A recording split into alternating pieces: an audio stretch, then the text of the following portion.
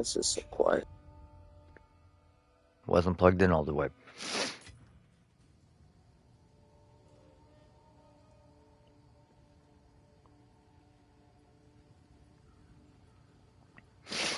So I'm looking over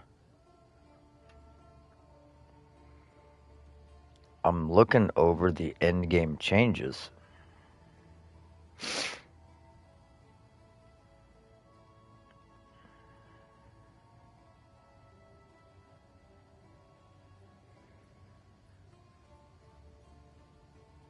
And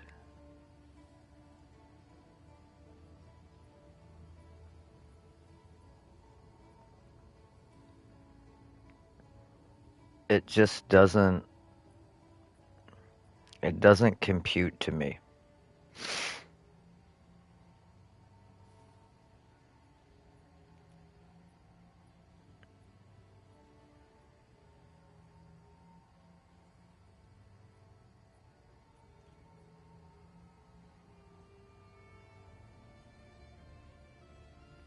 Like, I get that they revamped the mods that Waystones roll and all that, but I thought we were getting like a deeper end game. From my understanding, it was going to be more. But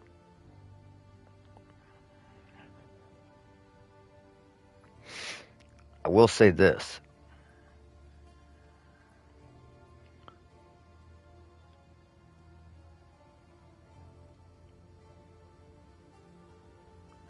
250 new passive skills to the passive tree. I think that's a little misleading because 130 of them are with the Oracle, but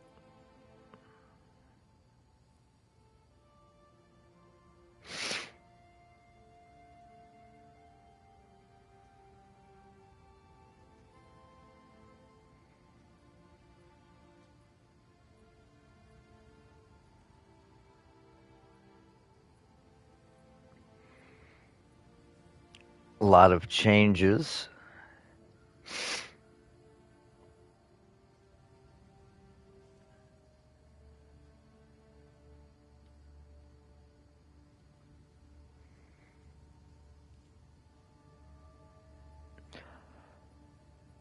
Ah.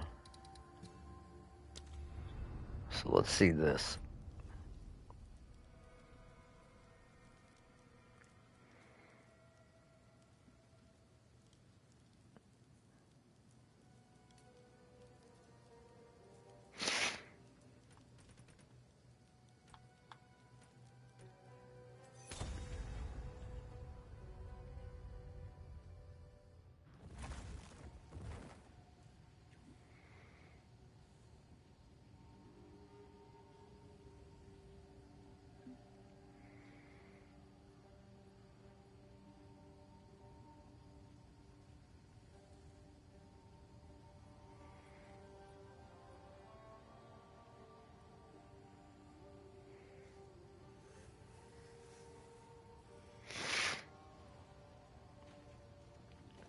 So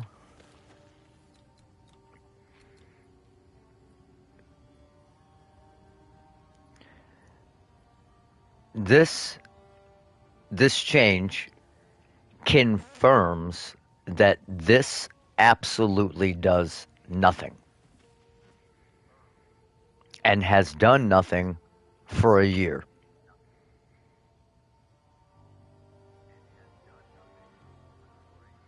Just as we suspected. So imploding impacts now also grants fully broken armor you inflict increases all damage taken from hits. You would have thought that breaking their armor below 0 would inherently increase the amount of damage they took from hits. But no, no, no. It does not. Well, now it does. So that's cool. Man, so now we have a decision to make.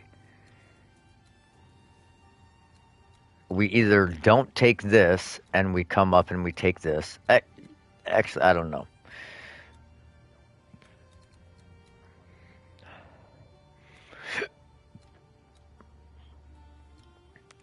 Obviously, we have to take this.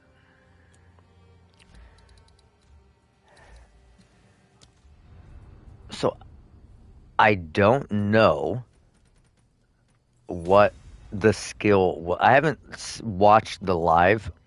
I'm gonna save that because I had to work and I didn't want to get halfway through it and then not do my job because I would be so interested in what the fuck they were saying. And I don't want to I don't want to watch it while I'm watching my daughter because again, then I won't pay attention to her because I am super interested in what they're saying. So I'm going to wait till she goes to school here in a little bit, which I do have to start getting her around for in about 30 minutes, 30 or 40 minutes. But there was a skill that I seen for the druid.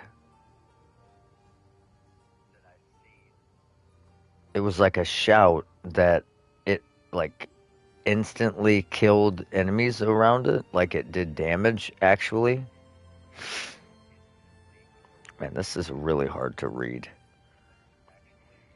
So the values of flammability magnitude on passive tree have been increased massively. Nice. So that is huge for us because we love ignite and bleed builds.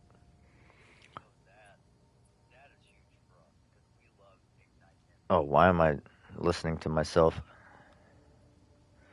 Um, all instances of gaining flame, ice, and lightning archon have been changed to gain elemental archon to better support builds using multiple elements. Archon related passives on tree have been adjusted accordingly.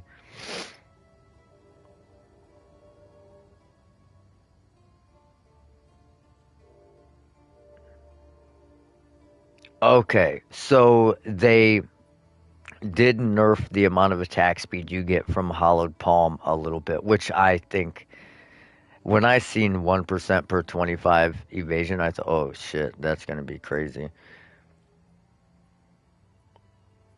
The Crimson Assault Keystone passive skill now also grants 50% more magnitude of bleed you inflict.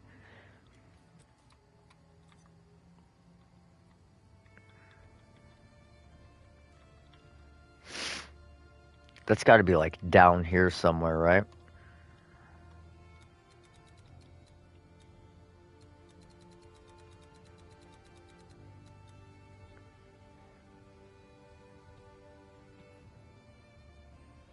Base bleeding duration is 1 second.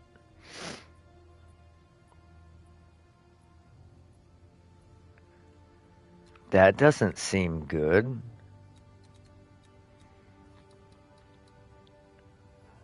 It's typically 5 seconds by default. So it's aggravated, so it deals 100% extra damage. And then 50% increased magnitude.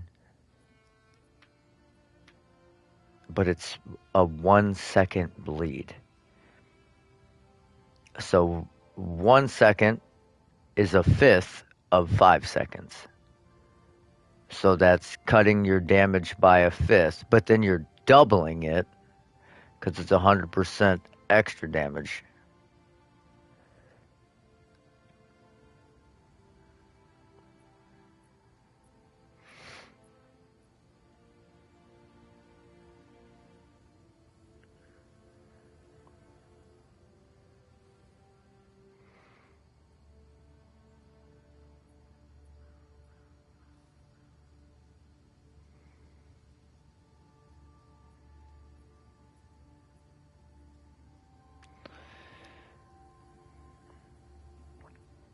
So that would be like if 2.5 seconds with aggravated bleed would be the same, but then a 50% increased magnitude.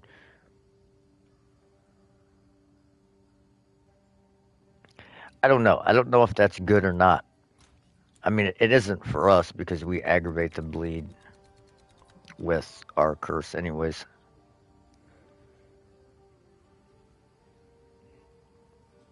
Um,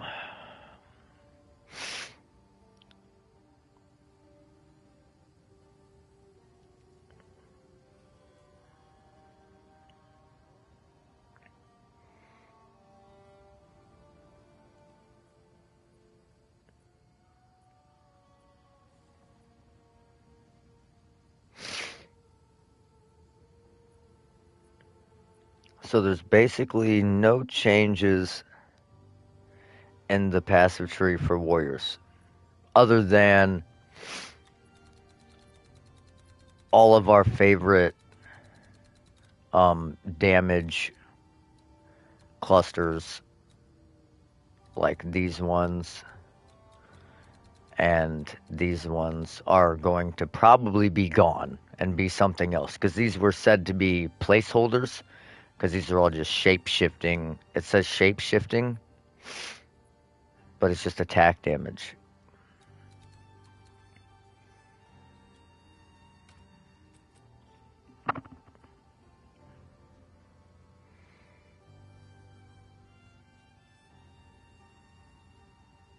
Okay, so they nerfed pure power, so that's huge.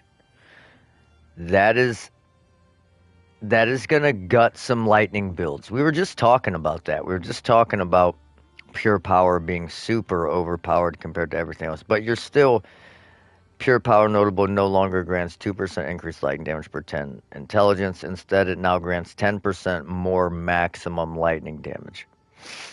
Wild Storm no longer grants 15% more maximum lightning damage. It instead now grants gain 4% of damage as extra lightning damage, gain 4% of damage as extra cold damage, and plus 10 to dexterity.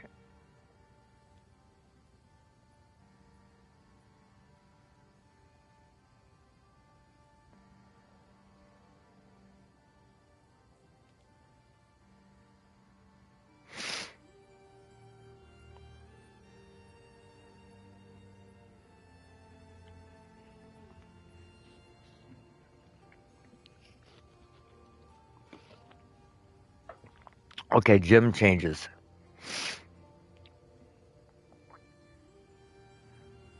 Um, the old Natal's Embrace supported skills gain 40% of physical damage as extra chaos damage, and all of those are buffed up to 40% instead of 20. Gaining 40% extra damage as fucking chaos damage is going to be huge. But we're looking for...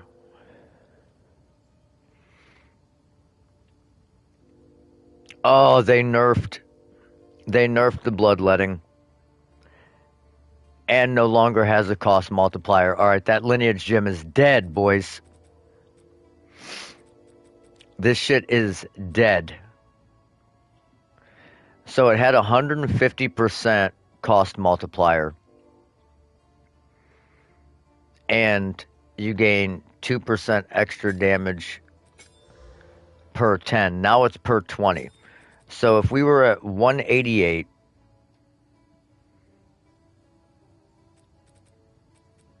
we would gain...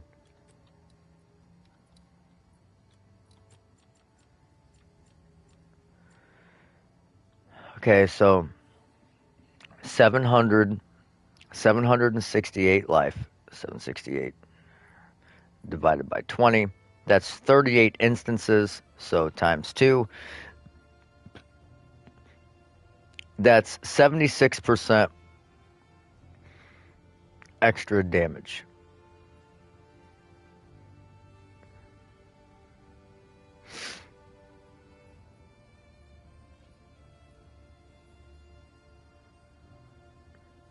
Now,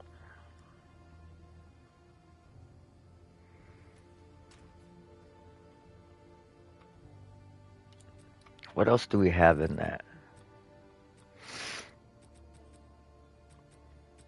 So, the fact of the matter is, it has a 150% cost multiplier that it no longer will have. So, you're looking at going from almost 1200 life to like 750, and it's nerfing how much damage you get based on the cost. So there's going to be less cost and less damage per cost. So instead of you jumping,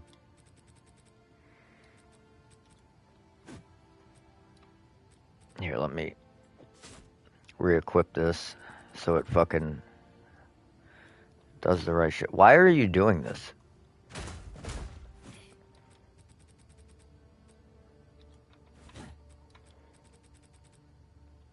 It's not changing it. It's supposed to be like 400 something because we're using the other weapon. But anyways, so instead of going from 188 to 374, you're going to be going from 188 to like,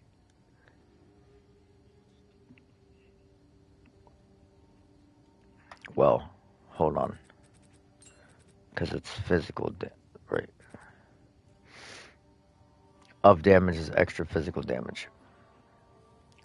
So 188.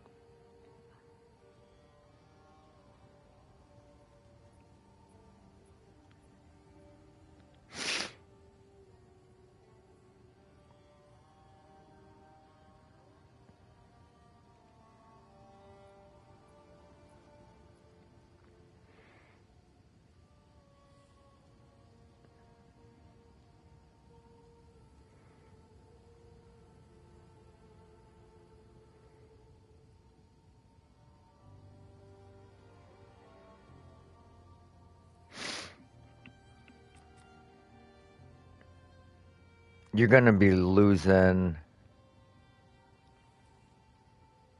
Yeah, you're going to be losing a lot of damage.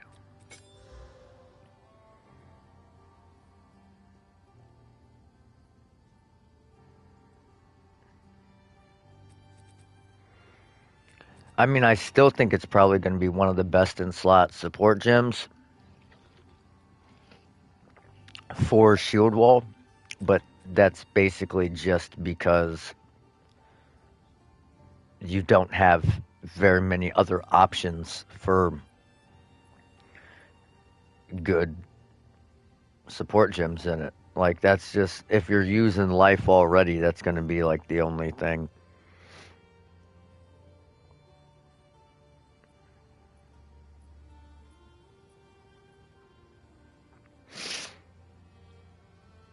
Now, what I'm looking for, and I swear to you, if this if this lineage gem didn't get buffed, then I don't know what to tell you.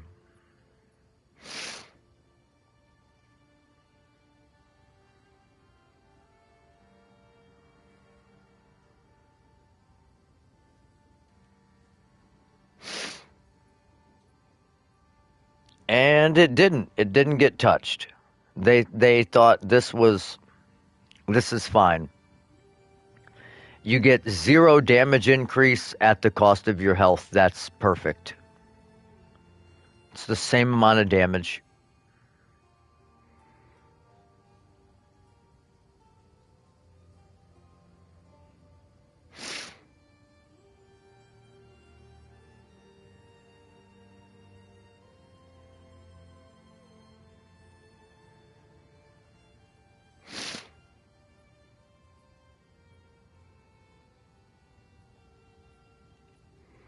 They buffed like every other lineage gem or nerfed. Like they definitely touched a lot of these, but not this one.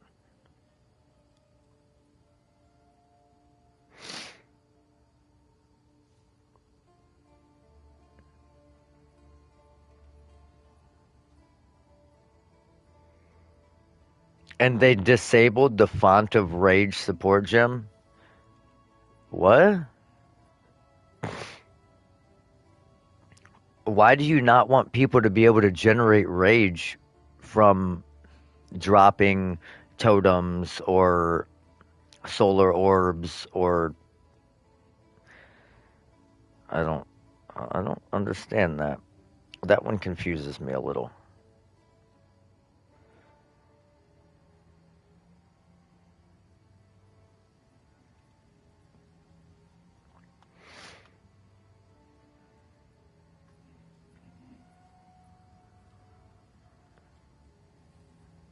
Okay, at least this got buffed.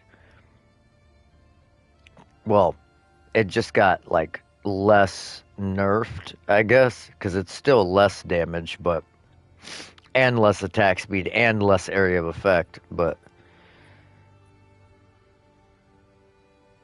it's going in the right direction.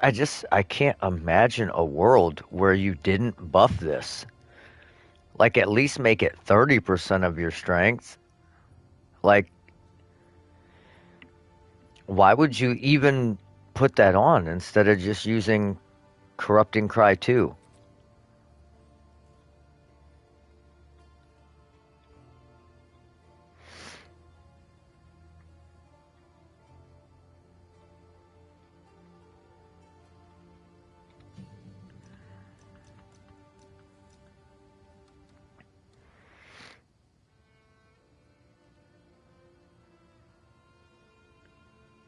Like I get that you inflict 5 at a time, but at the cost of your health.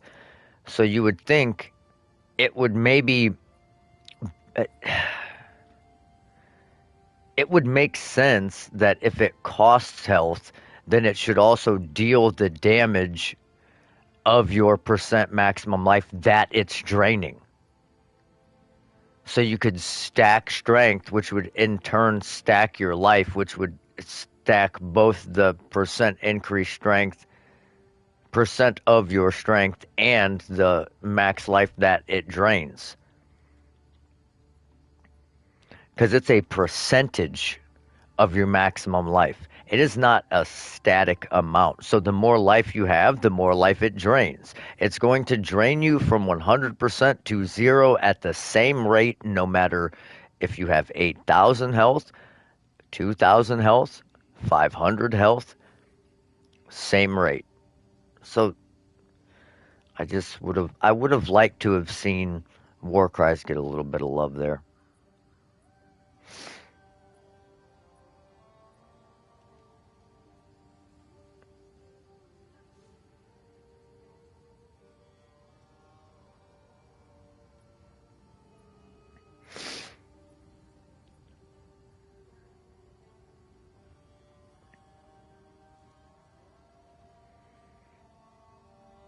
It looks like Wind Dancer got nerfed.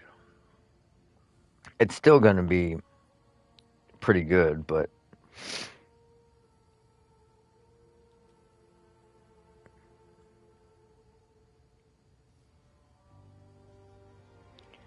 um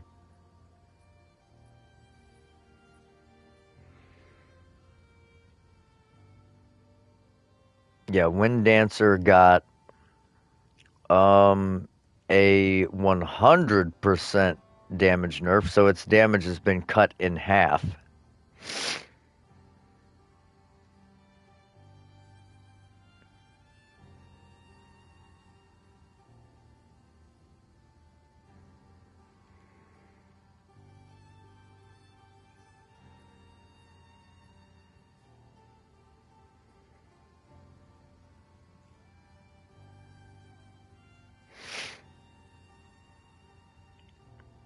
Lightning Arrow no longer bypasses the charge up time on Lightning Rod's burst. Instead, the burst caused by Lightning Arrows can occur once every 0.1 seconds Projectiles now convert 80% of physical damage to lightning, previously 40%. Beam now converts 100% physical damage to lightning, previously 80%.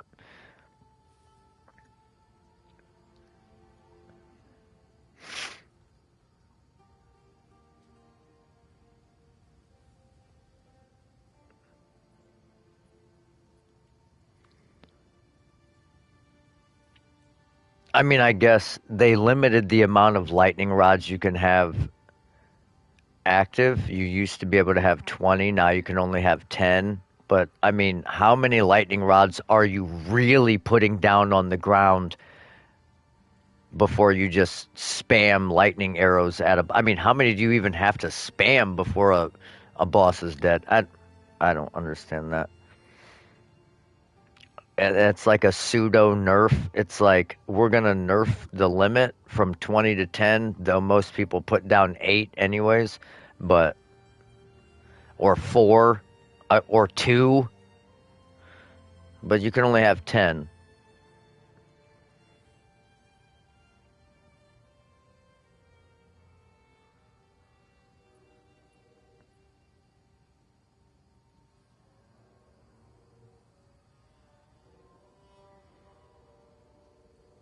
Okay.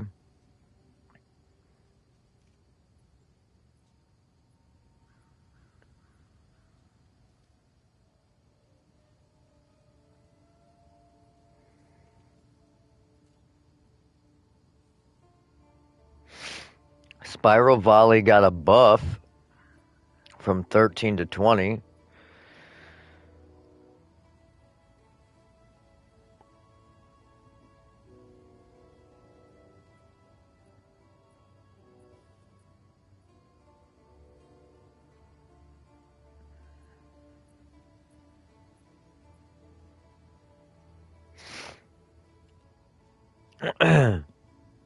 I was hoping to see some love to like Seismic Cry or any War Cries.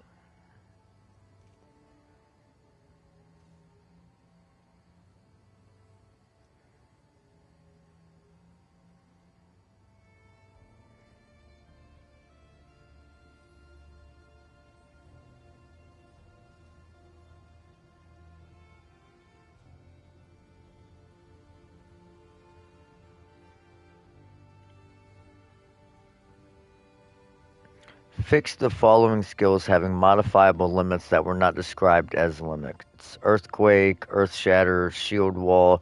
These skills can now also be supported by Overabundance.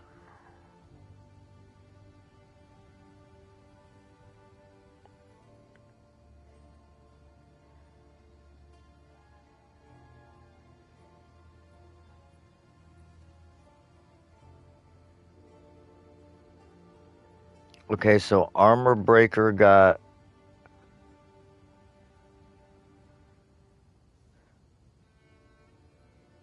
a nerf to the damage, but a like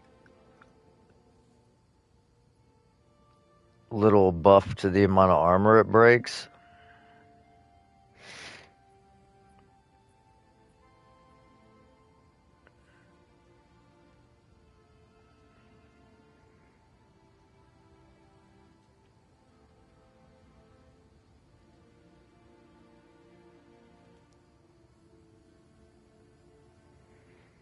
Eye of Winter now has a cooldown of 10 seconds.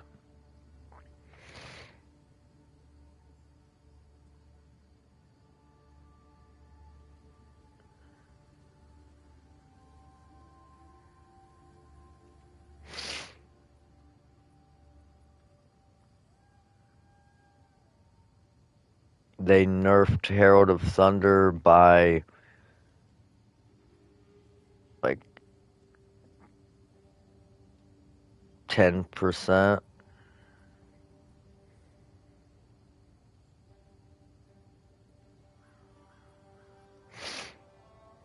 14% maybe.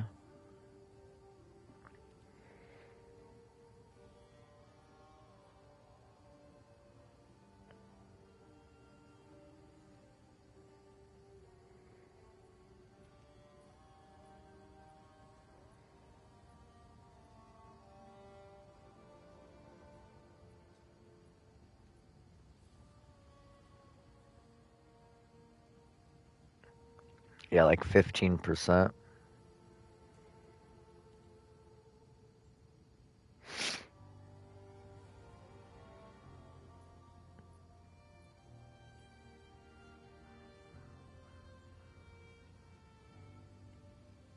Okay.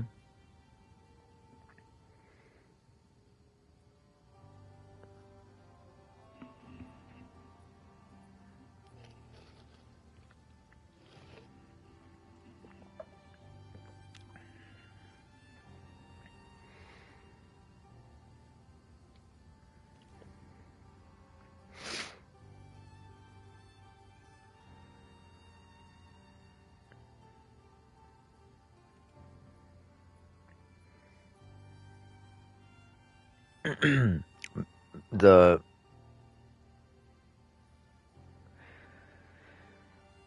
that unique Grand Regalia got buffed, so maybe people will use that again.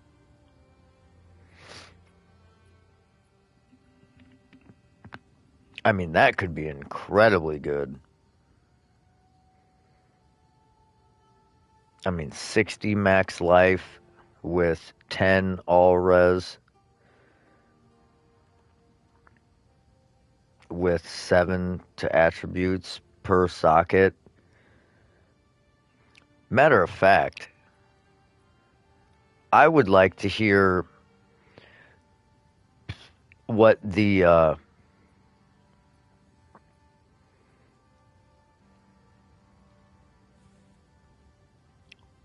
the fix was for the exceptional uniques that already have more sockets than they're supposed to. Why finding an exceptional version of that doesn't have an additional socket?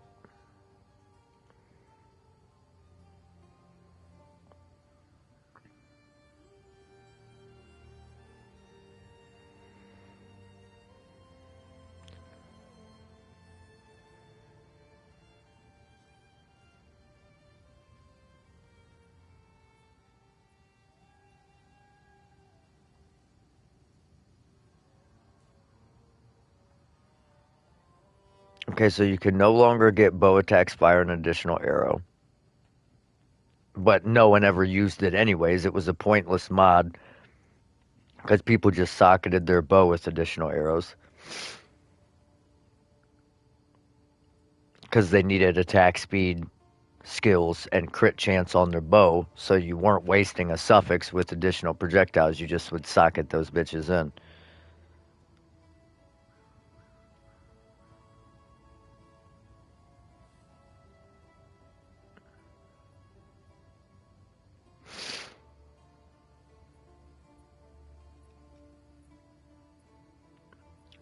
Okay, so they lowered the base damage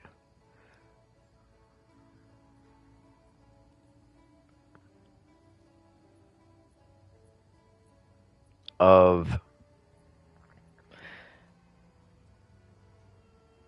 one hammer. They lowered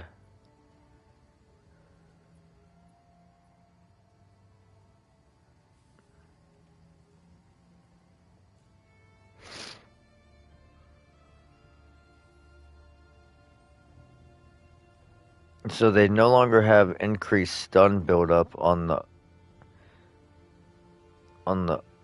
oak hammers.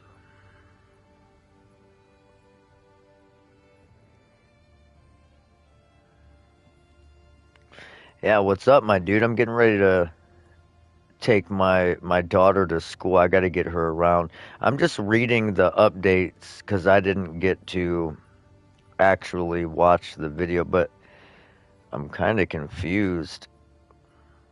I mean, the changes to the tablets and shit look good, but the main thing is the optimization. I read about that, like an increase in optimization. That's going to be huge. That's a big fucking deal. Um, Improved visibilities, but not to be a Debbie Downer, I just kind of expected more on the end game side of things.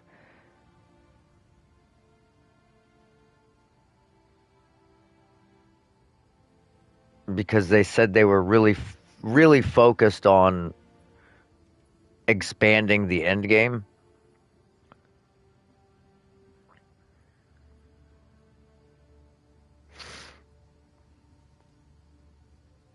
Well, no, the thing is, what I've been saying the entire time, that imploding impacts does absolutely fuck all. Like the ability to break their armor below zero doesn't inherently increase the damage that you deal, which is what it insinuates. Because if you break armor to zero, that gives you a damage multiplier, but further breaking that armor doesn't. So they added enemies with fully broken armor receive increased damage with hits. So by putting that on that ascendancy node, it proves that for a fucking year, it didn't do anything. Like an entire year that ascendancy node has existed, and I've been bitching that it doesn't do anything. It literally didn't do anything. Like, I was actually right. So now we can get that ascendancy node and it does something because it increases the amount of damage you deal with hits, which is nice.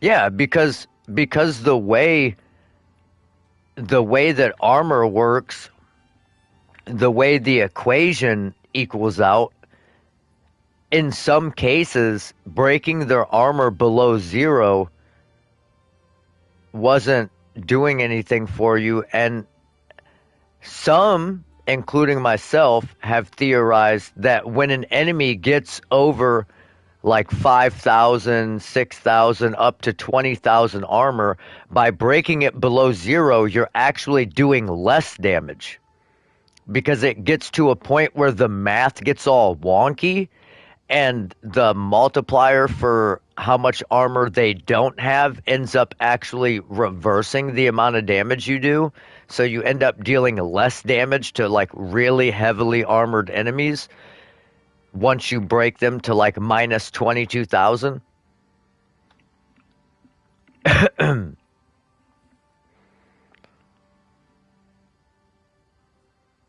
So now you actually will get something for doing that.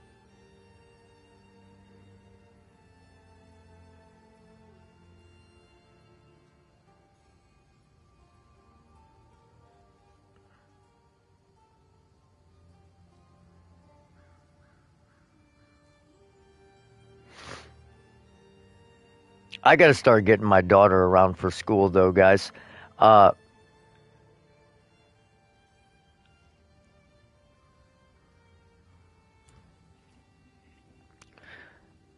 I will be back. I just got to go drop her off, and then I'll be back. But I got to get her around and everything like that. I haven't watched it. I was actually gonna wait and try and like listen to it on stream and talk about it. I love that not tier 16s are natural tablets.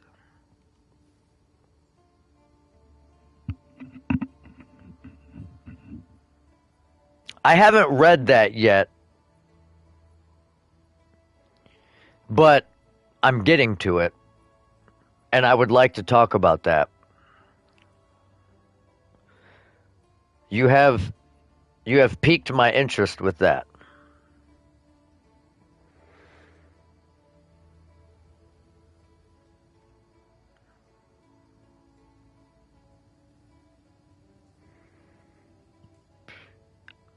Damn it, what is that under?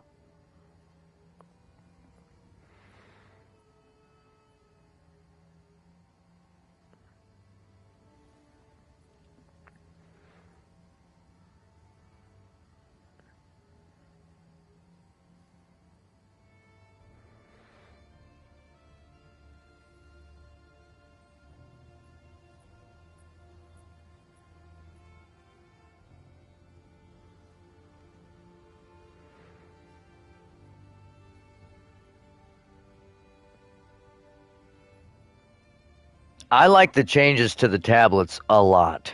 Like a lot.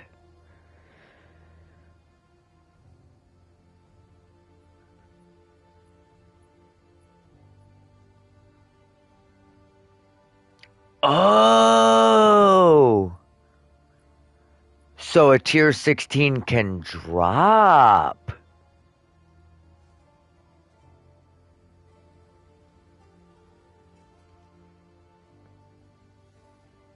Okay. Okay. This is huge. This is huge. But I got to get my daughter around. I will be I will be back in like I don't know 30 30-ish 30 or 40 minutes and I'm gonna watch this live stream while I'm playing or listen to it, and we're gonna talk about some of this shit. Cause the implication of him desecrating that tier 16 is huge. That is gigantic. I cannot wait for that. But I will be right back. I'm just gonna leave the stream run. I'm just gonna mute my mic, and I will be back, boys. Don't go anywhere. We got some shit to talk about.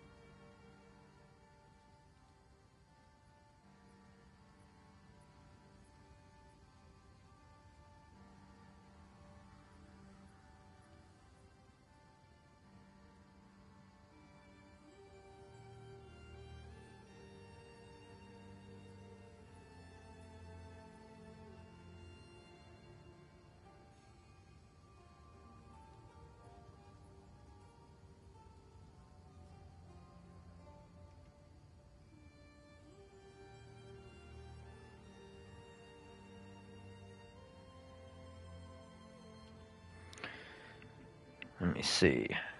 My daughter actually got around rather quickly this time. We still got to drop her off, but we got a couple minutes.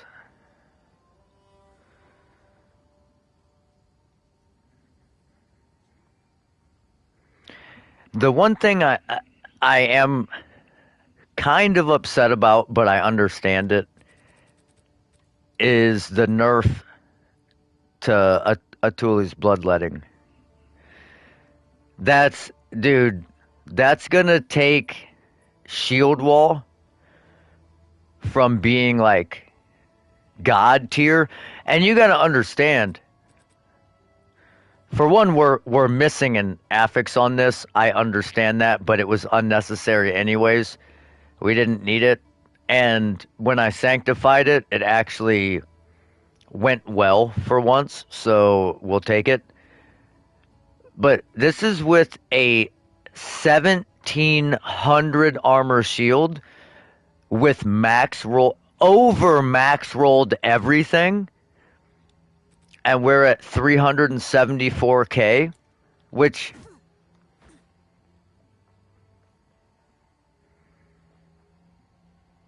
oh damn. Well, I'm way less excited about the Waystone thing then. But either way, but not only are they nerfing the bloodletting by 100%, because instead of every 10 life, it's every 20 life. So you're getting half as much damage from it, and they're taking the cost multiplier out. So if you look right now, Shield Wall has 1150 life that it requires. If you take this out, so it has a 0 cost multiplier associated with it, that drops it to 768. So in essence, if we were at 1150 divided by 10, that's 230% of your damage as extra damage. And now you're going to have we'll say 760, because the 8 doesn't round up. It has to be 10 or 20 in this case, and we'll divide that by 20. So now we're getting 76% from 230%. So we were getting 230% damage as extra damage. Now we're getting 76.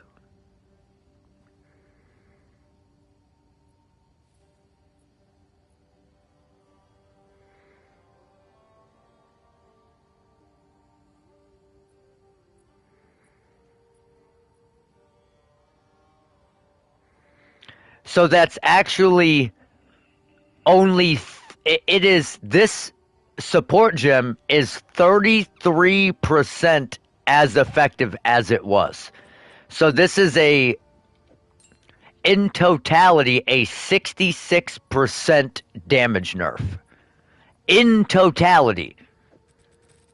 So it went from doubling your damage to increasing it by like 33%.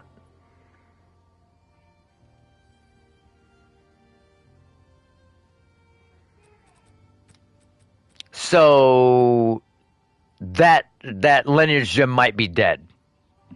It might just not be worth it. It like is literally, unless you invest, like the only thing we could do differently is switch concentrated effect out for something with a higher with a cost multiplier, but also deals increased damage. to try to make up for some of that, but it's still not going to be anywhere near what it was. But all right, guys, I think. Oh no, we still got a couple of minutes. So yeah, Atuli's bloodletting got absolutely fucking gutted. Absolutely gutted. Hurry up. Baby, we can't go too early. You have to. We, You have to be late. baby, we still have 10 minutes before we have to leave. Mom's sitting here. We can't show up until 9:15. It's literally just now 9 o'clock. It just turned 9 o'clock, and it's right down the road. You want to go that bad? All right, well, I'll be back in a couple minutes.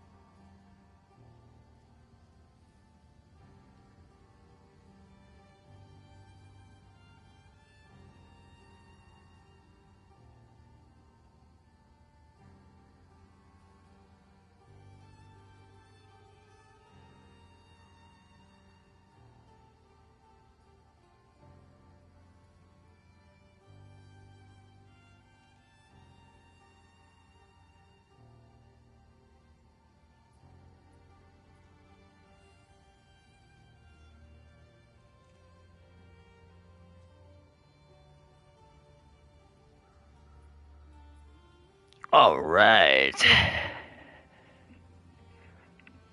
See what we got here.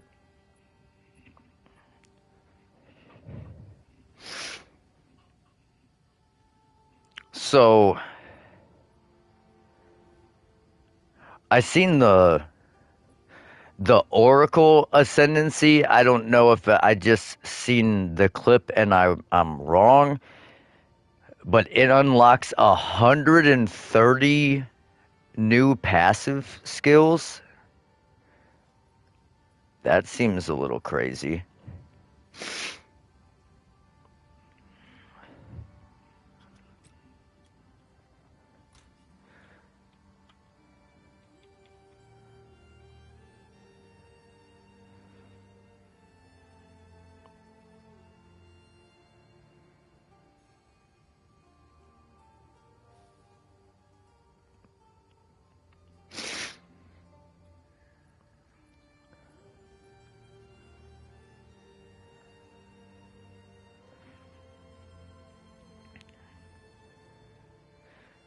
Okay, so you could. There's a lot of limits on things now.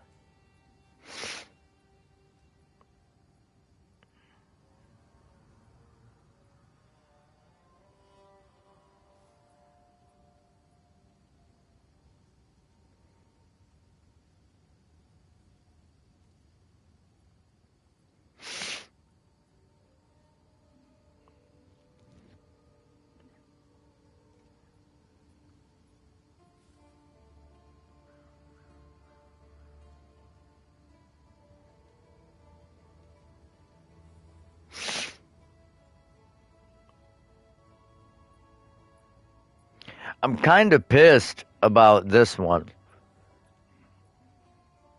Um, What's new? Yes?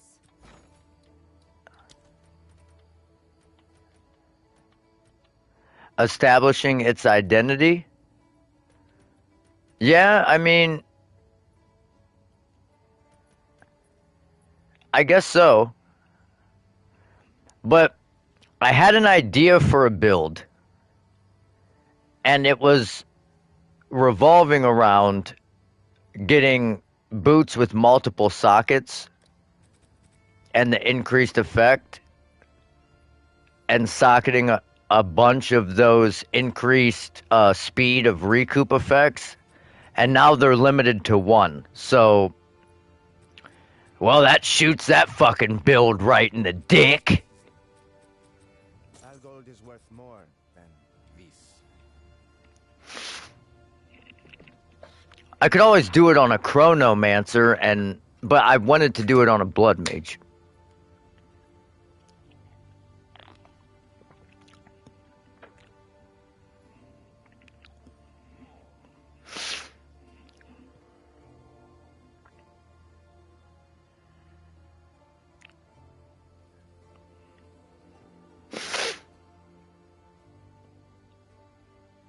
God, I am not feeling well, guys. So I apologize for the voice and all the sniffling and potentially coughing. I am fucking destitute right now. I'm just trying to stay awake till my daughter gets off school.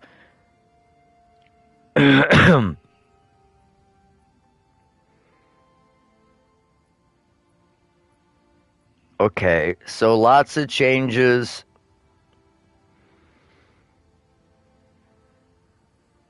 Lots of changes to items.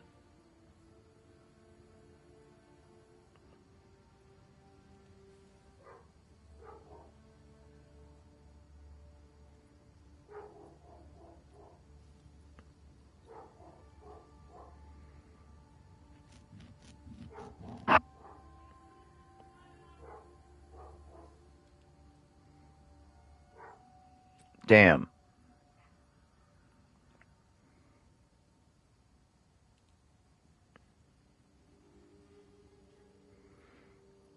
So they might as well just say every single soul core or talisman is limited to one. You might as well just say that. Because I don't. I don't think I seen a single thing that they mentioned that didn't say limit 1.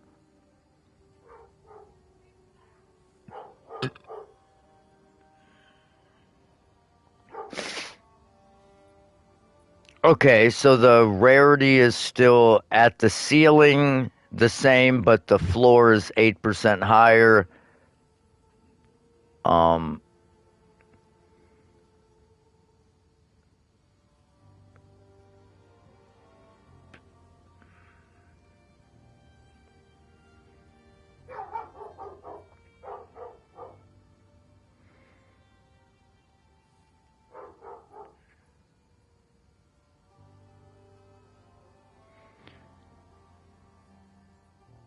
okay, so you can no longer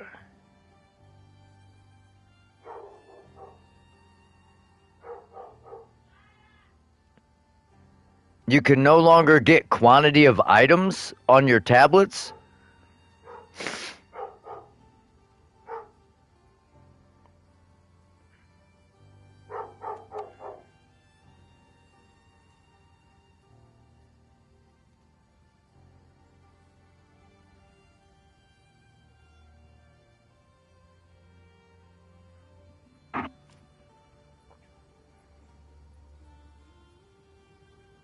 That sucks.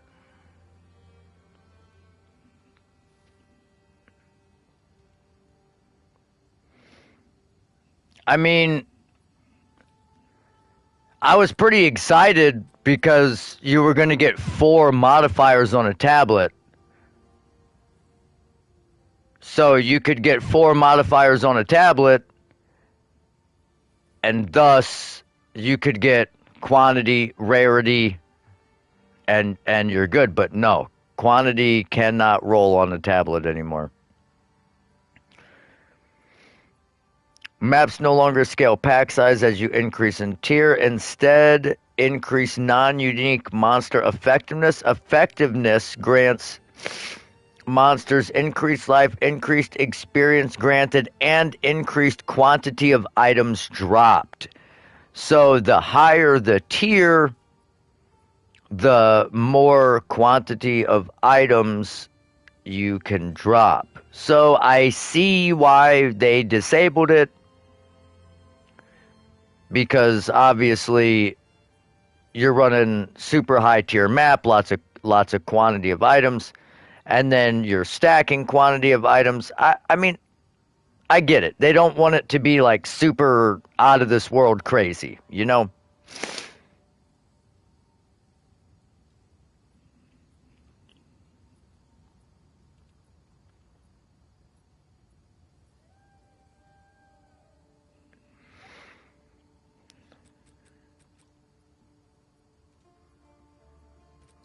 Go then. Can I help?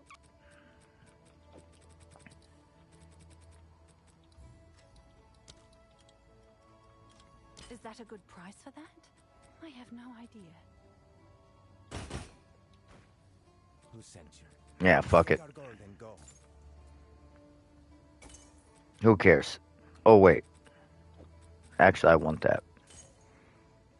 Because I'm going to recombo with this one right here.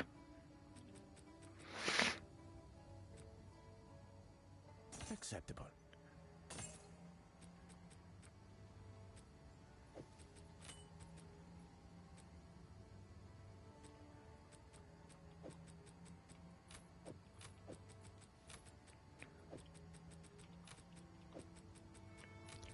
Yeah, I haven't had an opportunity to see everything, and I definitely haven't watched the actual live stream yet. Let us hope. Zest now lies But to an extent, I almost don't want to watch the live stream. And it's nothing against GGG, but the last time I looked at the patch notes first and then watched the live stream, I was very conflicted with how I felt about them as a company.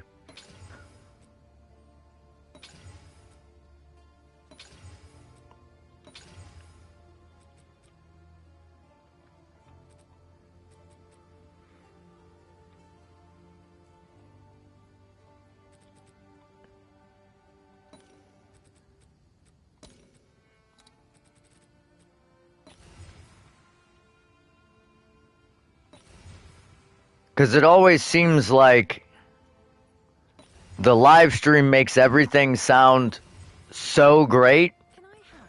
and then the patch notes. Yeah. I didn't like seeing that. Yeah, that kind of fucking pissed me off. Oh my god, homogenizing exaltations are 1-to-1 with divines. Are you fucking 41? 1,000 exalts? Wow. Okay, well, fuck that. I mean, I guess it doesn't matter because it's the end of the league, but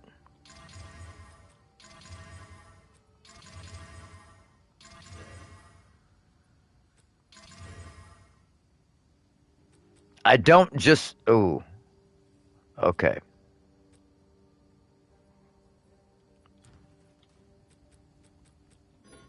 I don't just want to. Why? What do you mean? What do you mean you can't just put it in the. It's right there.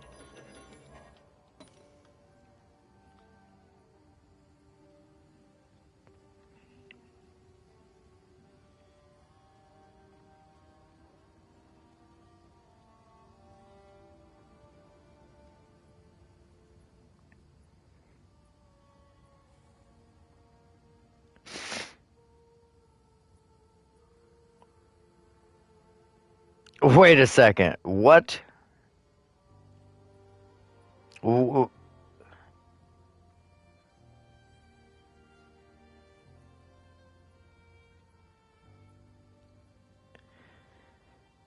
Homogenizing essence omens are being removed? Where does it say that?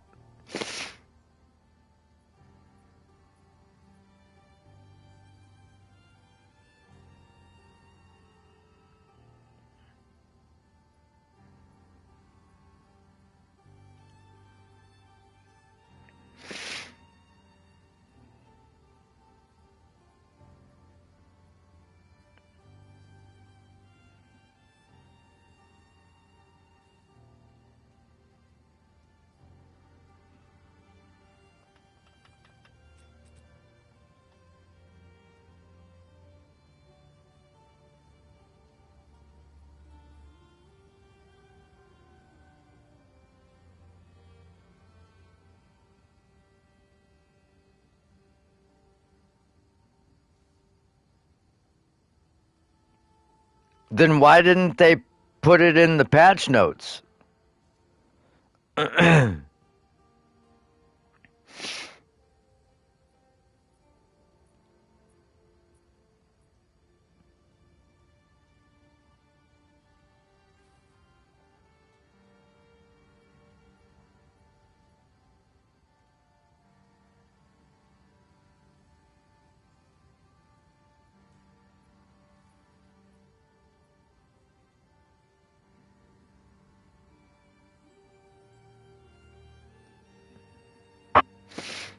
If they remove homogenizing omens, then I can assure you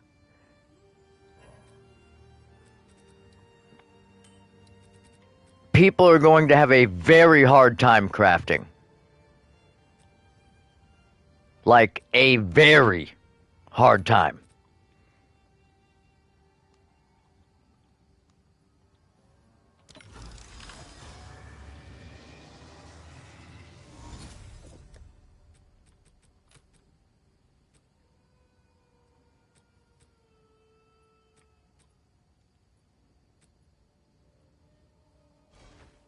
Have you found?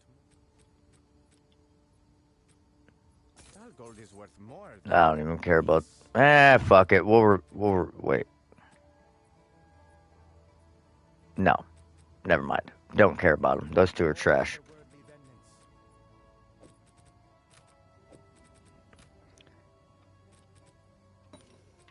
Like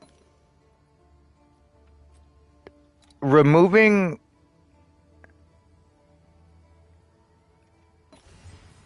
Yeah, bro. Look, let me give you an example. So,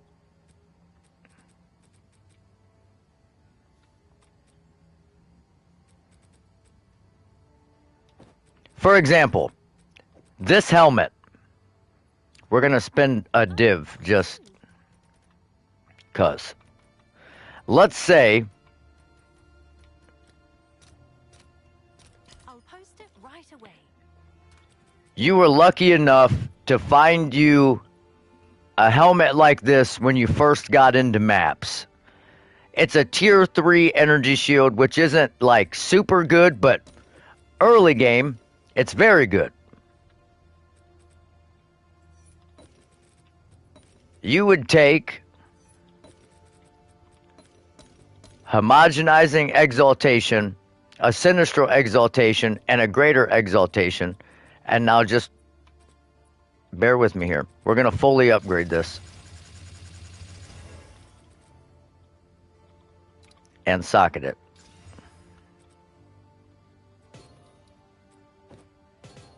So we have 221. Now there is basically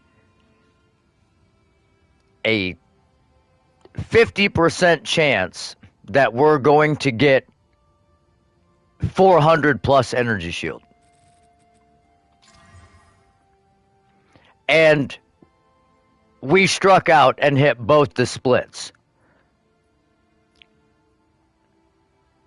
But even still, it's not bad. Now, I need an armor. That's the main thing. But I don't want one that's already rolled.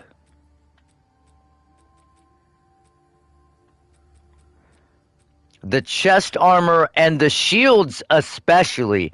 Shields are made incredibly easy to craft by using homogenizing exaltations. I'll show you. I'll show you exactly how you would do it.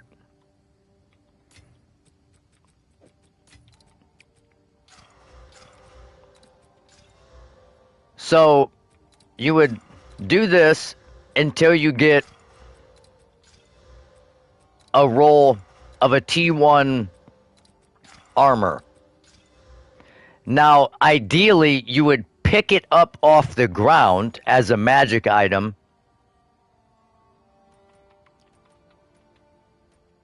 You would like I'm creating the item that you would use it on, but ideally you would just pick it up with the roll that you wanted and then you would use it. You know what I mean?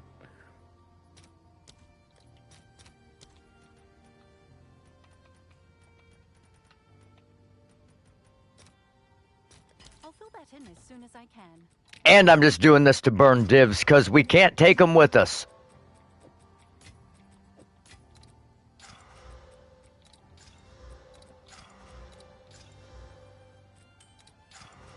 Give me a damn prefix. Okay, T1.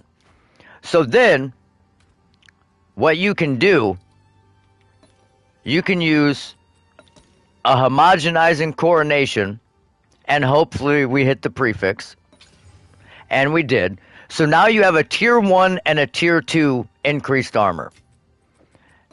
Now, with this, you're pretty much guaranteed, I want to say, to hit like a tier 3 armor. But you desecrate the prefix, and obviously this is for like if you're trying to make an absolutely in-game shield, but I'm not going to do it to perfection. I'm just going to show you exactly how easy it is to make the exact shield that you want. That took us like 45 seconds. Now we pop this in here. We grab this Thorns roll.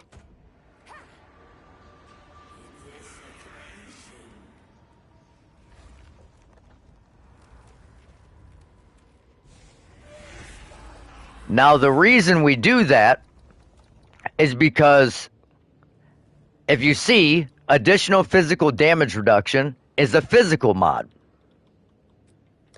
Thorns is a physical mod.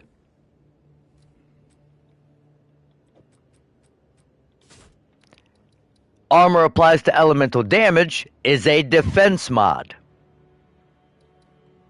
Armor is a defense mod. Now, if you're following, additional physical damage reduction is the only physical suffix you can roll. Armor applies to elemental damage is the only defensive suffix you can roll. So now that you have 2 armor rolls and you have your thorns roll, you do this, you grab a greater exaltation. Now you have additional physical damage reduction and armor applies to elemental damage. Then you take an Omen of Light, take that off, desecrate your prefix again. If you feel so inclined, you can homogenizing again to get a resistance or a max resistance. Then you take it back over here.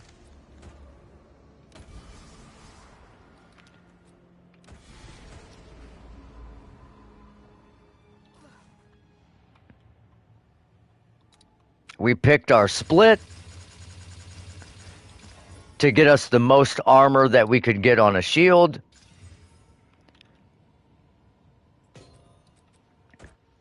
And just like that, you have a 1300 armor without divining it to make it perfect. You have additional physical damage reduction. You have a roll of armor applies to elemental damage. And you're done. Your shield is done. You could use this shield to do everything in the game with shield wall.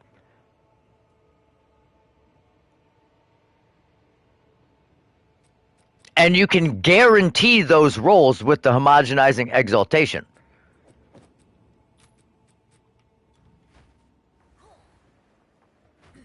Like, they're guaranteed. There's no guessing at all.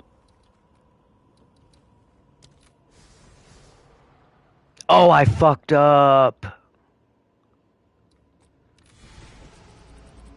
I wanted to do something special with that amulet. That's what I wanted, but I wanted the energy shield variant of it. Whatever. I just picked that.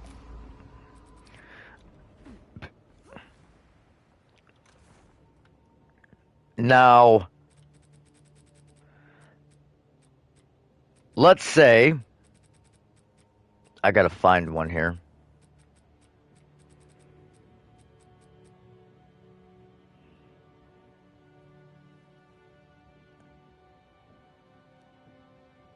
Yeah, it doesn't change the tier. It just changes the role of the tier. The potential value of the tier.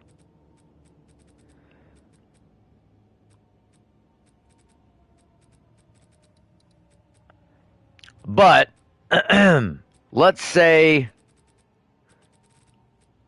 you are... I gotta have one here.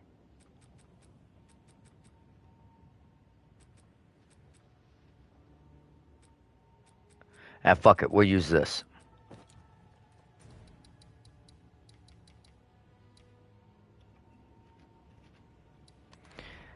Now, me personally, I don't like trying to homogenizing Omen anything with the max life split because it can roll max life and we don't want that, so we'll take that off. But let's say, ooh, that rarity could have been good, but let's get that off there. Let's say you picked up a helmet. Ooh.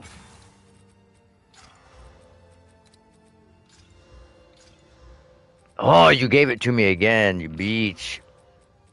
Just give me flat or... Okay, so you picked up a helmet just like this. It was magic, just like that. And you did your first ritual of the season, and you got a homogenizing coordination and a homogenizing exaltation. You hit it, now you got your other resistance. You go buy you a sinistral exaltation, and again you take a chance. We're hoping for flat. Now we have a triple tier 1 prefix fucking tiara.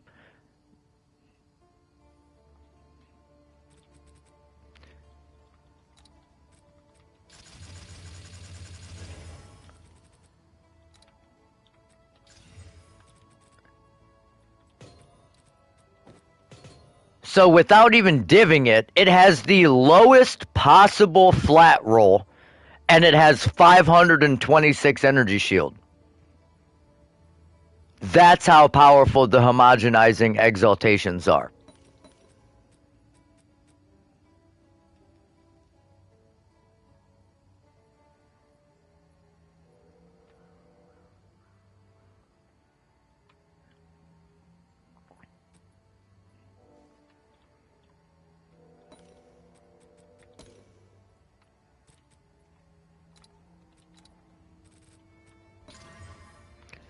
And because I'm a masochist, we're going to sanctify this helmet, because fucking why not? There's no need to div anything that you're going to sanctify, because it's going to re-roll the values of everything, either plus or minus 20% or somewhere in the middle. So you just send it. And now we have a 600 energy shield tiara.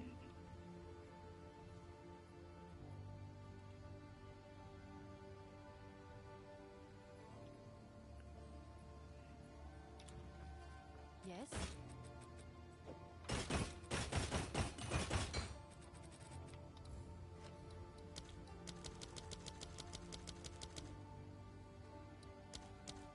Seems like a good deal.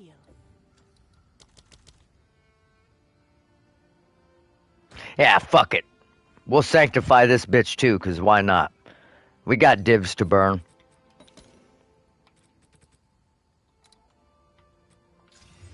And it fucking shit all over it. Have an order? It rolled that flat down. That flat is the most important. Someone is bound to buy that. Take our gold and go. But they're just so powerful. Like, I legitimately use them to craft every single item that I've ever crafted. Like, there's no reason not to use them as much as possible if you can afford to.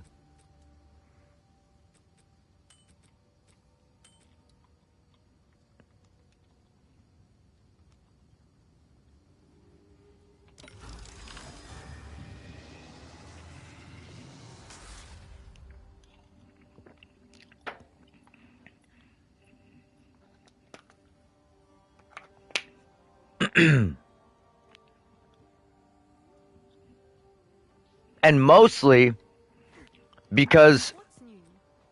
as long as you understand what these tags mean, you can find a way to guarantee mods, no matter what the mod is, aside from spirit, rarity, and anything with stun threshold or stun threshold split, like the armor stun threshold split, or the, you know, anything of that nature on your boots or on your shield. Those just don't have tags at all. They just don't have tags. So you can't do anything with that. But everything else has a tag.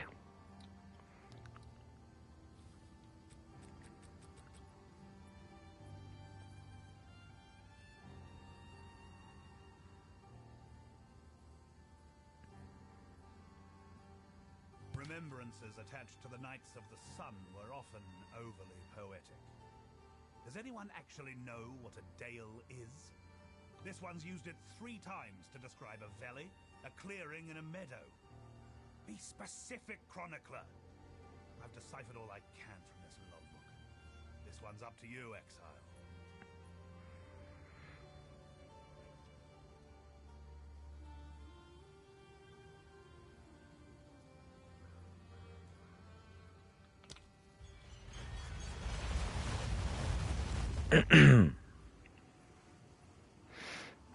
I really want to watch the video with you guys, but if I turn on the live stream, then I won't be able to read most of your guys' comments.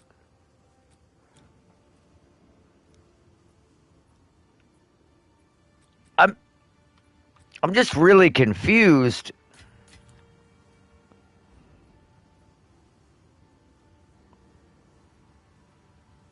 Hello.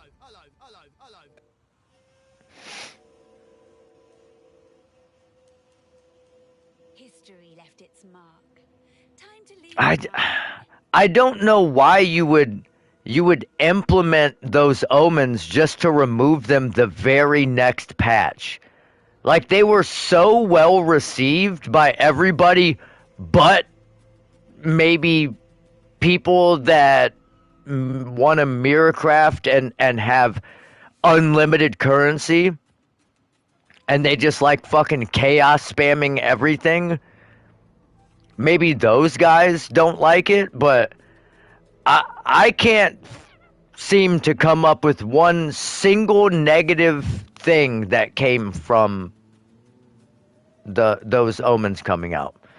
Although the changes to omens that I didn't like was taking away my fucking greater annulment.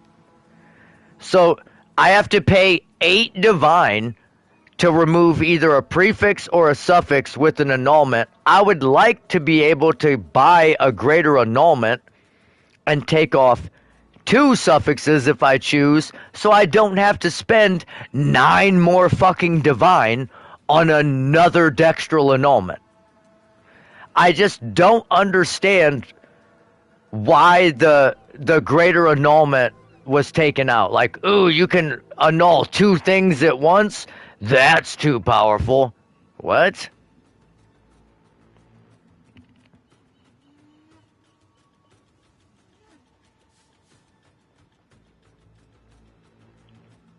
I hope you know what you're doing.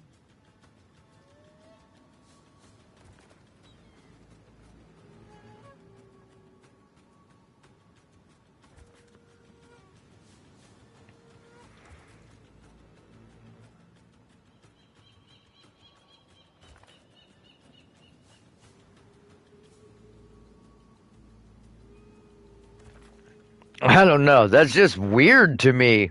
Or am I way off base? I don't know. Maybe I'm way off base. That just seems odd. Like, I don't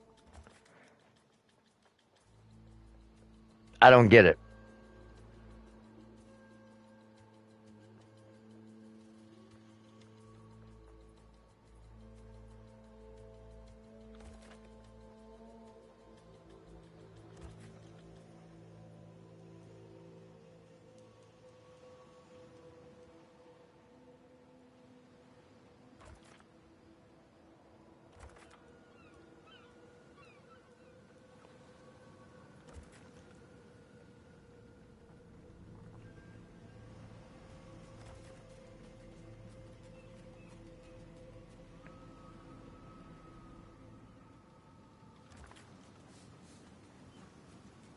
But again, I'm also just confused why you would take away the homogenizing exaltations when you just put them in the game.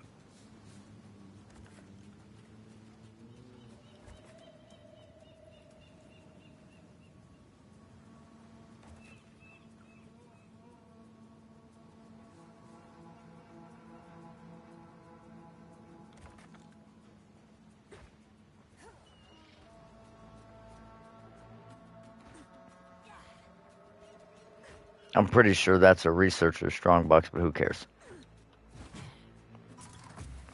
We just fucking about.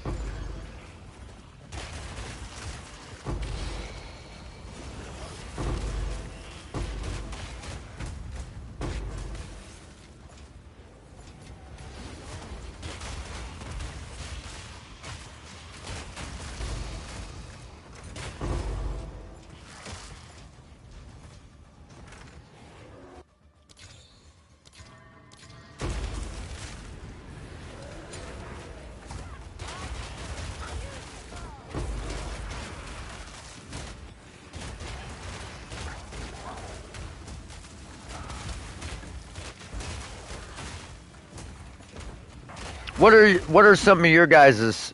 You've watched the live stream and looked at the patch notes, right? What are some of your guys's changes that you're most looking forward to?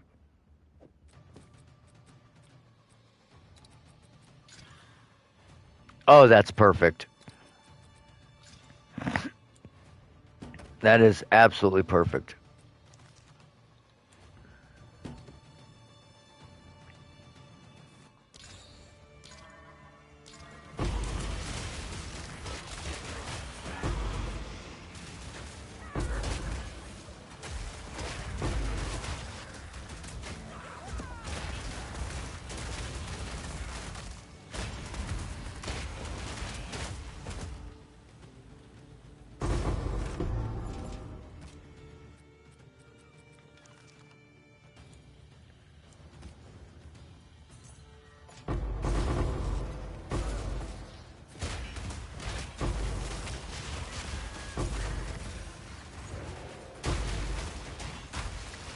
You don't see very many jewelers strong boxes. That's nice. I like those.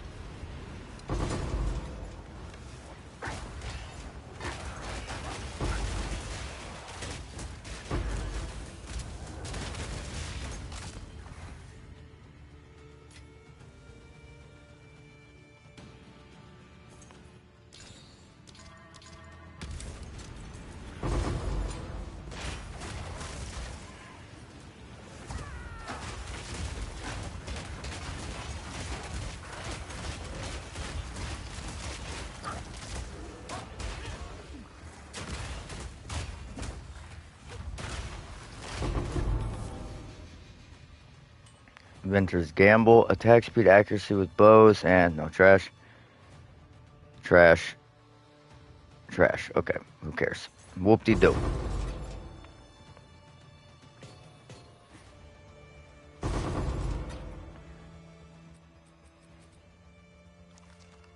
Whoop-de-doo.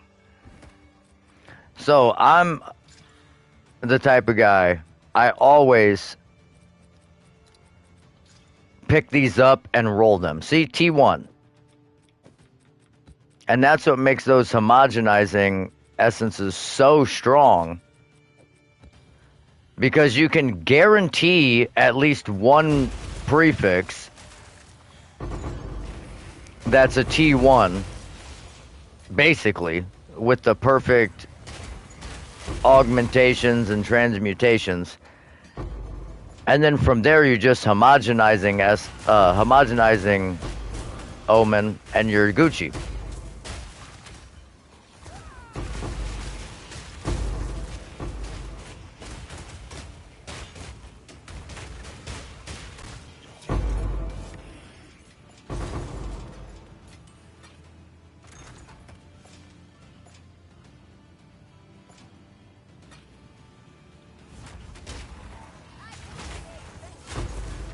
Oh!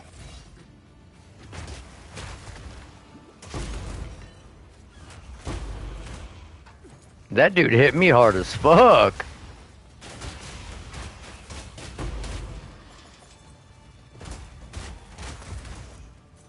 He was a tough little bastard.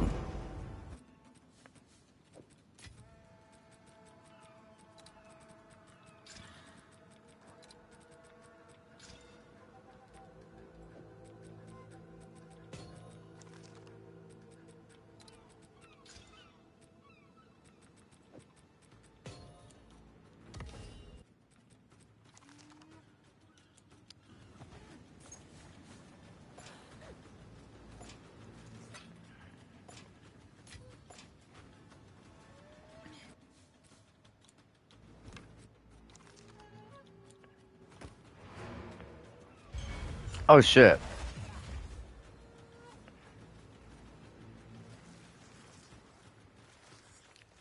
Not that it matters, but we might as well go in here and fuck these river hags up.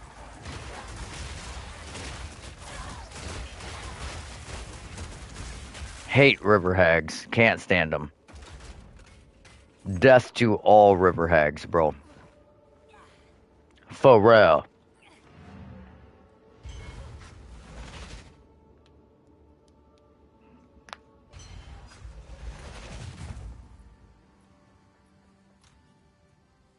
But this is like crafting 101.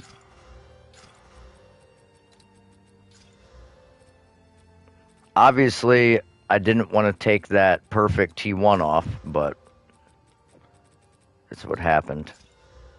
I don't want life regen. I don't want that. I don't want that split.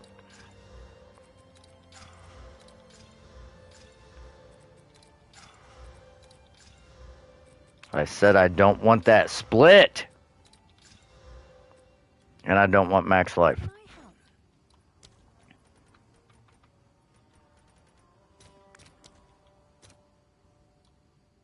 I'll post it right away.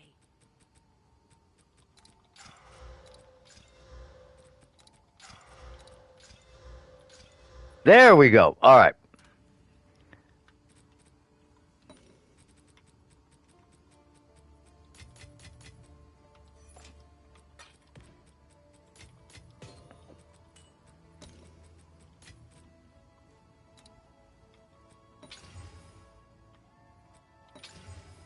So now we have T1 with lightning res. That's fucking perfect.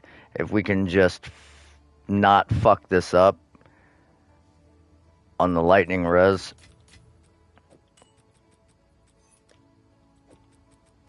This is kind of meh. Let's see if we can get lucky and hit that flat off. Nope. But that's okay.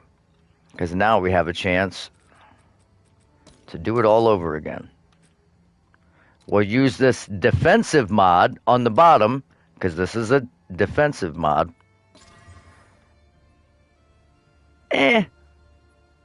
Not what I wanted. But now let's roll it out. Who sent you? All tier 3s. Trash. Okay. Let us hope this now lasts. So what I'm gonna do...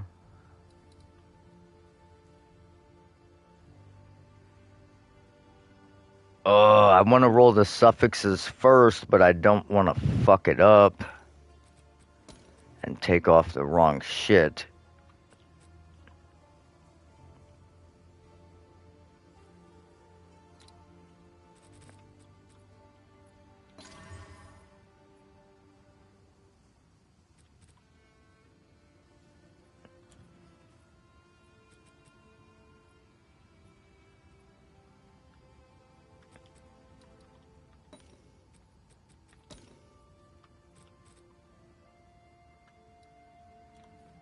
What's new?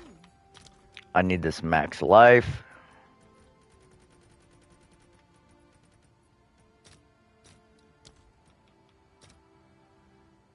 I'll post it right away. Nice.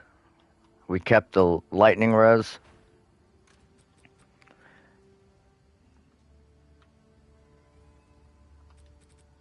Now we desecrate.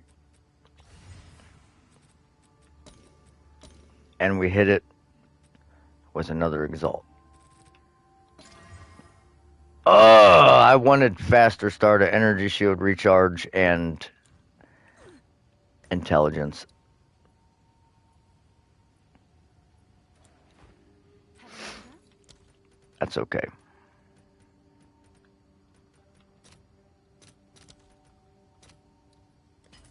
Whoa. All right, your order is registered.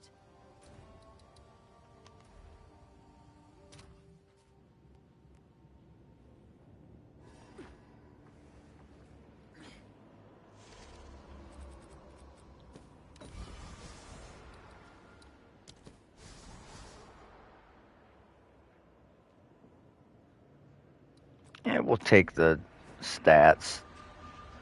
That's almost good enough.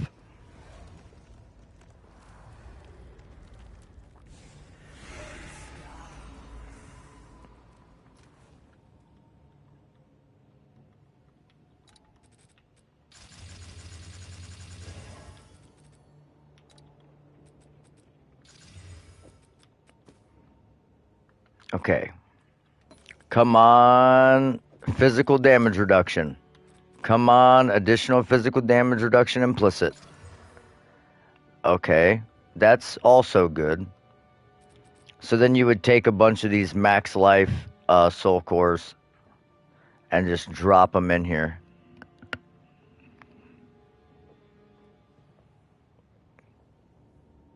Then you would have 18% increased maximum life plus 650 energy shield, which would give you 600 and something life.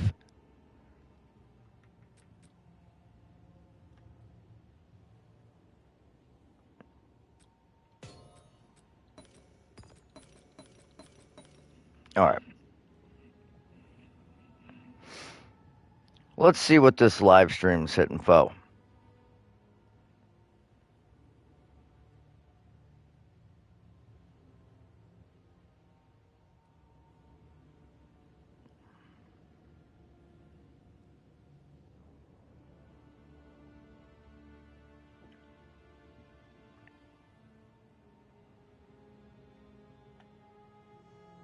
On Path of Exile 2, and welcome to GGG Live. Today we're going to show you an exclusive reveal for what's coming next for Path of Exile 2. Twitch drops are enabled on today's live stream, so you'll be able to claim your Verdant Wilds dodge roll effect by following the instructions below. Now today, it's finally time to show off a new class that we know everyone in the community's been waiting for. So let's roll the trailer for Path of Exile 2, The Last of the Druids.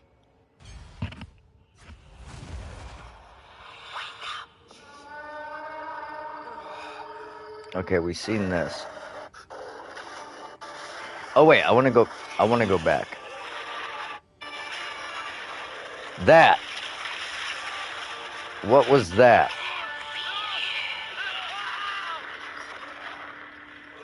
Okay, so he like charges and then he roars and it's like they all died.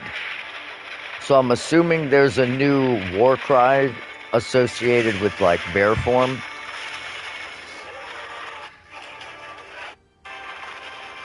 And I'm gonna use the fuck out of that. The Druid has been one of the hardest classes for us to design.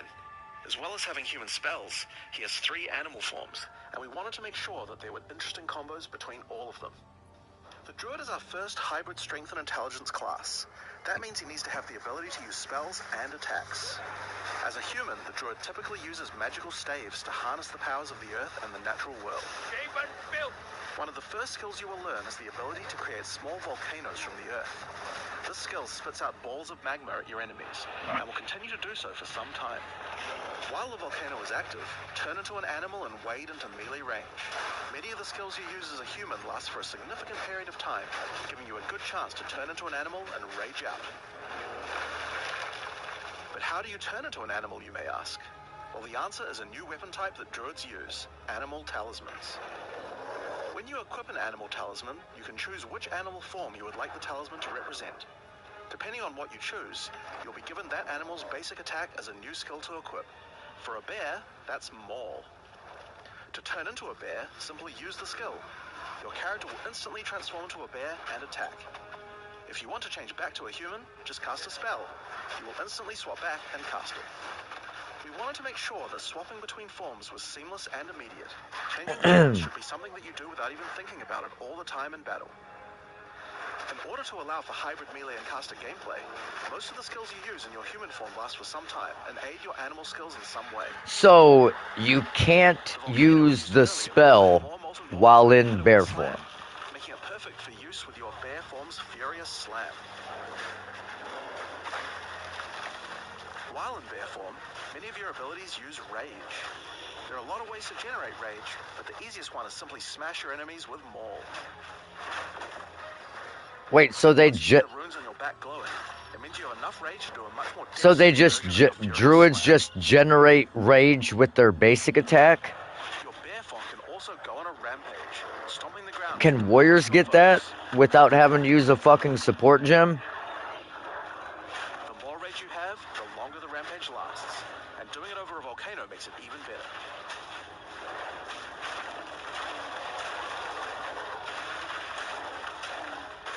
As you consume rage, your bear form will generate endurance charges, and these can be used with skills like Ferocious Roar. Yes. Ferocious Roar is a war cry that empowers your subsequent attacks to break your opponent's armor. The more endurance charges you have when you use it, the more empowered attacks you will gain. Oh. But Ferocious Roar has another special feature too. It's a meta gem that allows you to socket any Warcry gem from another class into it, giving you the ability to use these skills as a bear. Use the warrior's and Cry skill to make your enemies explode.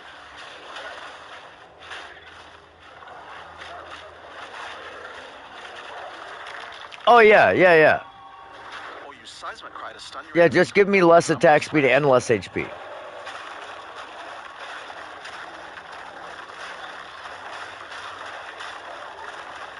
You can even use it with Ancestral Call, a skill that turns you into the fire god Cow. Ever wondered what the Karui god of war would look like if he was a bear? Well, wait no longer. Finally, build up enough rage and you use one of the bear's ultimate abilities, Walking Calamity. This skill summons a storm of fire around you for some time, while generating even more rage to power your other abilities. A true bear apocalypse. Okay, druid looks Bears are overpowered a as slower, fuck. more lumbering animal, with slower attacks and heavy slams. But what if you want to turn into something a little more nimble? Well, let's check out the second animal. Let me pause this real quick. So, it has like crazy synergies just built into basic shit. Like, for example, every other war cry has a cooldown. And in order to bypass that cooldown, you have to gain rage. So you would need to get rage to bypass the cooldown, or gain endurance charges to bypass the cooldown. But you gain rage simply by existing as a druid, which is why they took Font of Rage out, so that other classes couldn't also benefit from it, because with Font of Rage you would gain so much rage as a druid by just sitting something down and attacking next to it. You'd be full rage in like no time. So I think that's why they did it. Or they could have just maybe, I don't know, made you think of how you had to generate rage in order to do it.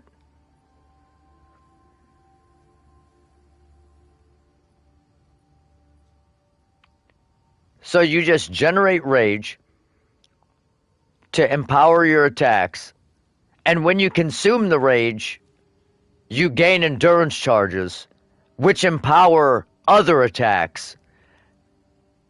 And you can use rage or endurance charges to bypass the cooldown of your war cries, which can gain rage with Raging Cry, so you can bypass the cooldown of it by consuming the rage to do the war cry, which will gain the rage back, so you can bypass the cooldown to gain the rage back, to bypass the cooldown to...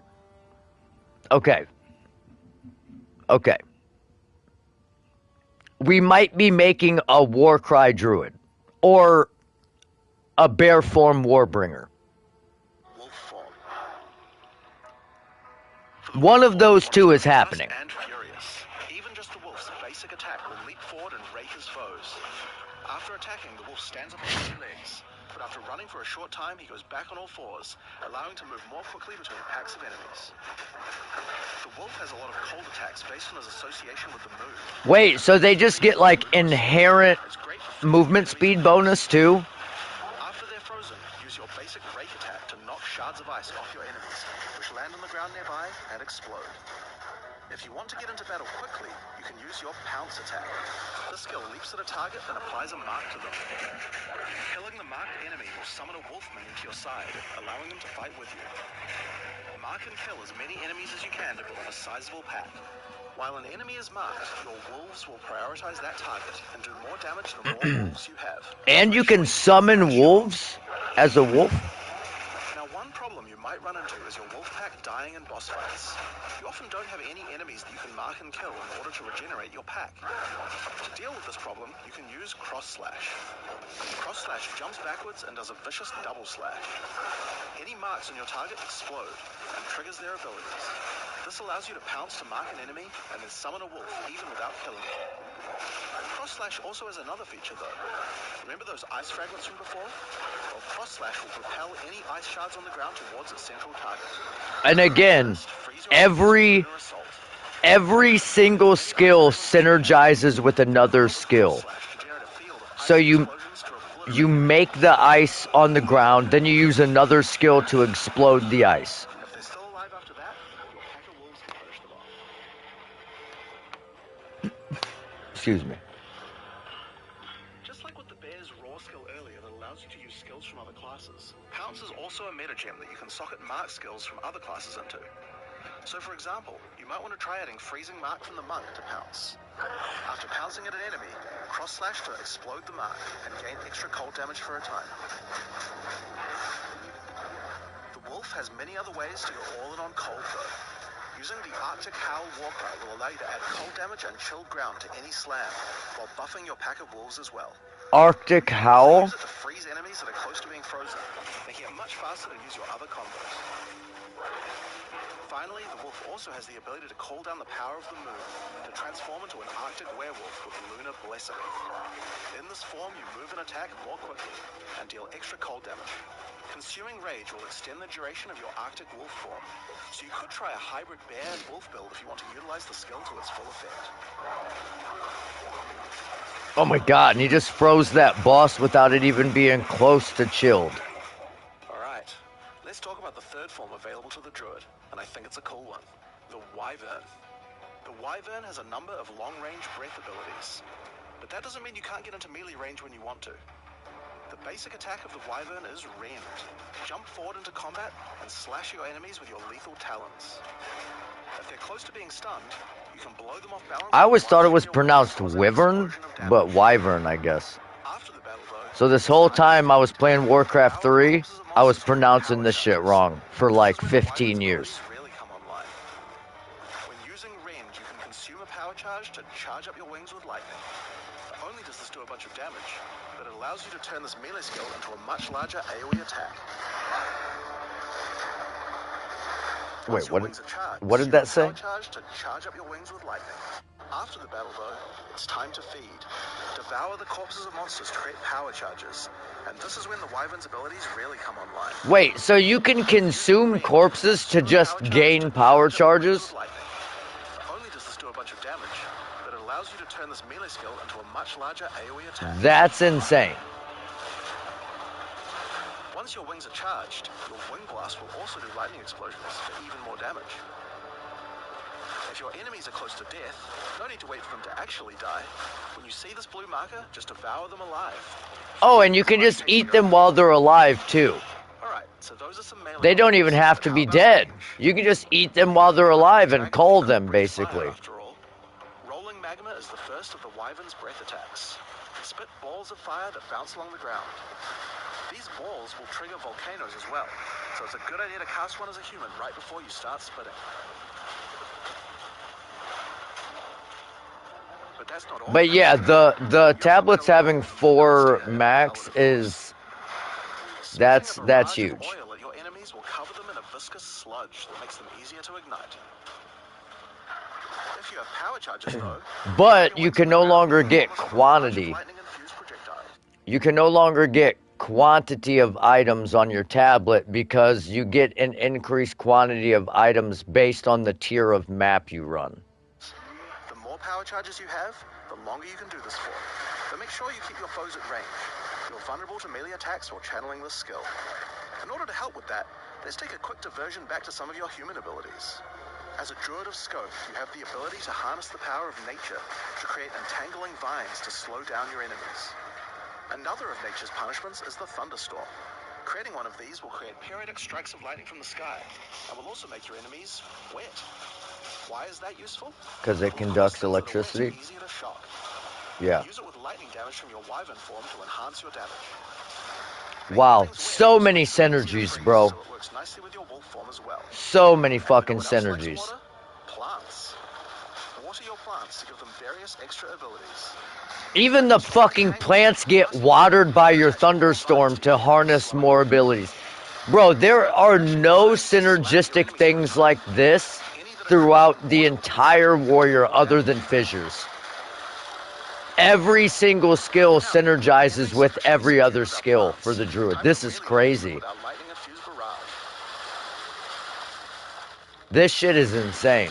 Now, this last wyvern ability is just ridiculous, but we felt like we had to do it. Use flame breath to take to the skies and rain down a stream of fire on your enemies. You have wings, so we have to take full advantage of them after all. So fly around and burn in it. Okay, does that not cost any mana? Now there are a few other skills we did of them after all. So fly Wait a around second. and burn in it. This fucking fire breath burns the crops in the field. Now there are a few other skills we didn't cover, but there's one in particular that I think So will you open up can a lot of builds. flame breath Spell totems. and clear out the raised fields or whatever so that you don't have the annoying ass like corn that's up there blocking your view. You can just delete that off the map, Use them to throw fireballs, no longer in your way. or shower the area in lightning. Really, That's the options are kind of endless. pretty dope. Your bear form can easily generate endurance charges by consuming rage, and your wyvern form can easily create power charges by eating corpses. So it's pretty easy for the druid to get the charges needed, but they're also available from quite a few other places as well. I'm sure we'll be seeing a lot of different spellcaster classes thinking about how best to take advantage of these. Now, of course, along with a new class comes a bunch of new support gems. We've added over 30 new supports throughout the game, but I'll show you a few of the cooler ones here. Fan the Flames can be added to any wind skill to spread fire from one ignited enemy to the other enemies behind them. It's great for the wyvern's Wing Blast, but you can also use it on many other classes with wind skills, like the Twisters on the Huntress, or the Monk's Staggering Palm Projectiles. Accelerated growth causes extra explosive plants to erupt from the ground whenever you grow plants with rain. And Advancing Storm changes storm skills like your Thunderstorm or Tornado to move across the battlefield. It's great for watering plants en masse, or to turn tornadoes into a real disaster by sucking up multiple ground effects as they travel along. Jesus Christ. And the Sorceress might like to use it with Firestorm as well. Oh my god. Echoing Cry causes your Warcry skills to echo. They will repeat a couple more times with a delay after you use them, giving you more empowered attacks. Use it for the druid's animal form Warcries, or on the warrior for a nice power boost. So you can... Grounding Shock. Hold on. So you can take your war cry for the druid, sock it in other war cries, and then sock it in a support gem that echoes multiple war cries simultaneously to empower your attacks like 3 different ways. Bro, what? This is crazy. Causes monsters you shock to turn into living Tesla coils, arcing lightning to nearby enemies. You could use it with your empowered wings for an extra damage boost, but it's also great with any other shocking skill. Try it out with Lightning Spear. It obviously needed more AoE clear. There's a whole pile more, but we'll leave those for you to discover. Now with a new class comes new Ascendancy classes. The Druid will have 2 options for now, with a 3rd being released later. The first class is the Shaman. The Shaman channels nature's elemental powers and can harness I didn't see what Ziz said. identifying as animalistic and magical tendencies. By Oh shit.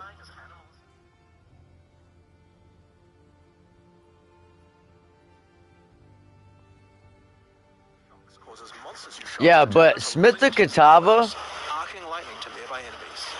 You could use it with your empowered wings for an extra damage boost. could be very Also strong great with any other shotgun in skill. like Try it out with a lightning bear spear. form. It obviously needed more AoE clear.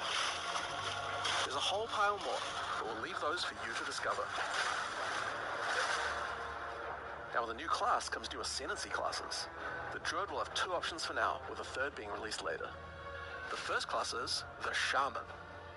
The Shaman channels nature's elemental fury and can harness rage as a spellcaster, unifying his animalistic and magical tendencies. By allocating Druidic Champion, you gain spell damage the angrier you are. And with Furious Wellspring, you generate rage continuously. And can Okay, spend it I to don't empower your know. spells.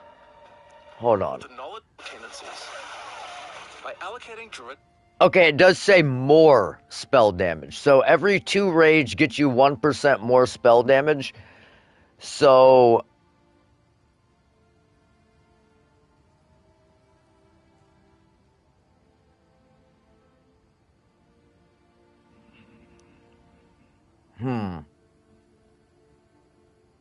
Champion. so you could Gain rage spell damage stack. the angrier you are. And with Furious Wellspring, you generate rage continuously.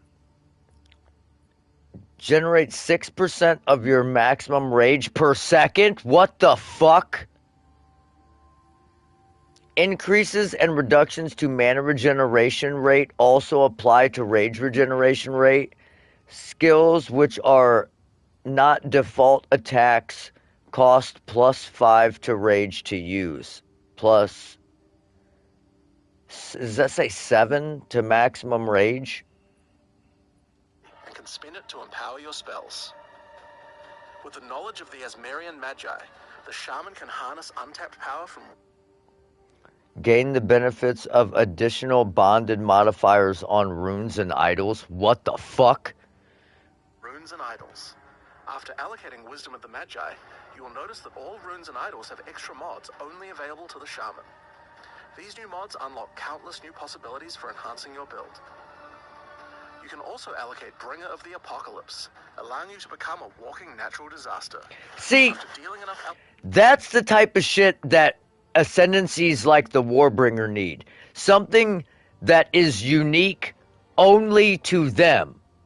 So the shaman allows you to gain spell damage for your rage, generate rage, get new exclusive rune modifiers and idol or soul core or talisman or whatever modifiers.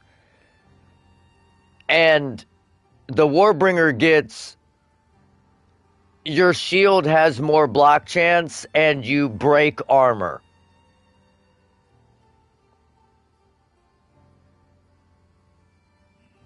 Like,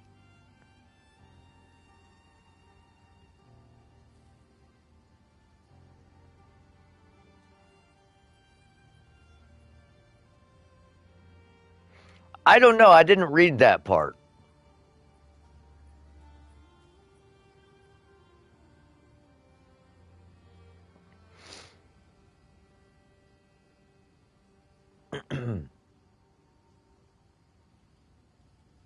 Let me.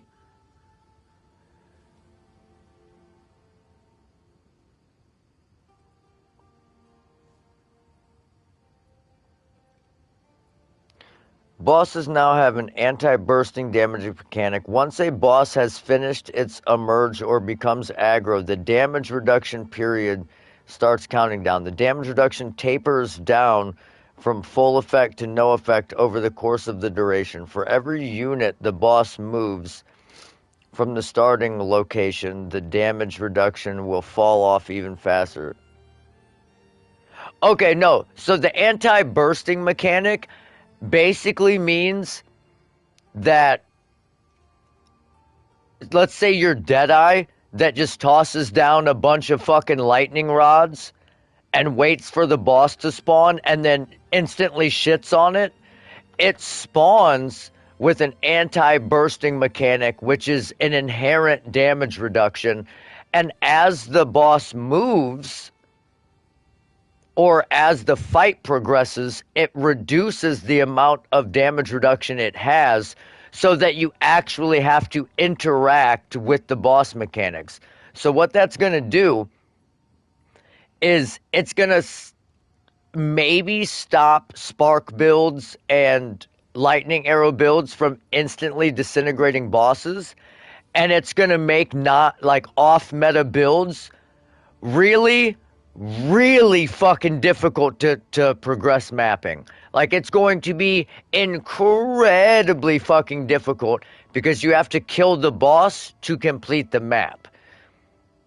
So you better be damn sure that your build can kill bosses by the time you get to maps.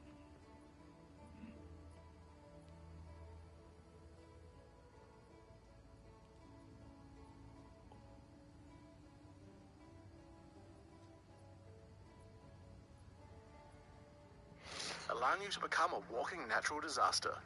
After dealing enough elemental damage, storms of all elements rain around you, destroying all who would face nature's fury. There are other abilities for the shaman, but I'll just show a few from each class for now.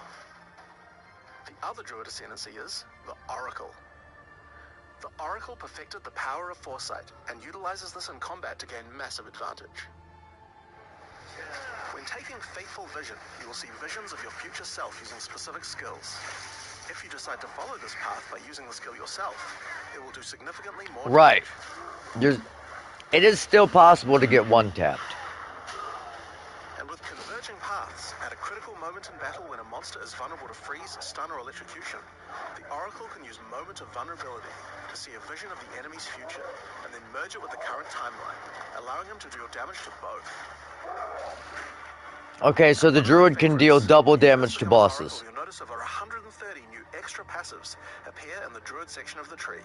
By allocating the unseen path, you use your power of foresight to learn from alternate futures and gain skills that would otherwise be unavailable to you. For example, self-sacrificing allows you to be able to summon more minions by reducing the spirit costs, with the trade-off of making your reservation skills cost more spirit. Or corruption endures. Wait, which is what? available to you. For example,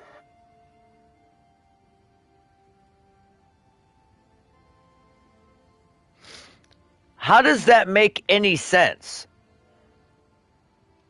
self-sacrificing allows you to be able to summon more minions by reducing the spirit costs, with the trade-off of making your reservation skills cost more spirit. Or corruption endures. Listen to that again. Self-sacrificing allows you to be able to summon more minions by reducing the spirit costs, with the trade-off of making your reservation skills cost more spirit.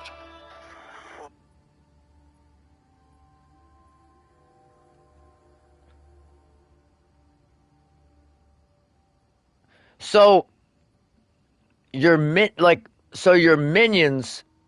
cost less spirit, but your other spirit skills cost more spirit. So how many more minions can you really get if you increase the cost of your so like a minion would say cost, what is it? Like 12?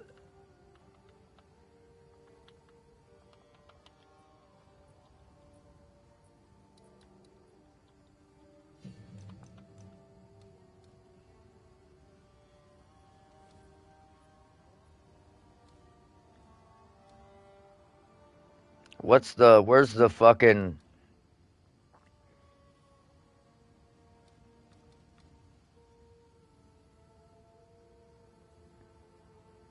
What are the...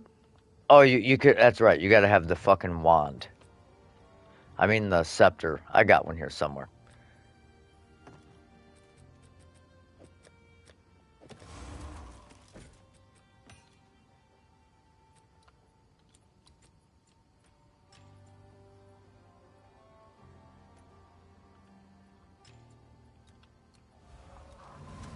So it costs 20 spirit per minion.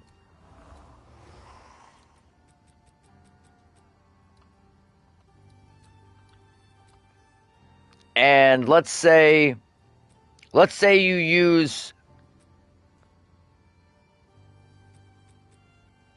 oh, I don't know, anything that just costs 30 spirit.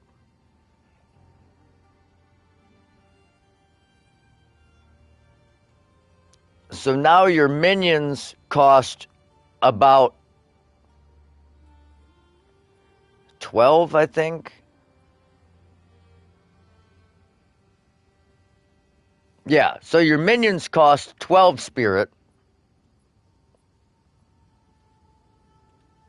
But your other skills,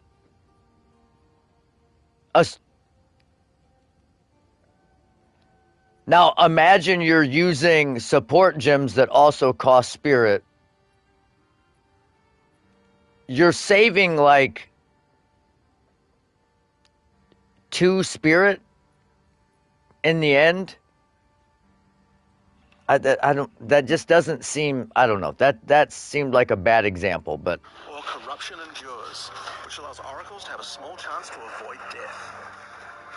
Both the Druid Ascendancies offer interesting and unique ways to gain modifiers that no other classes can get, so we're expecting a huge variety of build possibilities from these.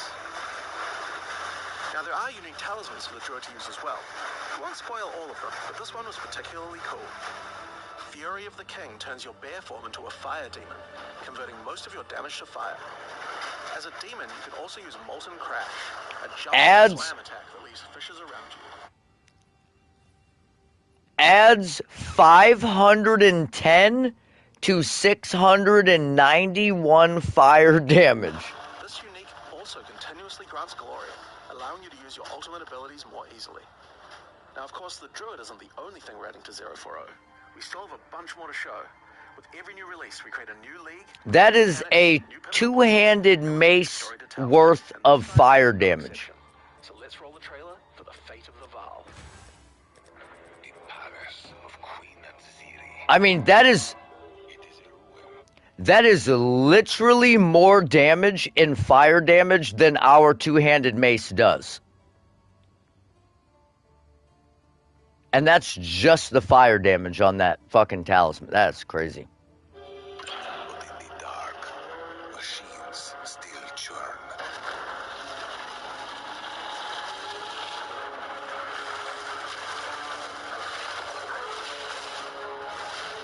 Bro, Smith the Katava with that. The temple has many functions. And with it, a chance to save the Val. A gateway through time. Like,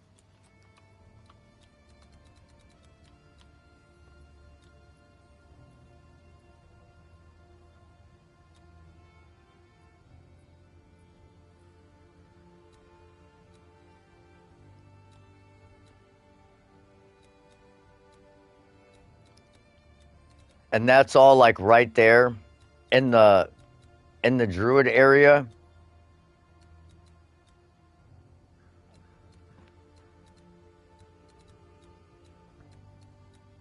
Get all this fire damage.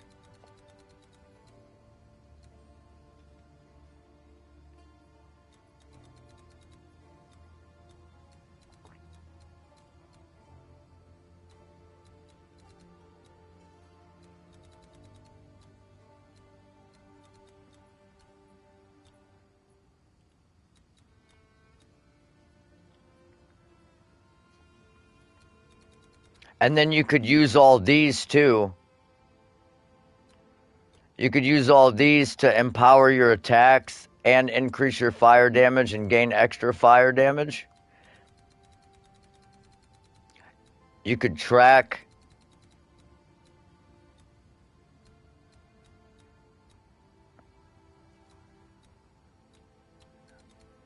You can get a bunch of rage down here too.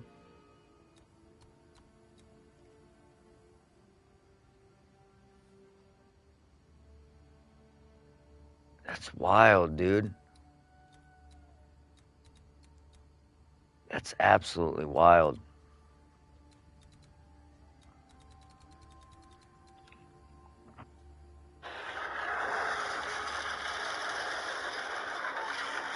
Travel into the past. But space cannot give you what you desire. You may have studied it, Doriani, but you do not know it like I do. Damn, Aziri got them things. You're... Oh, Come now. Damn, she dragging a wagon, you hear me? Fulfill my soul. She is dragging a wagon. She got a dumper on her, you hear me?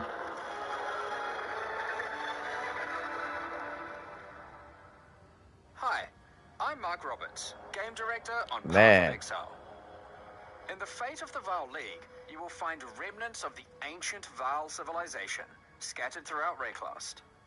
They seem to attract nearby creatures and affect them strangely. After killing them, the remnant appears to gain some amount of power, but not enough to fully activate it. It seems you will need to find 5 more of these arcane devices, and sacrifice the monsters you find there to fully activate one.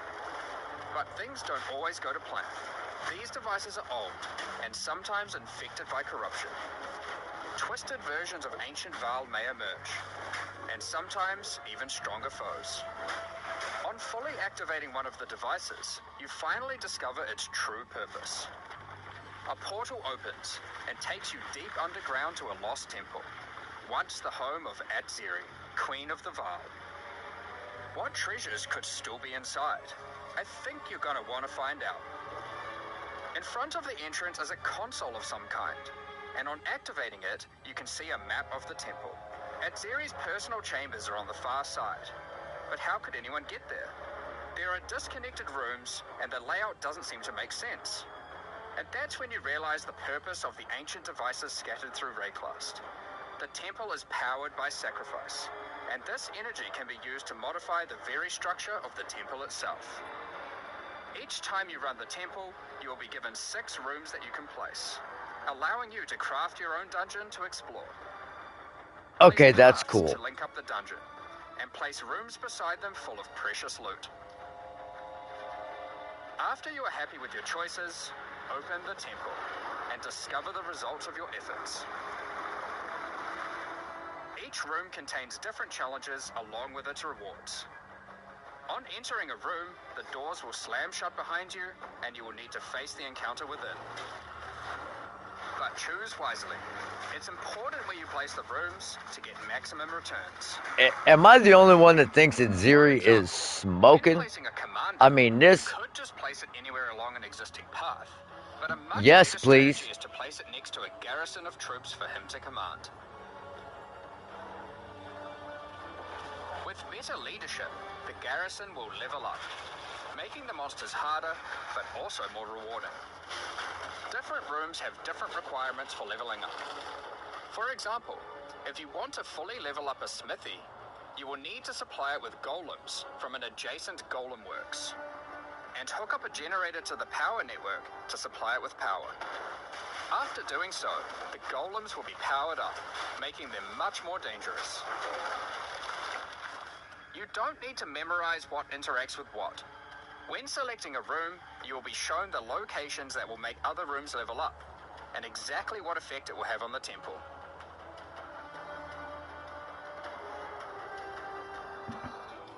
After running the temple, a few of the rooms will destabilize and be removed. It will be up to you to rebuild the temple, adding 6 more rooms each time you come back, making the temple larger and larger and larger.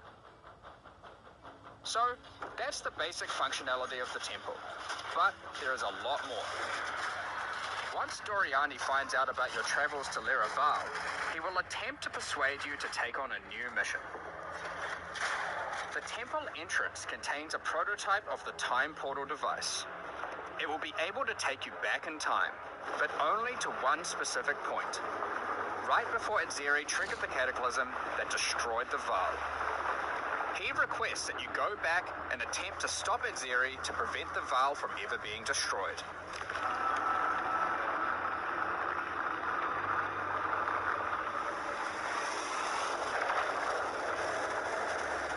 Atziri is on the far side of the temple, so you will need to expand the temple significantly to get to her. And even worse, her chambers can only be unlocked by a room that isn't currently accessible to you. In order to deal with that, you are going to need to visit the architect of the temple. To get to him, you will need to place path rooms, but while doing so, you will probably want to exploit some of the Val technology only available in the past. Once you can travel into the past, a whole new set of rooms are available to you, and they have some pretty insane rewards. At level 1, the corruption chamber can be used to corrupt a single item. But placing it next to a thaumaturge to run the place, and a sacrificial chamber to provide soul energy, you'll be able to level it up. And it's worth it. Because once you get the room to level 3, there are some very nice rewards to be had. In a level 3 corruption chamber, you will find this mysterious device. It has a slot to place an item, and it only accepts items that are already corrupted. What will happen to them? Double corruption. Well, normally once an item is corrupted, you can't modify it any further. But this device allows you to corrupt your item a second time, adding another enchantment. That way you can double brick your item. Craft some very powerful items indeed. But be warned, the Val are all about taking risks in the pursuit of power. There is a 50% chance that the item will be destroyed. Oh, or just fucking destroy it.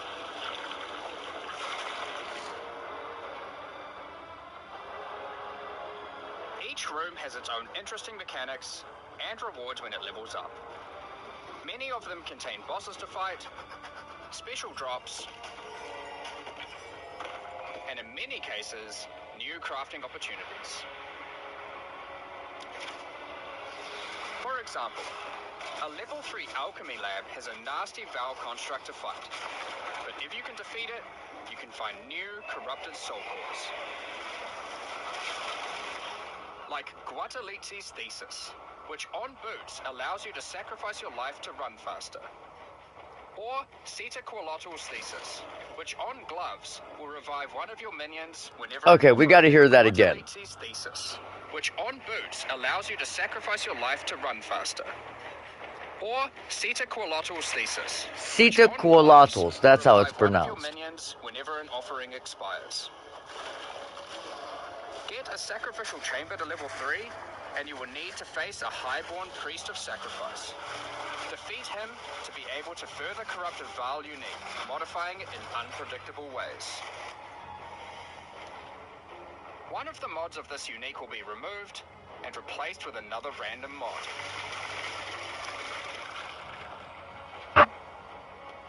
For example, this Soul Mantle. It gives you an additional totem, but lowers your totem's life and curses you when they die. By using the machine, this could result in a terrible item if you remove the good mod, but also some amazing items if you replace the downside. Now, one extra thing to mention about these Val crafting machines. You don't have to take the items you want to craft into the temple. If you don't have the item you want to craft with you at the time, then clicking this button will allow you to create a currency item instead, allowing you to do the craft later or trade it if you want. Oh. Now there are all sorts of interesting rooms you can find in the temple, but the last one I want to show you today is the Flesh Surgeon. A Val Flesh Surgeon can be leveled up by placing him next to a high-level synth flesh lab.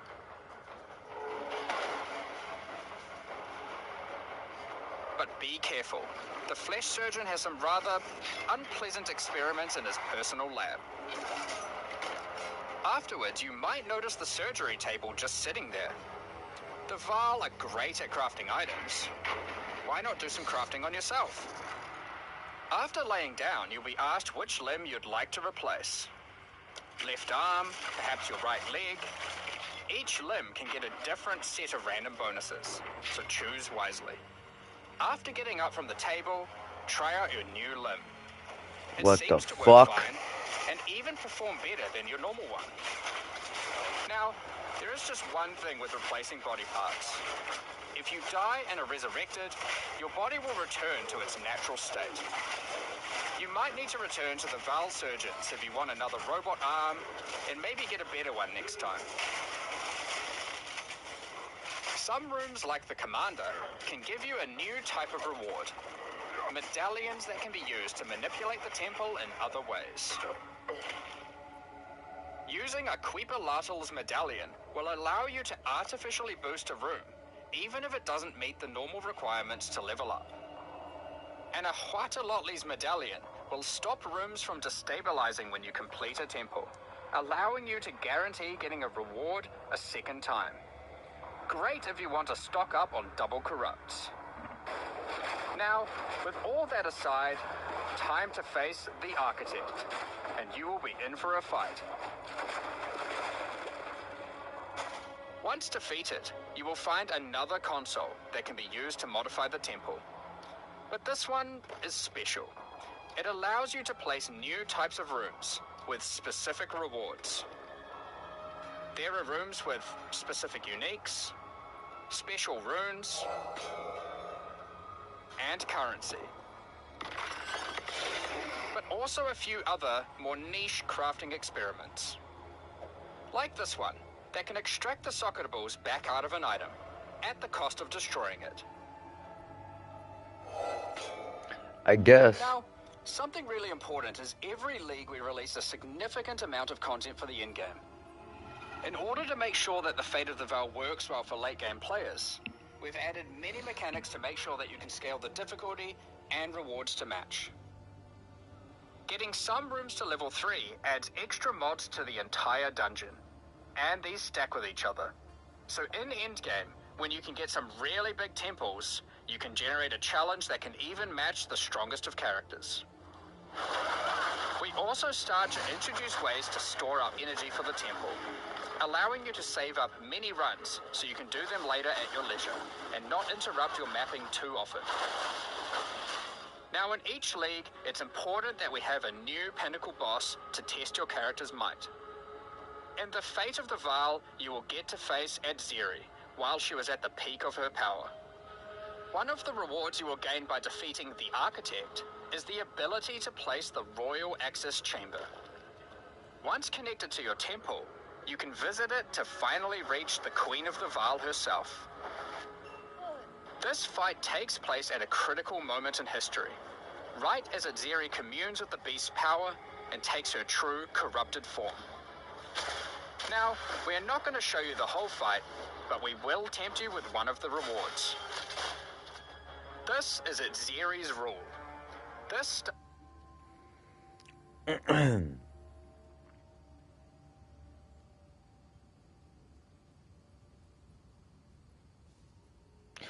Okay, so this staff, it increases your life. It gives you +2 levels to corrupted spell skills, and spells which cost life gain 103% of damage as extra physical damage. So this staff is already better than the lineage gem that we're using, because it was only giving us 76% with a gigantic life cost, and this is 103% with whatever the cost is. So if you combine those two,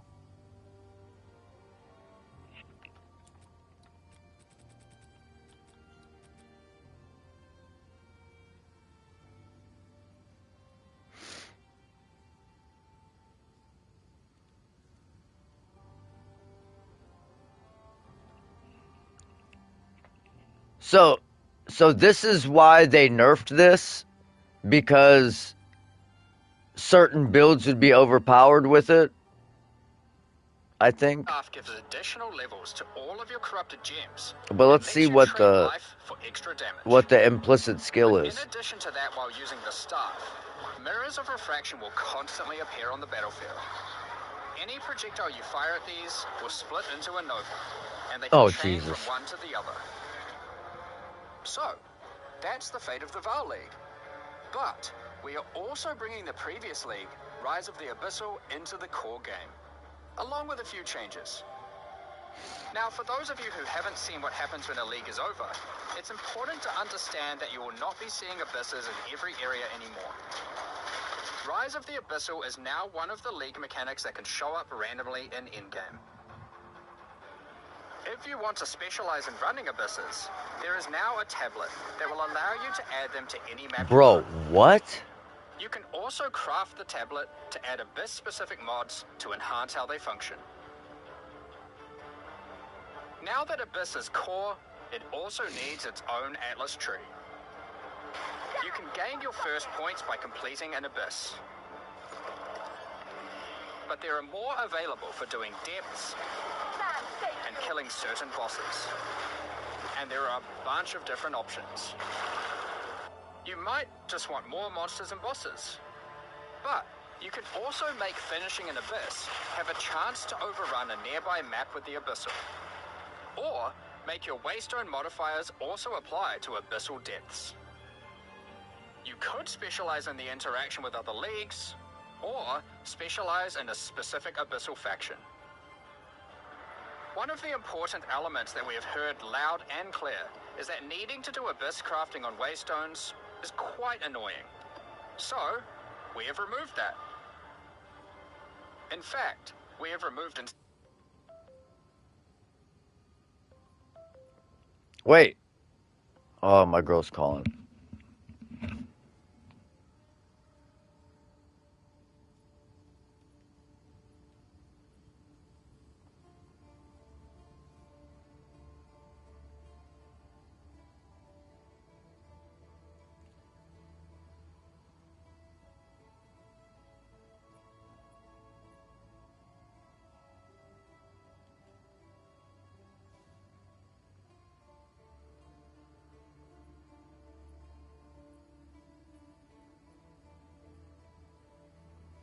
fact, we have removed instilling from Waystones as well. This mechanic felt mandatory on maps because it boosted the value of all other content, but it was both annoying to do and resulted in a lot of visual clutter. Instead, we are bringing back some of that power on tablets, which you don't need to craft nearly as often, since they last for 10 maps each. Once you defeat the Arbiter of Ash, you will be able to upgrade tablets to a rare with 4 mods using regular currency. Even this isn't enough to fully bring back the power you could have gotten from instilling, so we have also buffed the bonuses that tablets give. Going forward, we're not going to be adding any more crafting directly to Waystones outside of the basic currency, because it adds too much micromanagement. But on that note, Fate of the Val does bring the ability to corrupt your tablets. Wait, so... to get one of the many, because it adds too much. So you will be able to upgrade tablets to craft nearly as often, since they last for 10 visual clutter. Instead, we are bringing back some of that power on tablets, which you don't need to craft nearly as often, since they So last you for can't 10 run maps. Delirium on your maps anymore. Once you defeat the Arbiter of Ash, you will be able to upgrade tablets to a rare with 4 mods using regular currency. Even this isn't enough to fully bring back the power you could have gotten from instilling, so we have also buffed the bonuses that tablets give. Going forward, we're not going to be adding any more crafting directly to Waystones. Well, but they didn't outside of really basic buff currency, it, did they? because it adds too much micromanagement. But on that note, Fate of the Val does bring the ability to... Because if you look, the bonuses that you want are quantity and rarity. And you can't get quantity anymore. So, the only thing you can get is rarity. And rarity got buffed from 10 to 30% to 18 to 30%. So it's not really a buff so much as it is just like raising the floor. Like at the ceiling, it's going to be essentially the same amount of rarity. So that's not like really a buff of the modifier on the tablet. Now, as far as Okay, no, like the top end of everything is the same. It's just the bottom end is higher. Like, literally, not one fucking roll is the top higher than it was. Not one singular thing is the top higher than what it previously was. It's just the floor is higher. So I mean, whatever though. It is better. It is still better. I'm not saying that it's not better. I'm just saying it's not really like a buff. You know what I mean? Like, well, we're going to take away delirium, but we increased the rolls on tablets. Well, you can get magic mobs and rarity and shit like that all on a tablet now instead of having to instill it, of course. But it's still the same amount of rarity. So in effect, you're actually getting less rarity because you could have instilled your waystone with rarity on a waystone that's completely rarity and gotten the same amount of rarity on your tablets, but now you don't have the opportunity to put rarity on your waystones and you have the same top end rarity on your tablets. Just clarifying. Corrupt your tablets, hoping to get one of many different random outcomes. Now, with regard to Delirium Fog, even though you shouldn't have to have it on every map anymore, we still did want to make it less visually annoying. Delirium Fog has been toned down significantly, so you won't feel like you're just playing in a sea of grey. Oh, that's so much better. Another big source of problems in the endgame is the feeling of getting overwhelmed with monsters. In 031, we reduced the number of monsters in early endgame in order to help with this, but still scaled up the number of monsters to previous levels by the time you got to tier 15. Well, after letting this simmer for a while, we are still getting this kind of feedback. So we are no longer going to scale up the number of monsters you go as you get deeper into the endgame. Instead, we are scaling up the difficulty and rewards by the same amount. So to be clear, instead of increasing the number of monsters by 40%, they will instead drop 40% more items, grant 40% more experience, and have 40% more life, in addition to all the normal scaling they get due to being higher level. This only applies to regular monsters, not bosses. We have also reduced the speed modifiers that Okay, monsters can get so yeah, sometimes, which so also helps boss a lot with farming this. is kind Now, of we did have a large amount of content for endgame planned for 040, but unfortunately we just didn't get time to finish it. The scope was a bit too large, and so we'll need to wait until 050 for that. PoE2 makes But me feel rest so good assured, knowing I there will deleted be the a Blizzard ton app. of upgrades for the existing Yeah, leagues, honestly, as bro, well as new pinnacle bosses. I have not fired up Diablo 4 since PoE2 came out. And a significant overhaul to the Atlas passive tree coming. You should see frame rates of at least 25% higher. Area is game balanced. 21 of them have been rebalanced, as well as adding 9 more, not currently used very often. We've also done a pass over lineage supports. 21 of them have been rebalanced, as well as adding 9 more.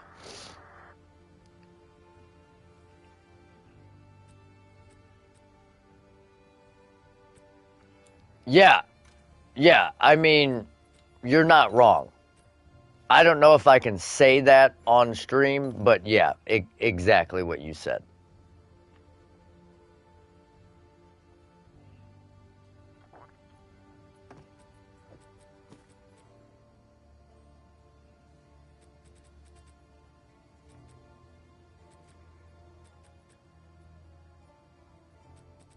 But again, my biggest critique with them rebalancing the lineage supports is, why the fuck was this not buffed? I would. Okay, let's take a look.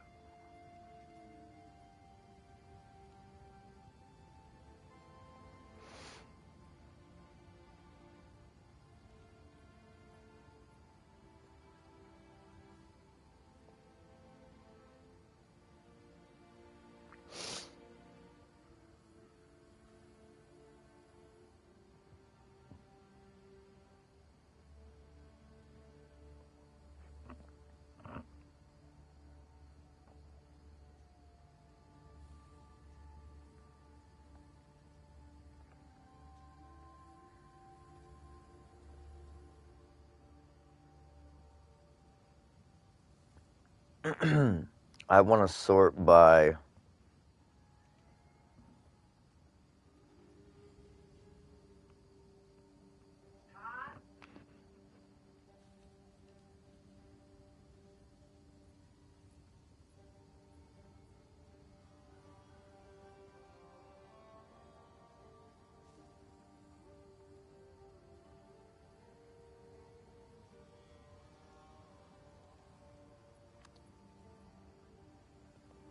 Man, I wish it was easier to sort by skills here.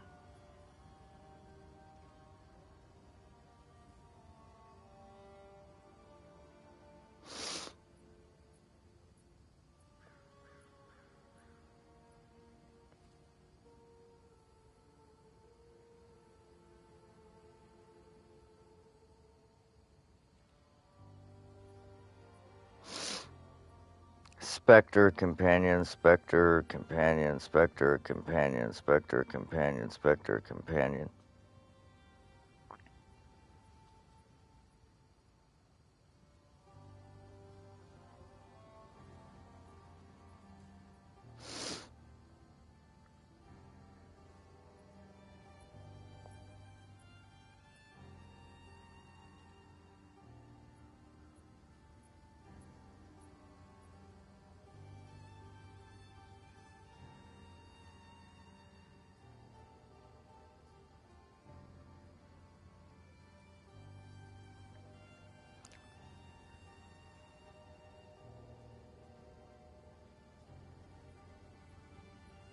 You want to know how many people are using this fucking gem?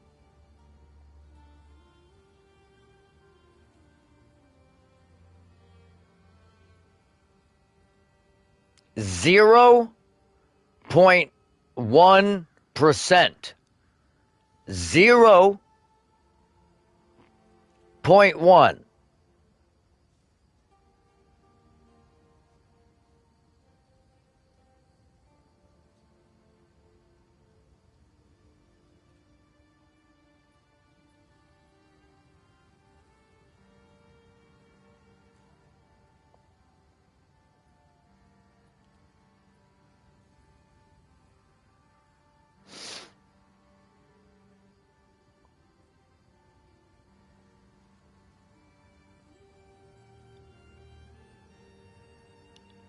And of this 0.1%, not one of them is using it as their main ability.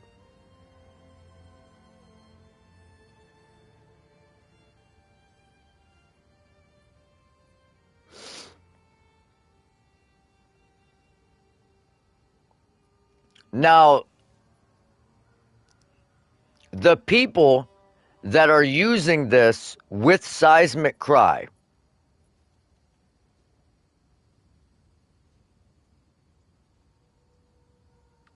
if we sort by DPS, the highest DPS is 13k. The second highest is 3k.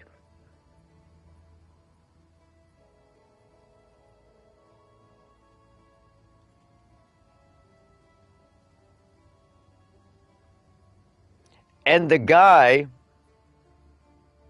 that has 13k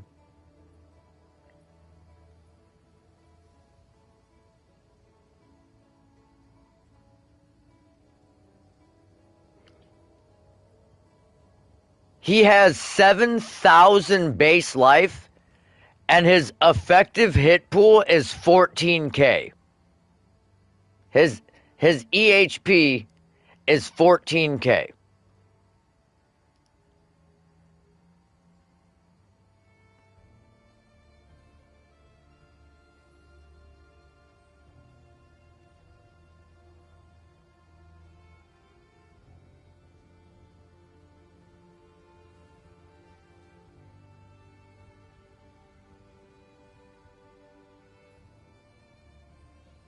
Now, to put that into perspective, the other build that is using Energy Shield has 1,400 life and 6,000 Energy Shield.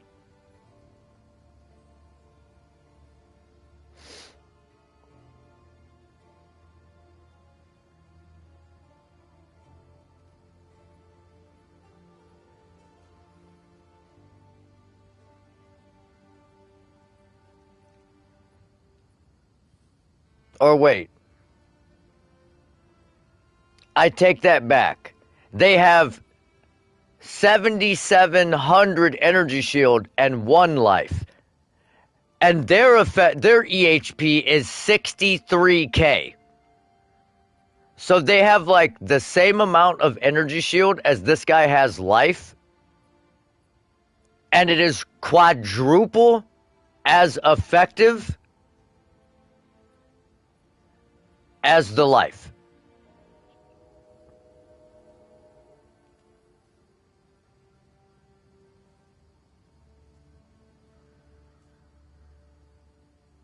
My fault. It's like 4.5 times as effective.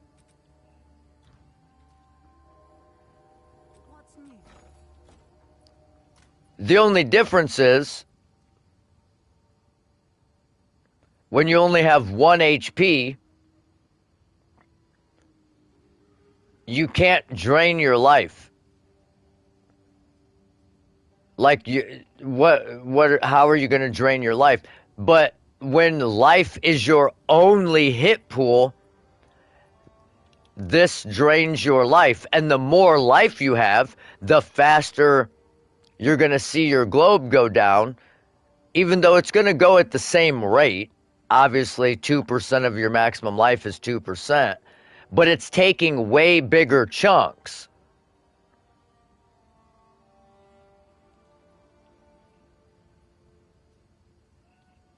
So this just needs completely reworked.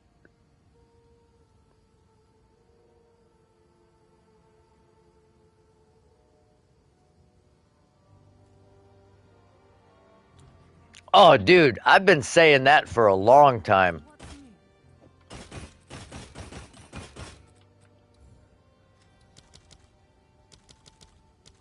Like, most of the time, dude, I honestly don't even feel like picking them up. Because unless they're a magic item, I know they're going to be dog shit.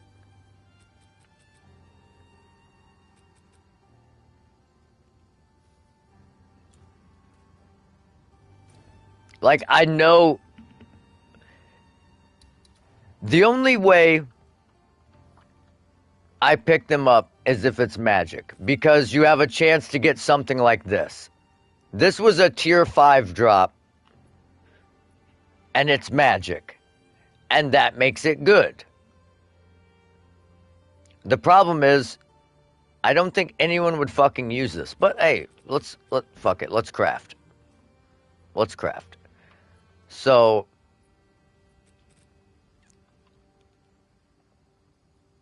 we're going to go ahead and just put on attack speed.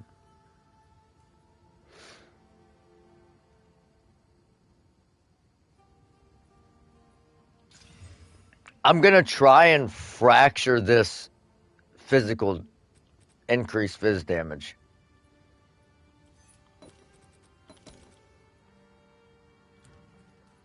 Yes?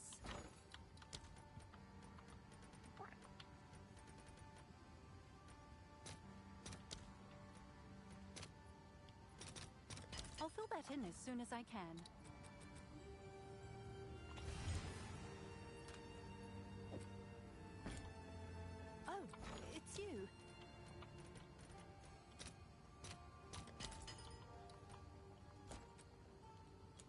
got some goods in. Okay, baby. Fracture that perfect 179% increased physical damage. Fuck!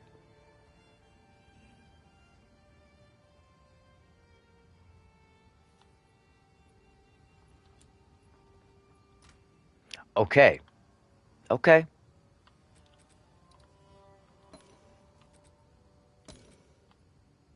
Okay. We can still get lucky. We can still get lucky. So what we're going to do...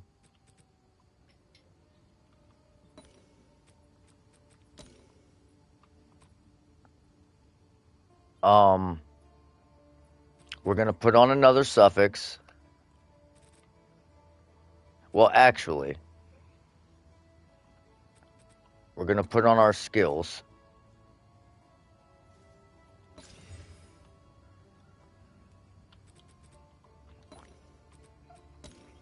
Then we're going to put on another suffix. Critical damage bonus. Saint, stop, Bubba. You're so needy. You was just outside, I can tell, because your ears are cold. So you don't need that. Your ears are freezing, Bubba.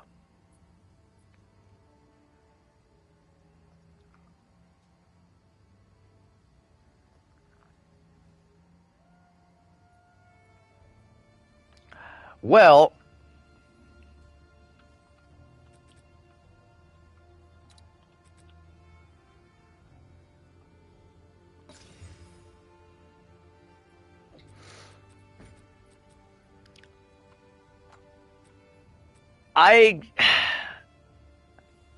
it's tough because I don't think I have a very conventional outlook.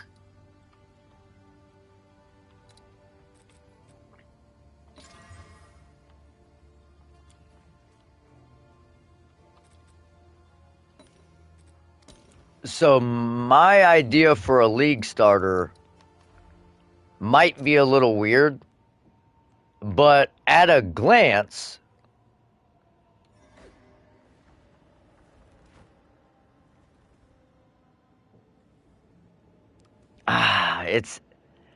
I'm thinking like, I don't know what ascendancy I'm gonna go yet.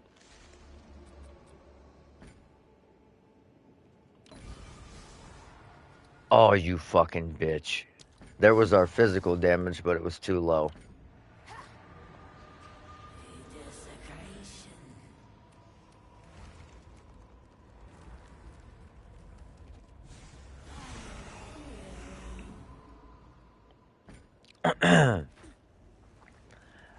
I kind of want to do a shout build.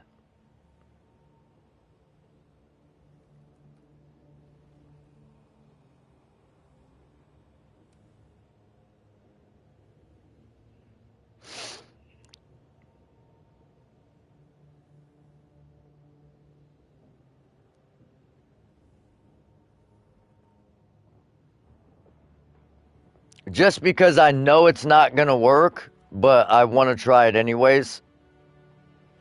Because I don't see anyone else doing it.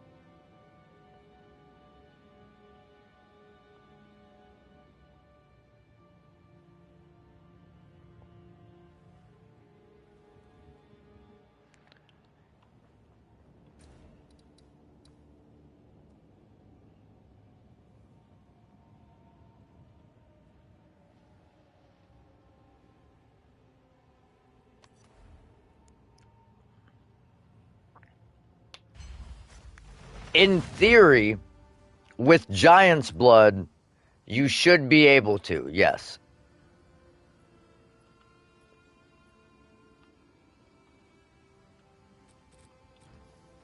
Hail.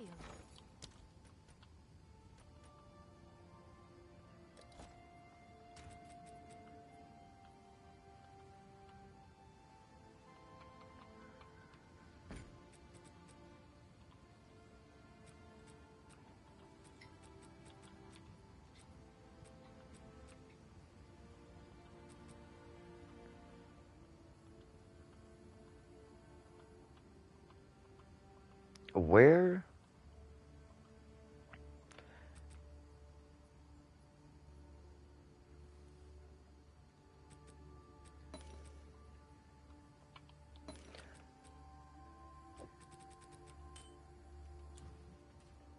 I just don't know what exactly I want to do yet.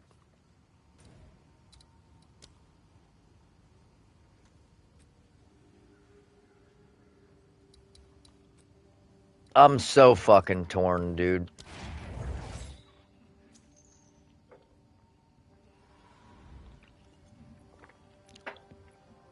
Personalized comfort awaits.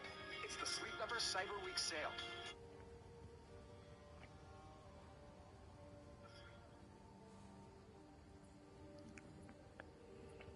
Because on one hand,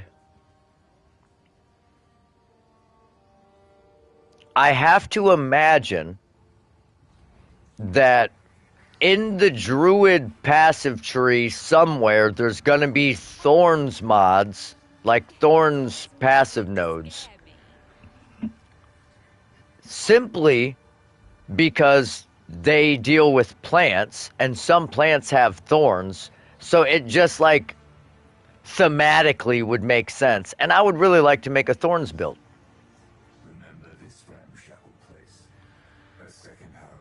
You've stood against so many horrors and survived. Does it think it's time But I also know that that's going to suck complete balls when it comes to killing bosses, and I'm going to struggle to even get my foot in the door of the end game.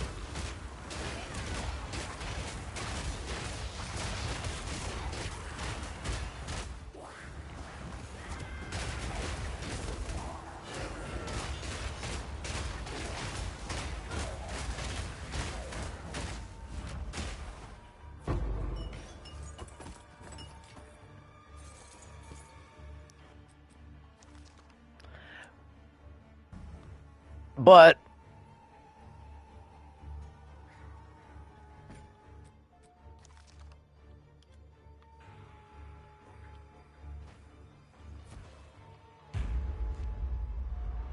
man, there are a couple of ideas that come to mind.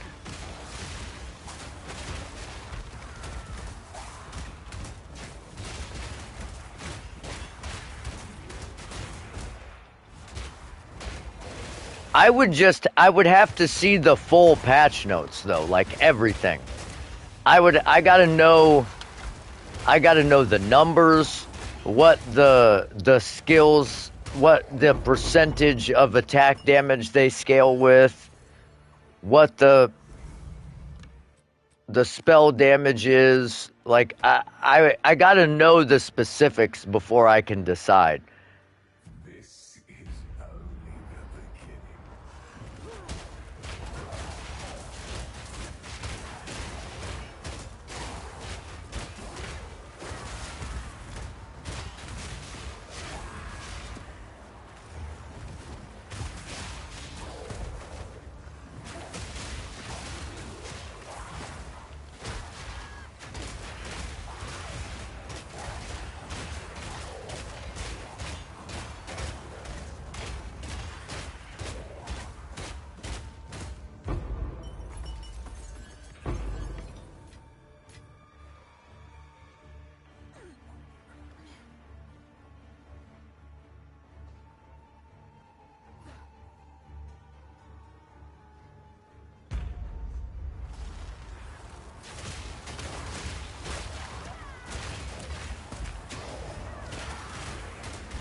Although I gotta admit, it's gonna be hard to not league start Druid.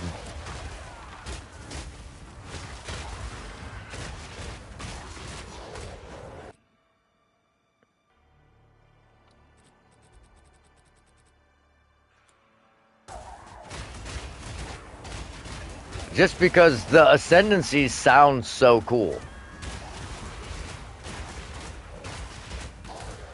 And everything synergizes with everything.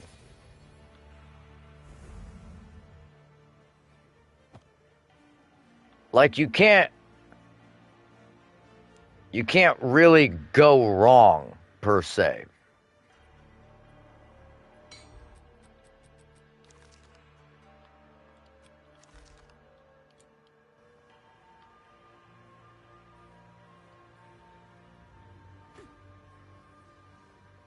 Let yourself be drawn into the mire.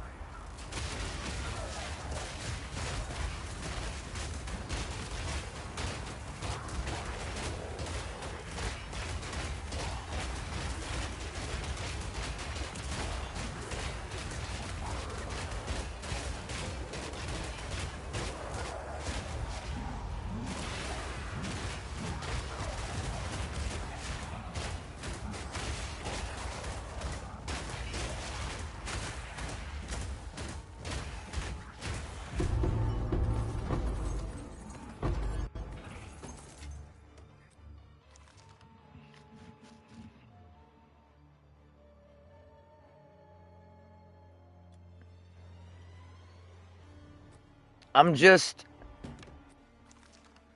a little hesitant because I don't understand exactly how the skills work yet.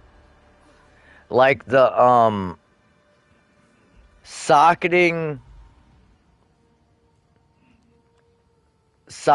a skill, like socketing a war cry into the other war cries.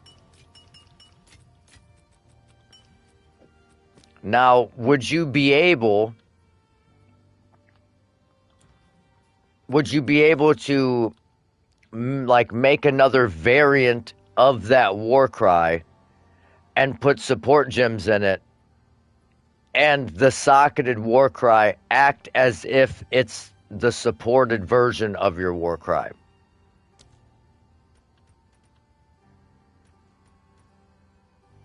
Is the question.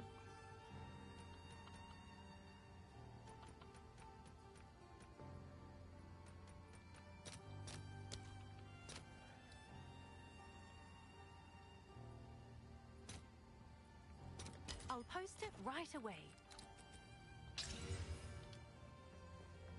Wow, we're getting fucked.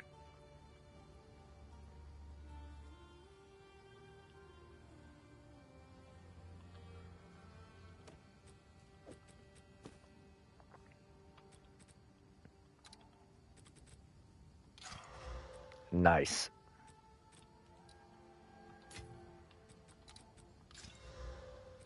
Damn it. The odds of me hitting that off are slim. Yep, there it went.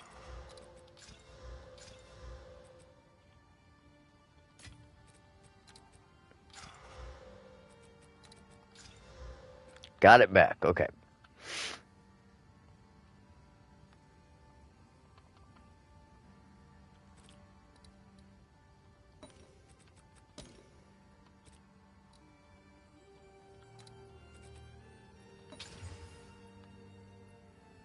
Okay.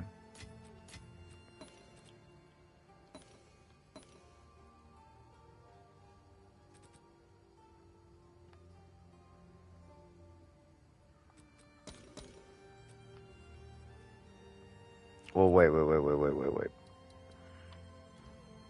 What's new?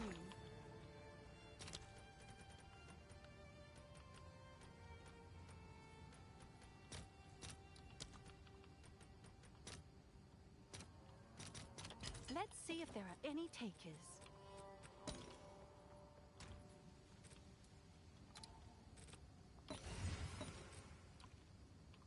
I want to try and hit this faster recharge of energy shield at the same time I hit this percent. And we hit the fucking split.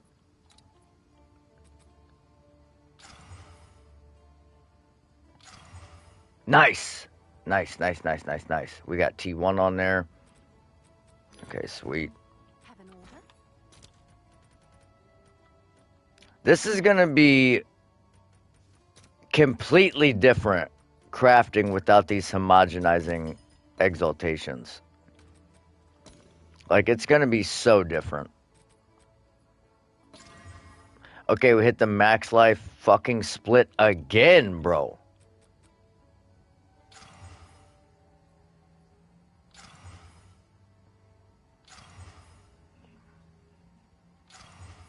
Okay, we hit it off again.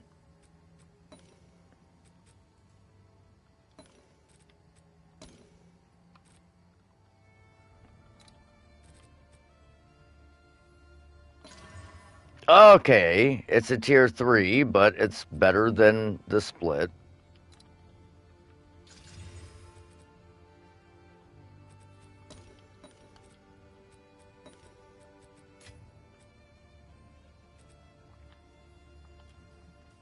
What's new?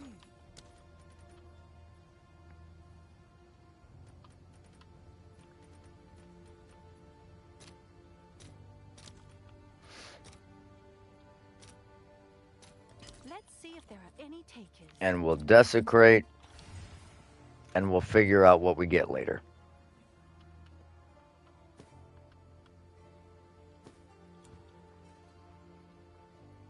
What is it? Although, I think there could be some really cool builds with, Goodbye. like the human form of druid. And the fact that the spells last a really long time. And you can, like, mix and match.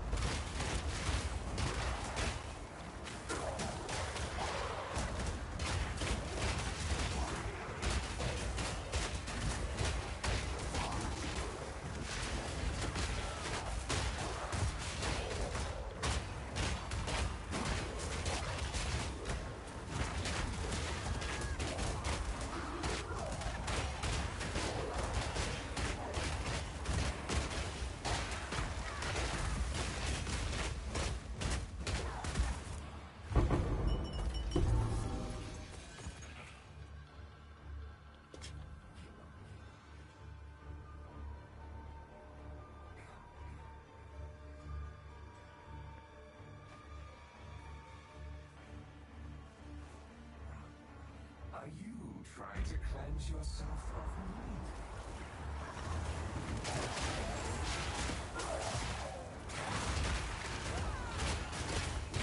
me?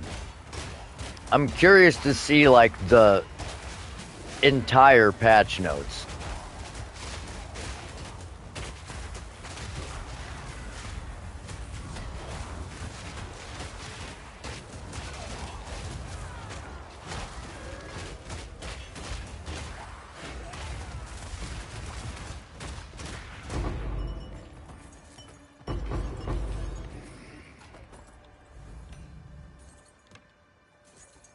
Because I have a feeling there's going to be some very big differences from what I think is going to happen and what is actually going to happen.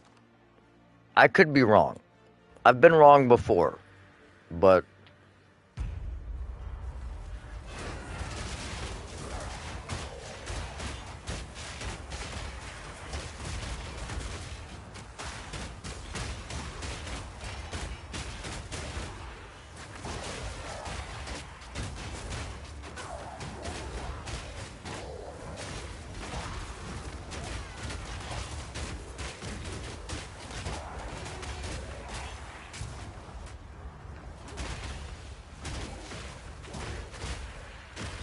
I just feel like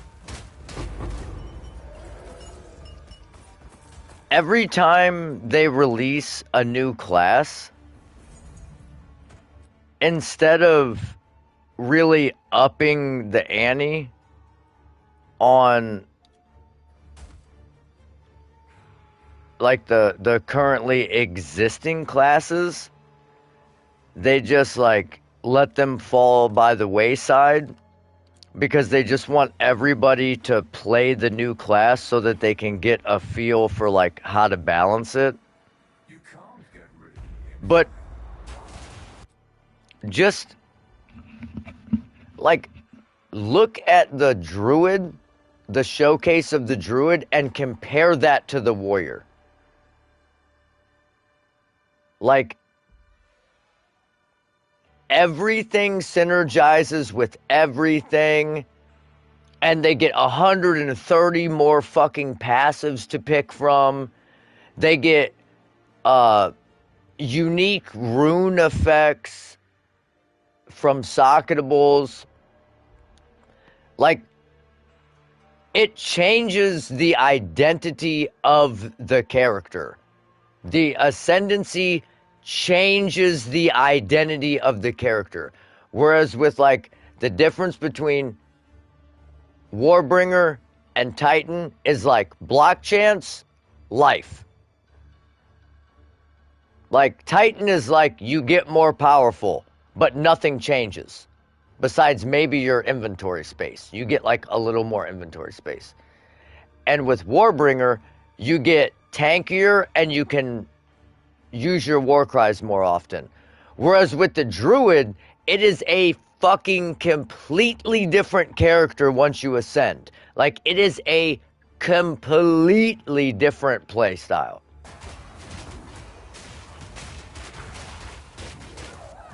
Now, Smithikatava might be... I haven't read all the changes to Smithikatava, but that might be the closest thing we got as a warrior.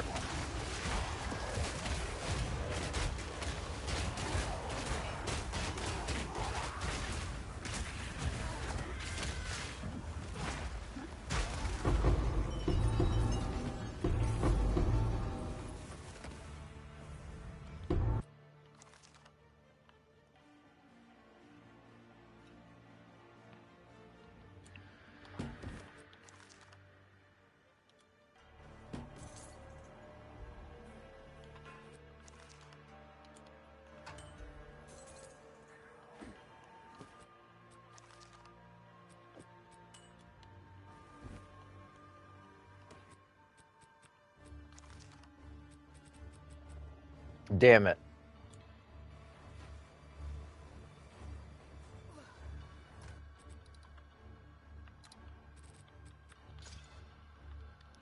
Tier 1, Phys accuracy split.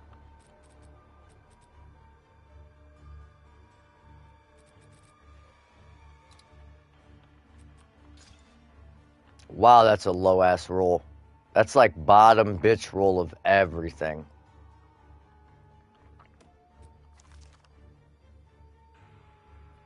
Okay, lightning damage, attack speed with bows, and increased mana leech. That's actually a good jewel.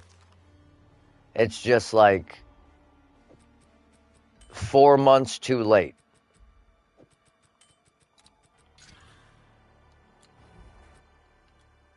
Ancient power.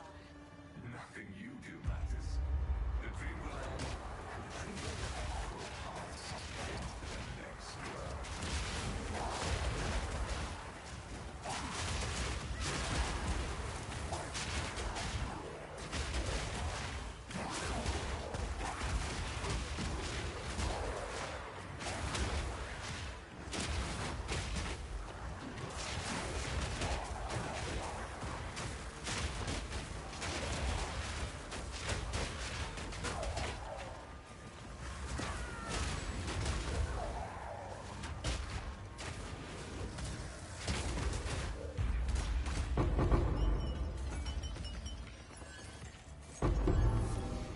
Although I really do want to make like a fire build.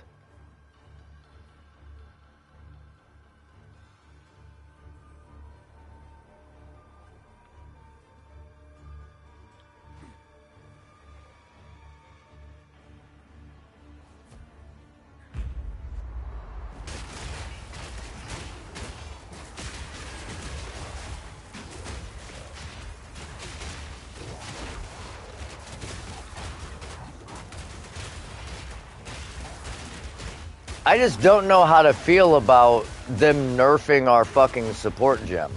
I mean, it was an incredible damage increase, obviously. It was a little much, but...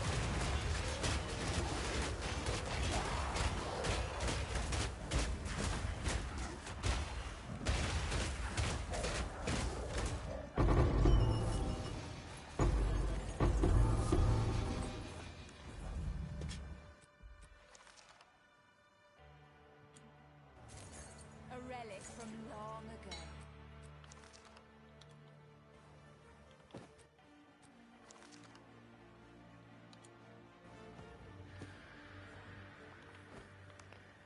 It just feels like every time us warriors get something good that goes like in our favor, it lasts for 1 league, whereas Deadeye has got to reign supreme with Lightning Arrow for fucking like 4 leagues.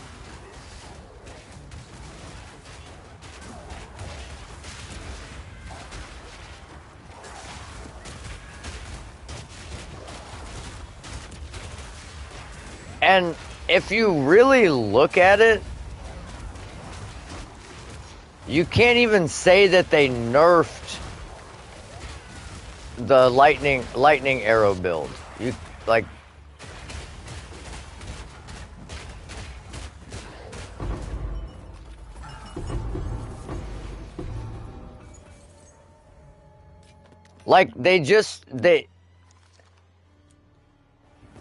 they threw some words at you to make you feel as if they nerfed the build.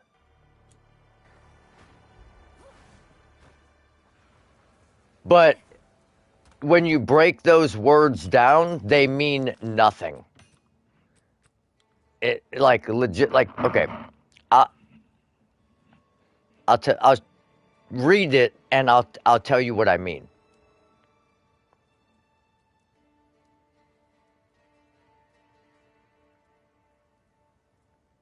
Well, maybe if I can fucking get back to it.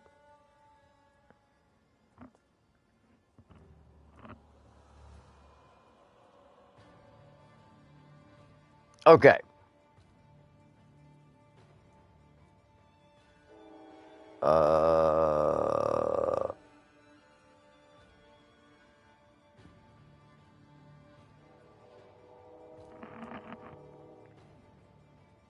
Okay. So first and foremost, Lightning Arrow no longer bypasses the charge up time on Lightning Rod's burst. Instead, the burst caused by Lightning Arrow can occur once every 0.1 seconds. So, how many times do you think you're firing a lightning arrow at a lightning rod more than one time in 0.1 seconds?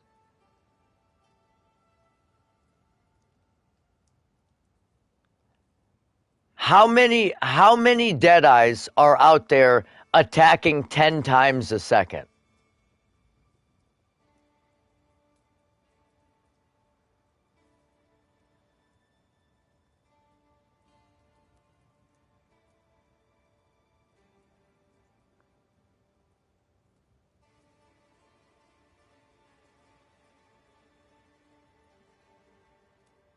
So, like, it sounds like it got nerfed, but in reality,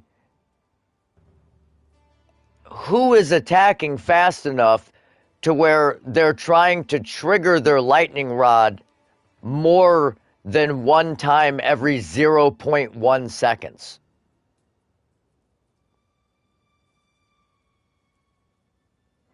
And then lightning rod, the limit of active lightning rods allowed is now 10, previously 20. So let's say you go into a boss room and you fling lightning rods, right? Pew, pew, pew, pew, pew. How many times are you gonna sit there and shoot 20 fucking lightning rods before you start firing lightning arrow? You're probably going to put 4 or 5 of them on the ground, maybe, and you're going to fire lightning arrows into it. So limiting it from 20 to 10, unless I'm way off base.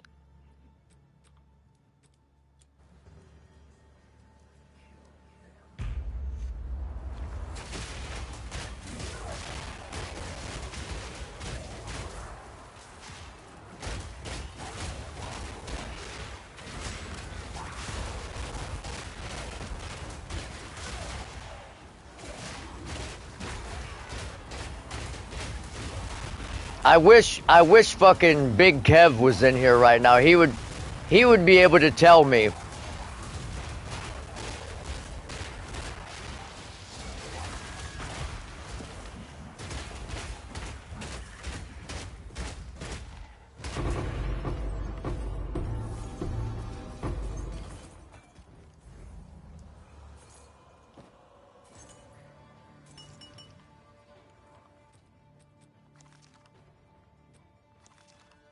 Because obviously I don't play Deadeye and I don't play Lightning Arrow. I mean, I've used Lightning Arrow to level a fucking cheesy ass build that I wanted to do.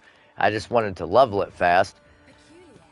And it took absolutely zero effort to get through the entire campaign. Like, zero effort.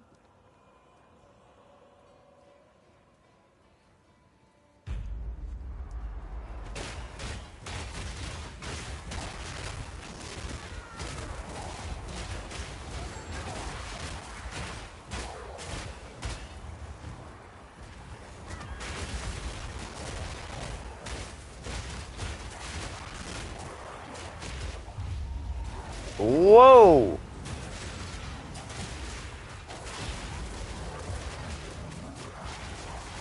Why are... Wow.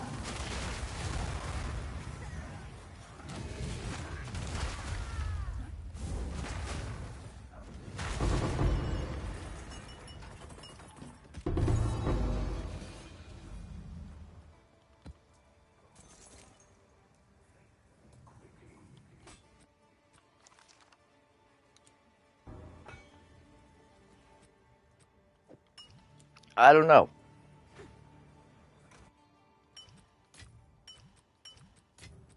I feel like they have to change the way ailments work as a whole to stop, or not to, I don't want to say to stop people from using lightning skills, but to encourage people to try to use anything else other than lightning damage. Because it's just inherently better than all other damage types. It just is.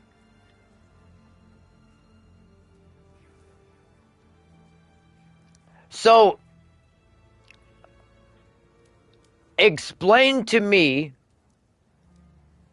how the nerf to lightning rod completely nullifies lightning arrow. Believe me, you will. I'm curious.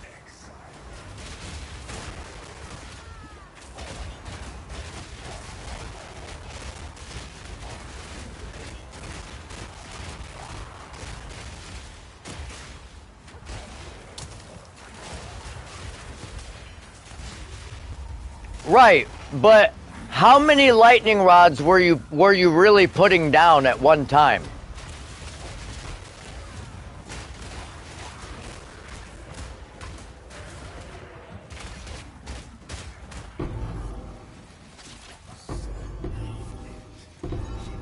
Precious sanity, my agent of chaos. You.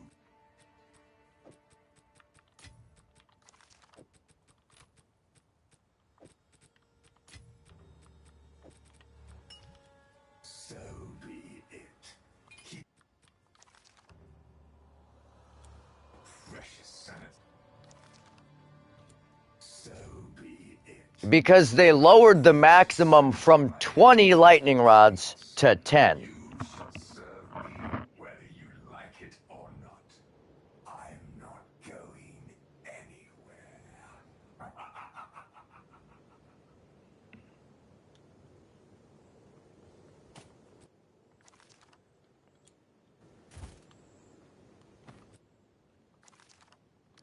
Well, but what I'm saying is,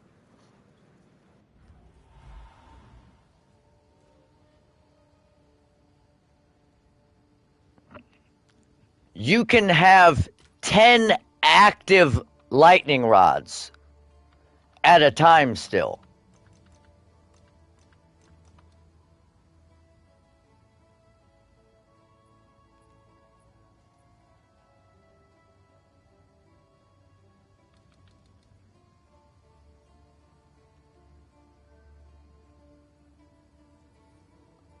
Or is it saying, oh, okay,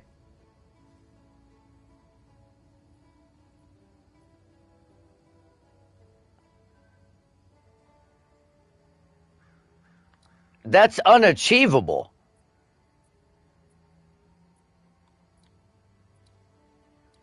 So fire an arrow that drops from above, creating a burst. The arrow in the ground and chaining lightning beams can chain to it.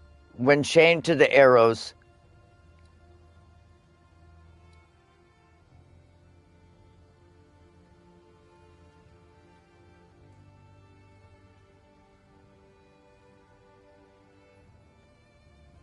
okay, so basically,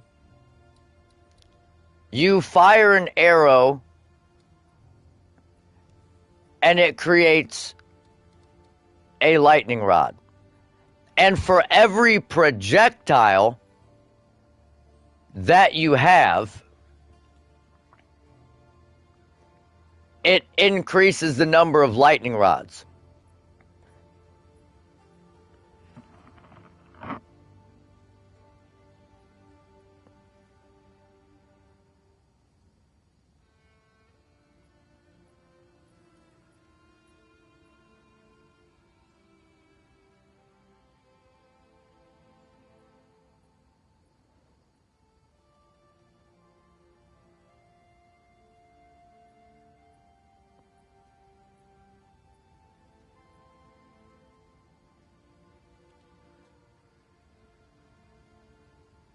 So it's not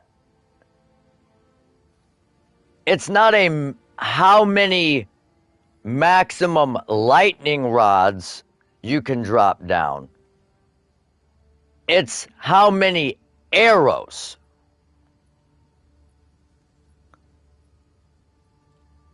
Because in the patch notes, it says a maximum of 10 lightning rods.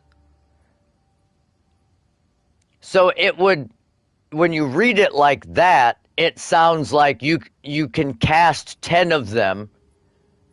But what it's saying is, if you had a bow that had 2 additional projectiles, and then you had additional projectile, plus the implicit additional projectile, plus the additional projectile from the passive tree, plus the original projectile, that's 7 projectiles. So when you fire lightning rod, only as it is right now, you fire 3 lightning rods in the air and you would be at your maximum amount of arrows that are active.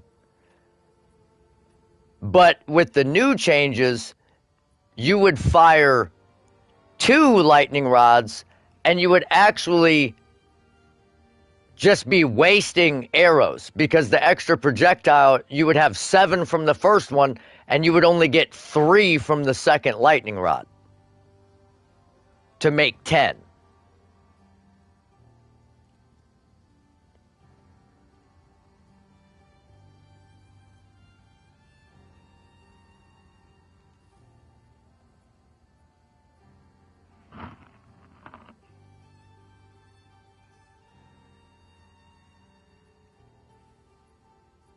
So it's not the amount of like cast you can get, it's like the amount of actual physical lightning rods in the ground. But in the tooltip, it says maximum active arrows. And on the patch notes, it says maximum active lightning rods, which is I guess the confusion for me.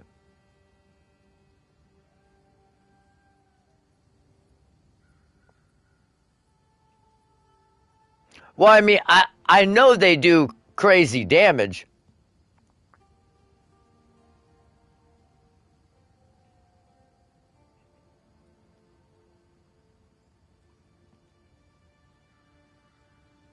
I'm just saying, like, originally when I read it, it sounded like you could throw 10 lightning rods in the air and be okay.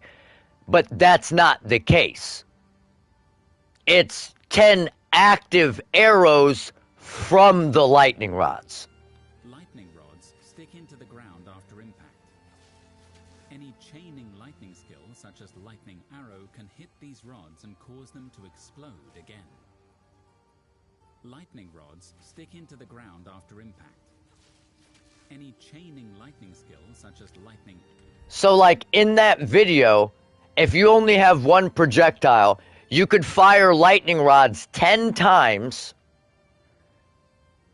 and chain. But if you had 2 projectiles, you could only fire lightning rods 5 times and be at your max.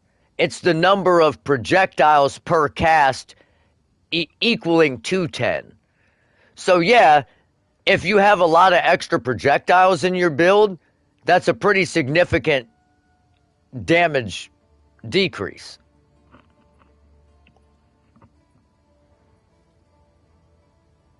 But I feel like it's gonna be still more than okay.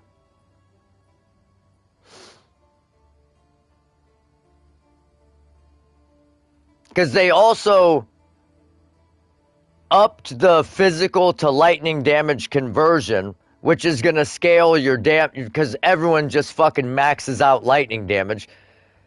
But the pure power getting nerfed from stacking with intelligence to only giving you maximum lightning damage, I think that's going to be the big thing.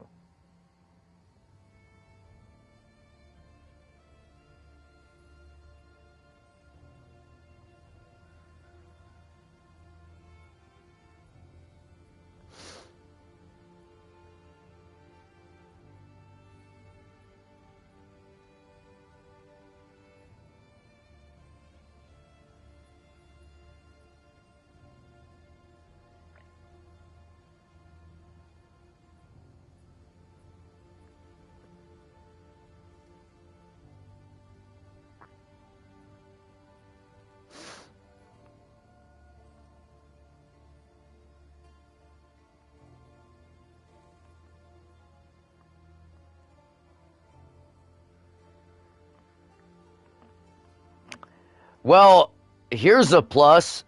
Living Lightning, the Living Lightning's attacks now deal the same amount of damage for each hit in the chain. Previously, erroneously dealing less damage per each subsequent hit. So now, if you run Living Lightning, it's going to deal the same amount of damage as it chains, like, fucking infinitely off into the distance. So that would be cool. Might actually try and use that in something now.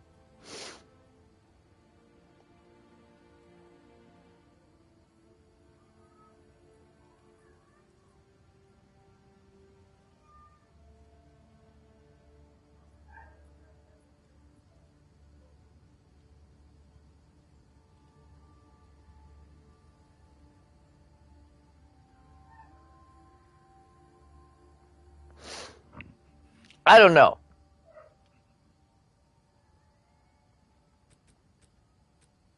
Yeah. They pretty much fucked all the socketables. But, I mean, and that's what I said. I figured they were going that direction when they limited your ability to stack life. Like, you could put 2% max life in every single item on your character. Now you can put 3% max life only in your chest armor. So, like, where other builds can easily get 15k energy shield if they wanted to, trying to get 15k life is fucking impossible.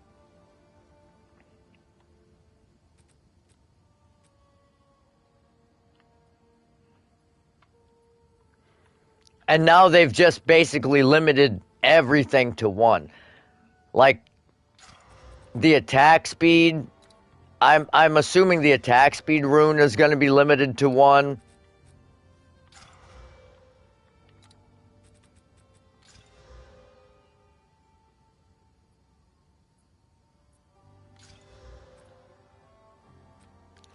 I don't know. I think it's going to be good.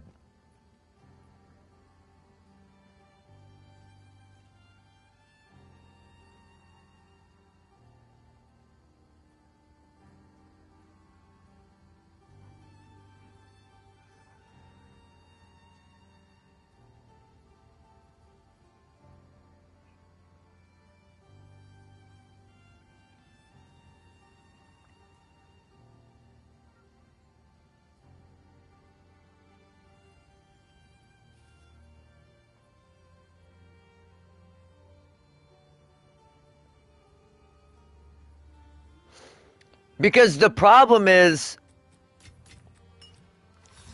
everyone is so used to running a Deadeye on a Roa that moves at fucking 500% movement speed and just eviscerates everything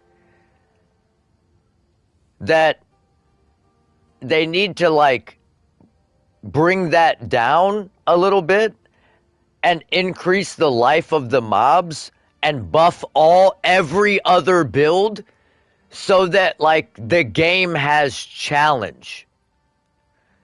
Because if you just blitz through every map and maps are the only thing you have to do, you get done with the game really quickly. Because you're like, what is there to do? I kill everything so quickly. Like, what is there to do? You know what I mean? So you gotta like raise the ceiling of the difficulty a little bit. But if they raise the difficulty too much, like they did with the damage reduction to the bosses now, bro, good luck killing a fucking boss with Seismic Cry or with fucking any dot build.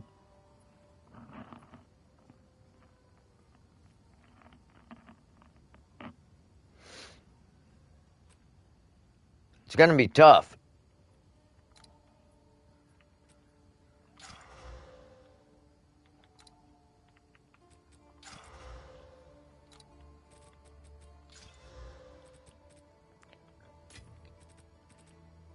But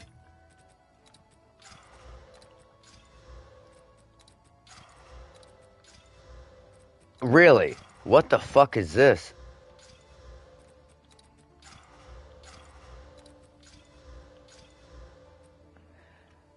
I think the biggest thing is you have to knock some shit down, and you have to limit things to increase build diversity. Because everyone will just get multiple socketed boots with 100% increased effect and run movement speed in them, and everyone will get a pair of gloves with multiple sockets with attack speed and run attack speed in them. So it just makes every build the same. Like when something is just so much, like objectively just so much better than every other option, you have to put limits on it so that you can open up the options for people to force them to choose something else. Like maybe put one movement speed rune in the boots and then put like reduced movement speed penalty in the boots or something to that effect. You know what I mean? Like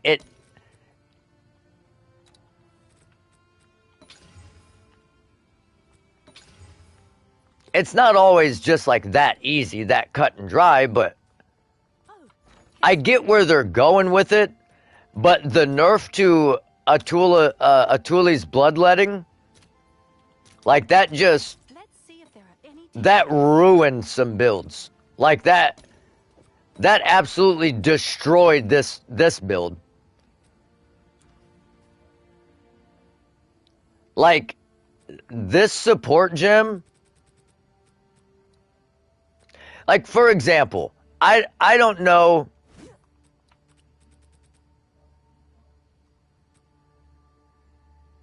Wait. What happened to my damage, and why is it so low?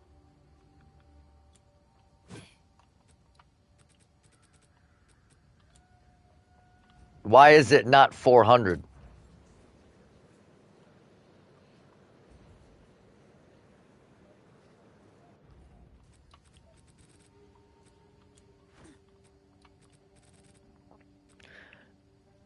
Well, no, I'm not saying that like every class should have an uber build.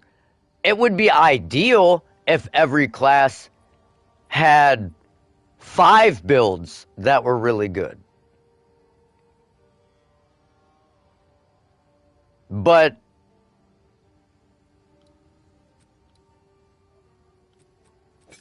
without this support gem, I deal 188 DPS on a skill that takes this long to cast.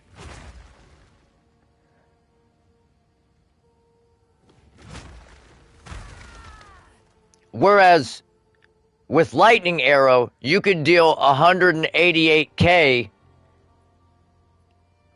3 times, 4 times in the time it takes me to sit this down and blow it up. Well, now, instead of jumping to 374, we go from getting 230% extra damage as physical to 76%. Because they took the cost multiplier away, and the whole point of the support gem is the higher the cost, the higher the damage. So you lose 150% off dribble, and then they raised the life cost from 10 to 20. So now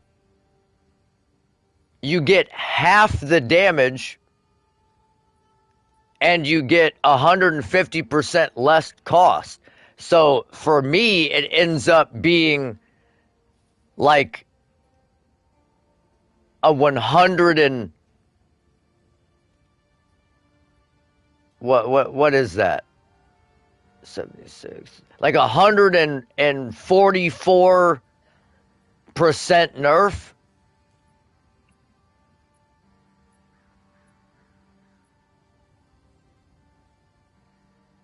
My fault. 154%. It is a nerf of 154% of our damage.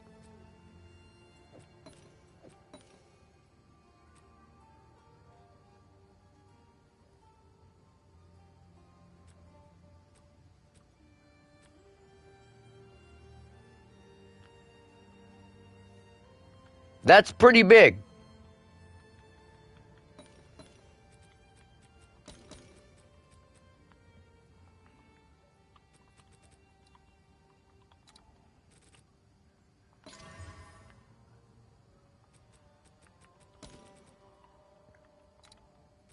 I don't really understand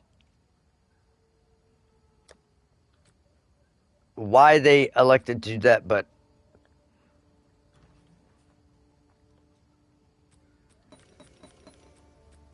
oh, dude, this happens every league. Last league, my shield charge build got nerfed into the fucking ground. The first league, Hammer of the Gods got nerfed into the fucking ground.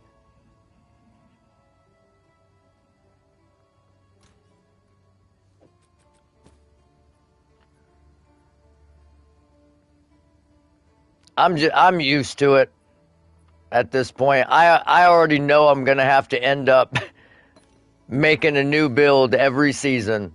Every season the build I play gets fucking whacked.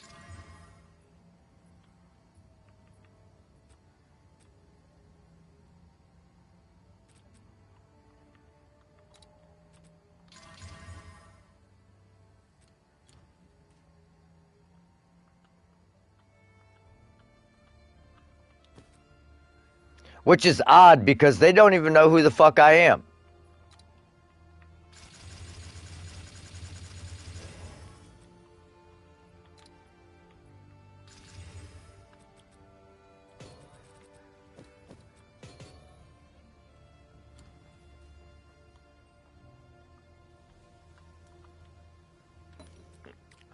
It's like, why is it that every build I play gets demolished and they don't even know who I am?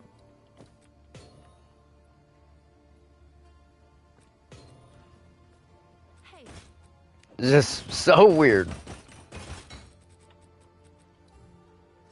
I'm sure someone will want that.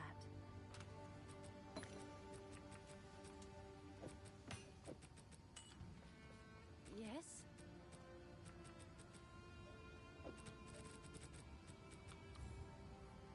Yeah, fuck it. Let's corrupt this thing. Come on, give me an extra mod. Give me fucking quiver bonus on this, and this thing is nasty. Chaos res. Let's go. Can I help?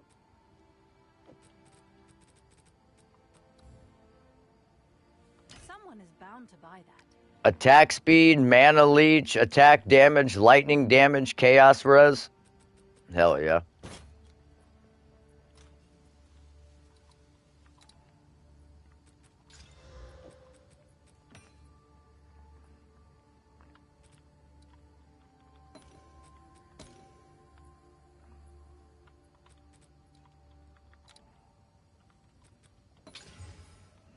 Damage with bows, projectile speed, increased attack speed with bows. And mana recovery.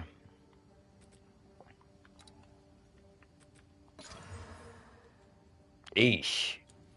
Who sent you? Take our gold. Find more breach remnants for my research. That was rough.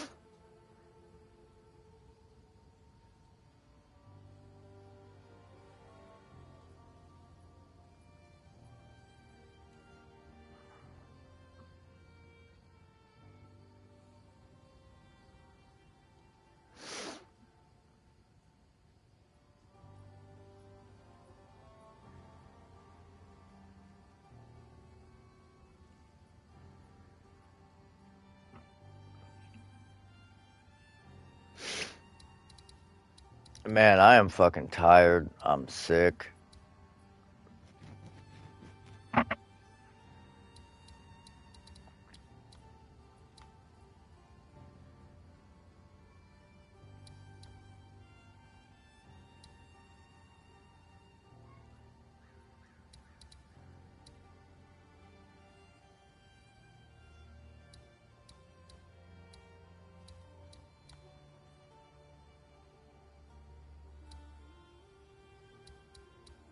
I should probably get off here and get some sleep.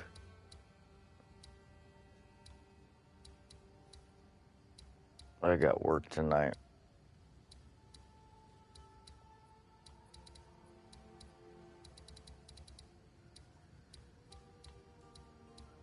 I just wish they would release the full patch notes already. I would like to see those.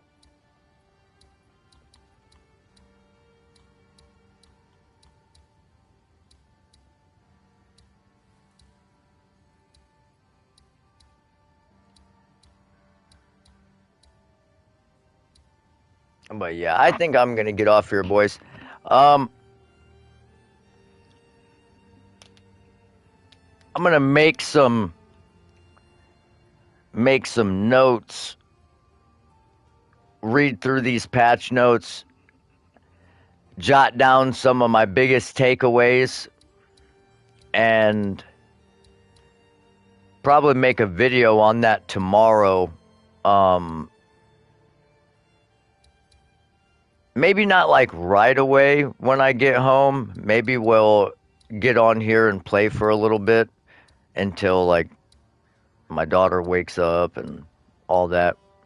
Kind of hard to record a good video when you gotta whisper.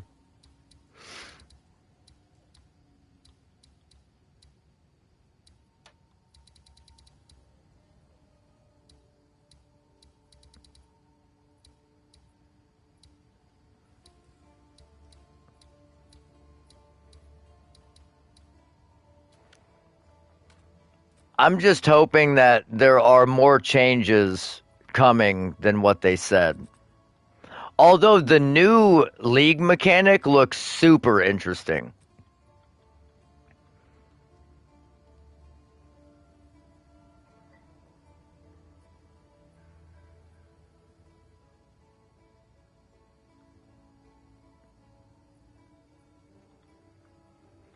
That Hail. and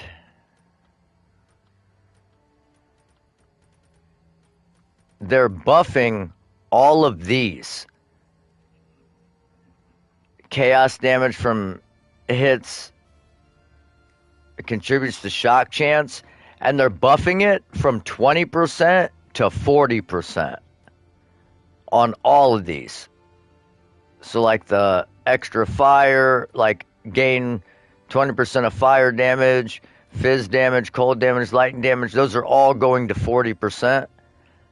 That could make these pretty powerful.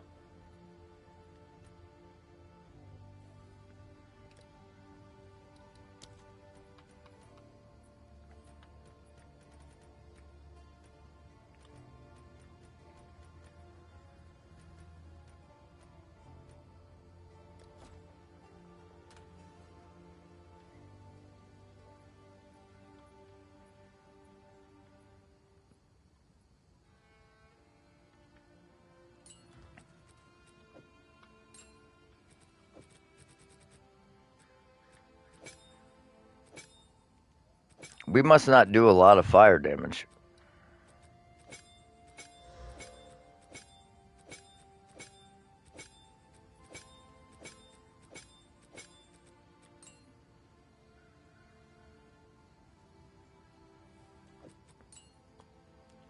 But when we had that fizz one,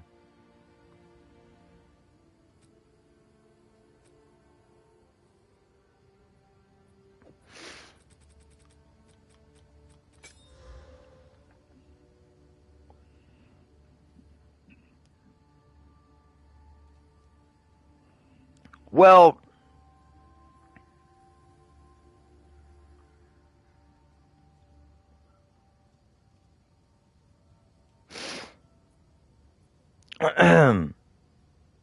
it's hard to say.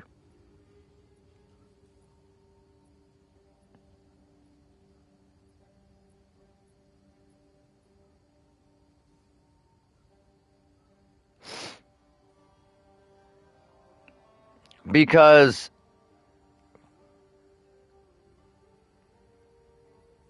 there's a lot of buffs here for other shit.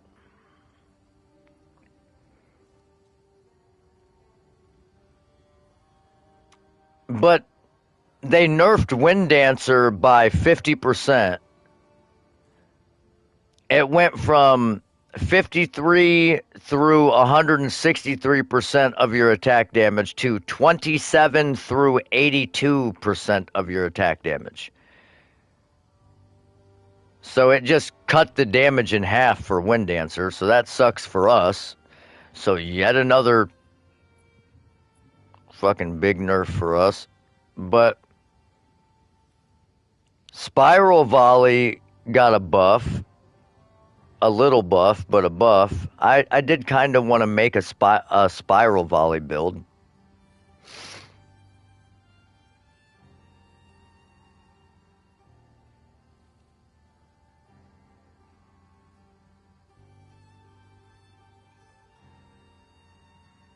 And you also have to remember, they do this every time.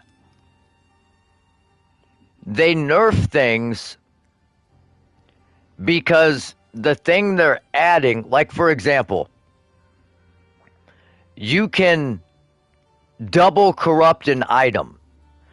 So if you had a bow that was an exceptional base and you corrupted it and it got another socket, and then you double corrupted it and it got another socket, you'd have a 5-socketed bow. So you could either you could do a lot of damage with that. Like your average hit is going to be so much higher that having less amounts of hits is probably going to even out. But again, it only evens out with the crazy investment. Like crazy investment. And I think that's what they're trying to do. I think they're trying to raise the difficulty a little bit and increase the monster HP so that you actually have to engage with the combat and it takes you a little longer to progress. And in order to get like that true one-shot potential on a boss that people are fucking so hungry for.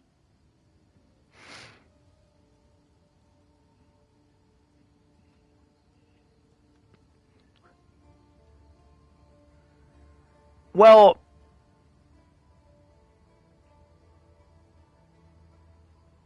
the socketables thing, that doesn't really,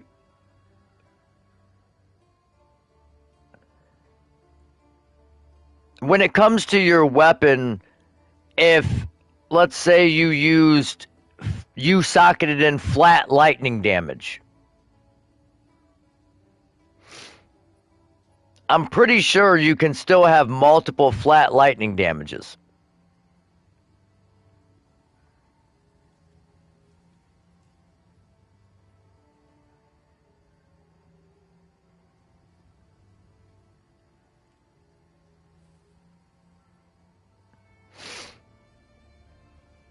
I would fucking hope.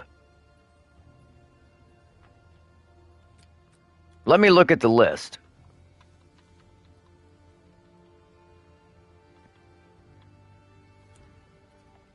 Because I might be wrong. I've been wrong before. Okay. So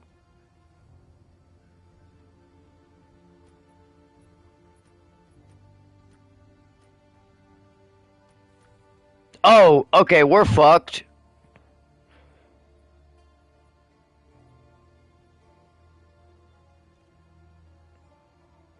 You can only have one of these. And then, alright, so that's even worse. No, they limited every single one to one.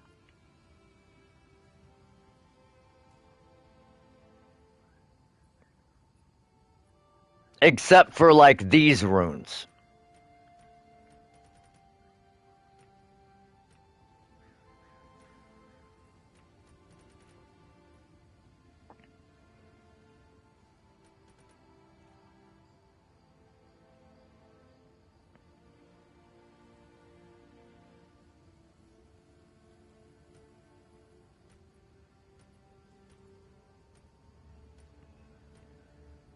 But even still,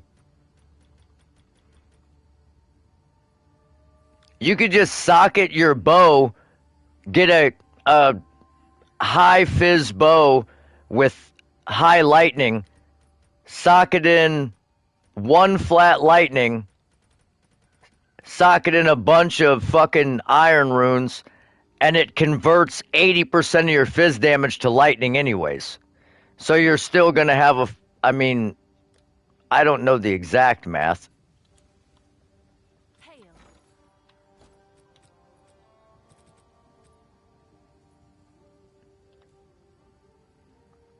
Oh, we sold that one.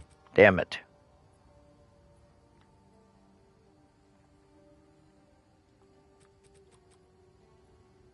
So that doesn't work. I can't check that.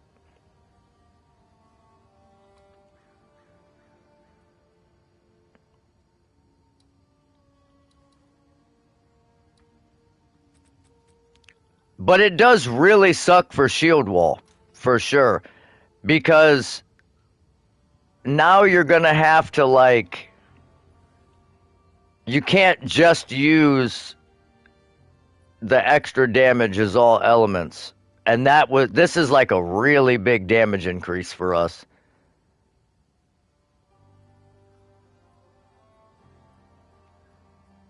It's like the only useful thing. Because your flat damage mods don't affect shield wall. The damage on the weapon doesn't affect shield wall. I guess you could put in like attack speed. Or like chance to inflict bleeding. Maybe. Or increased elemental damage with I don't know. It's gonna be tough.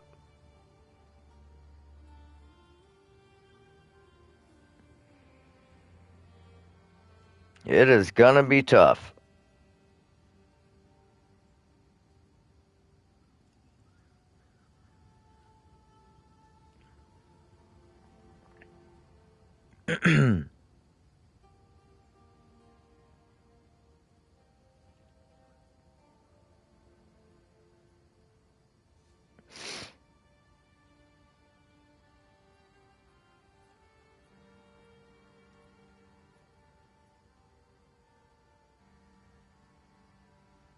Oh wow. And your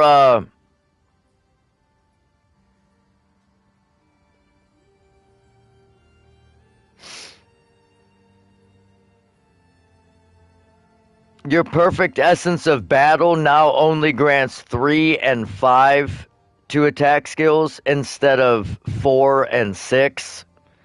That's a huge loss. Oh my god. But they buffed the other essences. They buff fucking spell damage like crazy.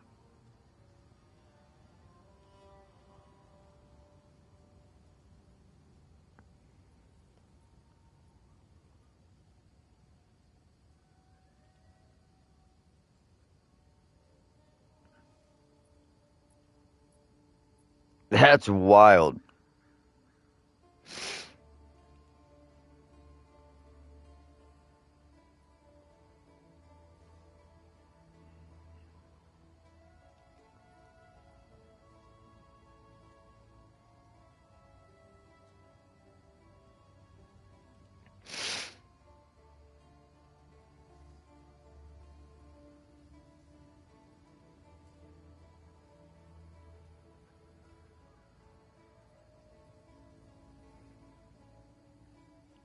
Okay, so they are lowering everything.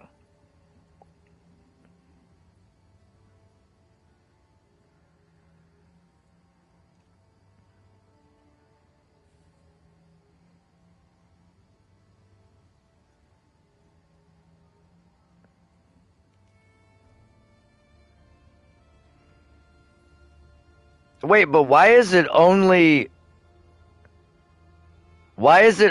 fire spells? Why are they only nerfing fire spells levels on staves?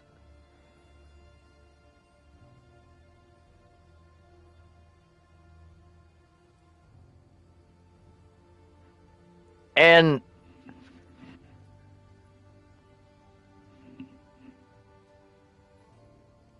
why? Why are they... The of Coals modifier on staves now grants +1 level to fire spells from +2. Oh, applies the equivalent modifiers for cold and lightning and chaos and physical. Now grants +2 levels from +3. Now grants +3 to +4 levels from +4. But can't staves roll like +7 to skills? So are the other modifiers left unchanged, or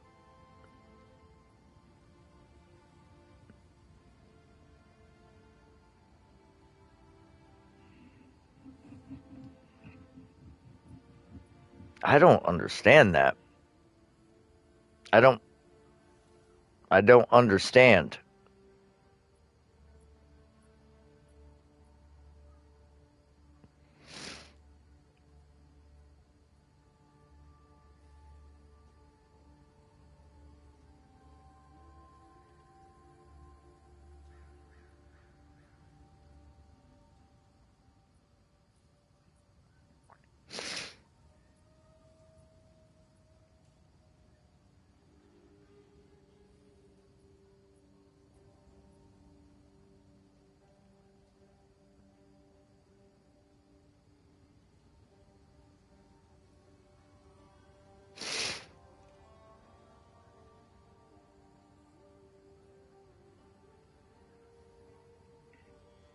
Man, crafting is going to be rough again. If they truly did take that out.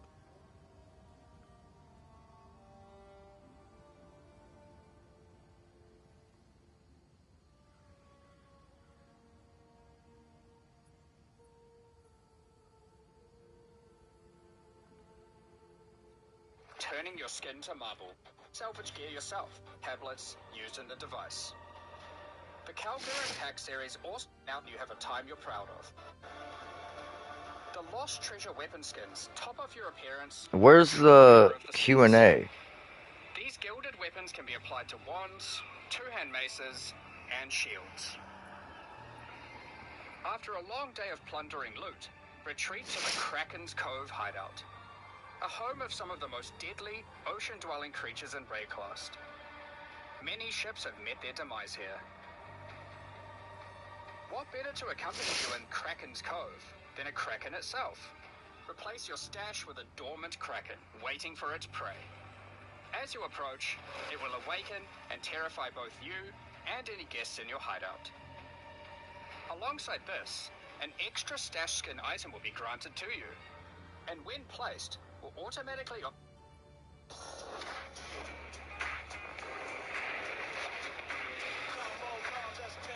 Welcome back, Exiles, to the Q&A portion. I am your host, Ziggy D, and today we're going to be touching on the design of the Druid and the fate of the Var League. Well, that's pretty accurate.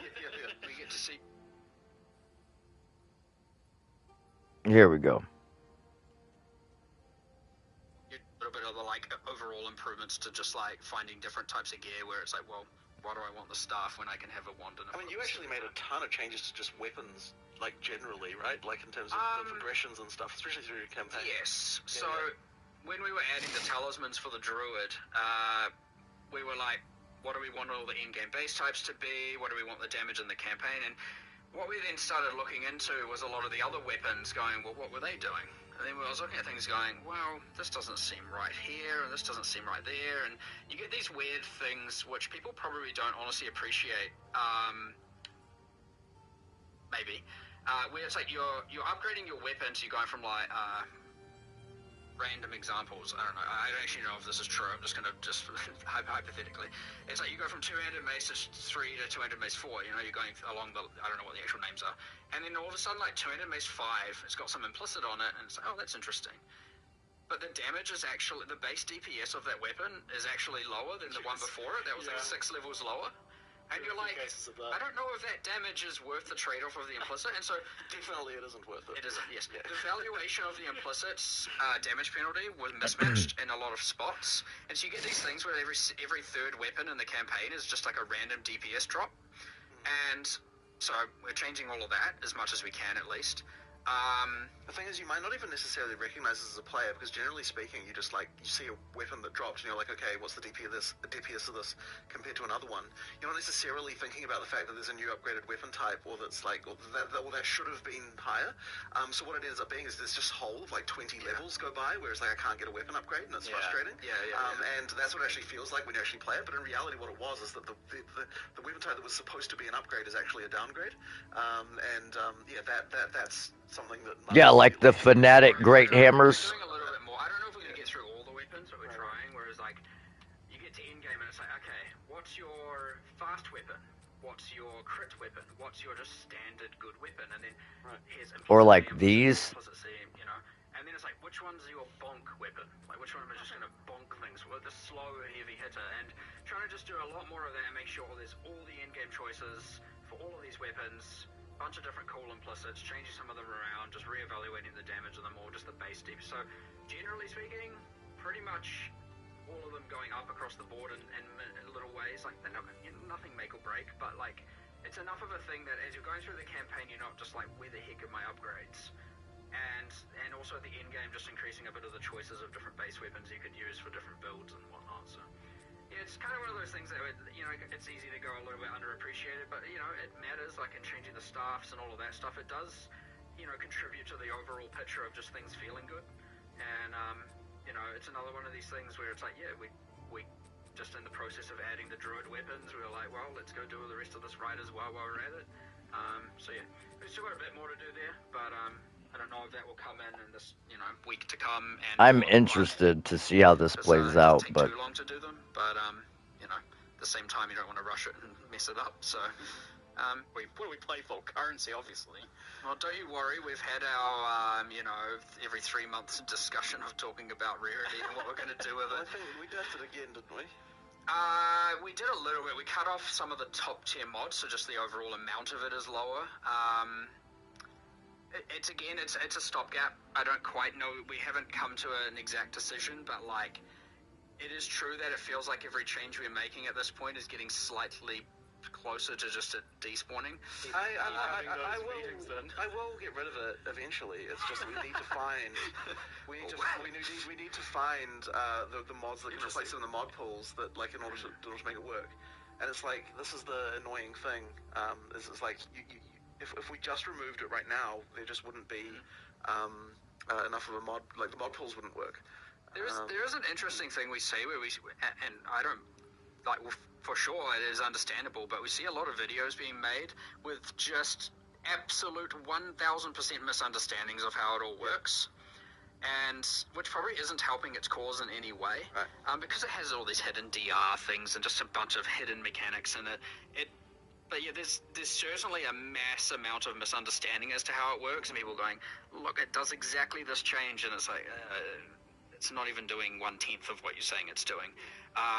That being said, I'm not saying it's not a problem, it is 100% a problem, but there is certainly a mass misunderstanding with, again, because, yeah, we don't even explain it anywhere. It's just this hidden, there's some formula somewhere, you know, that no one has access to, except for us. And you've always been a bit secretive on drop-related stuff in particular, and, like, you guys are kind of happy to keep it that way for that one, or is it something you're like, misinformation? We wanted to make it clear. We wanted, we were like, why don't we just get rid of the DR and find a way to make it work and actually display the actual value, but that is at conflict of removing it, so, you know, there's a little bit like, we just got to pick our direction here. And it's inherently unclear even to us, in some sense. Like, we can't say, like the number of the, like, well, okay, but that sounds a bit weird, but what I mean by that is like, it's not like that when you get that, it just increases currency. Like, it's through, like, 10 layers of, like, different ways things work that kind of result in an overall amount, like, overall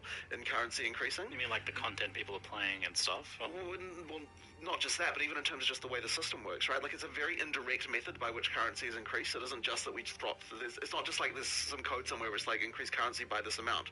Like, it is actually like it is a result of multiple systems on top of each other working to result in that. And that's why, like, the only way for us to even know like what it even does is by simulating actual drops from actual monsters in order to work out what it actually did. So yeah, it's like sort of, yeah, I understand that might seem strange, but it's because like the drops are complicated, and there's like so many things we've done over the years to kind of like massage them in various ways, and it's like it becomes quite unclear at some point even like what the relationship between one number and another can even be. So But yeah. I think the takeaway is Jonathan said he's removing it. I want to get rid of it. We just need to find a thing to replace it with. So Oh my god, that's very, very It's okay, difficult. I need to understand it. It's exactly the same conversation if we bring up what Dex gives as a yeah. It's like it's 100% the same type of problem. So what should Dix Jesus, give? What do we make Dex give rarity? Yeah, exactly. Exactly. Dex Yeah. scales currency drops. Yeah, exactly. Through several layers of And abstraction. gold find if you're a wyvern. I only fear wyvern. Yeah, just for dragons. Makes Alright. sense. No. Okay. So, are you a morning person? That did not restore any faith. More damage, having a Hearing the developers say that we literally don't understand how rarity works in our own game because it's so complicated, that's tough. Like, I get what they mean to an extent, but like, the options are tweak it to where you can be rewarded for losing out on damage and losing out on resistance rolls or some other important roll and adding rarity to your build, or remove it and then create a different modifier that would take over for rarity, which could be what, like light radius or something arbitrary, or increase gold found or something. But then it so obviously helps to have rarity, but it's all anecdotal, because you could run a map with no rarity and get 5 divines in it. And then you could run 50 maps with 150 rarity and get like 5 divines in it. But everyone that makes a video on rarity, they're going to show you like, okay, this is me running 50 maps with it, and this is me running 50 maps without it.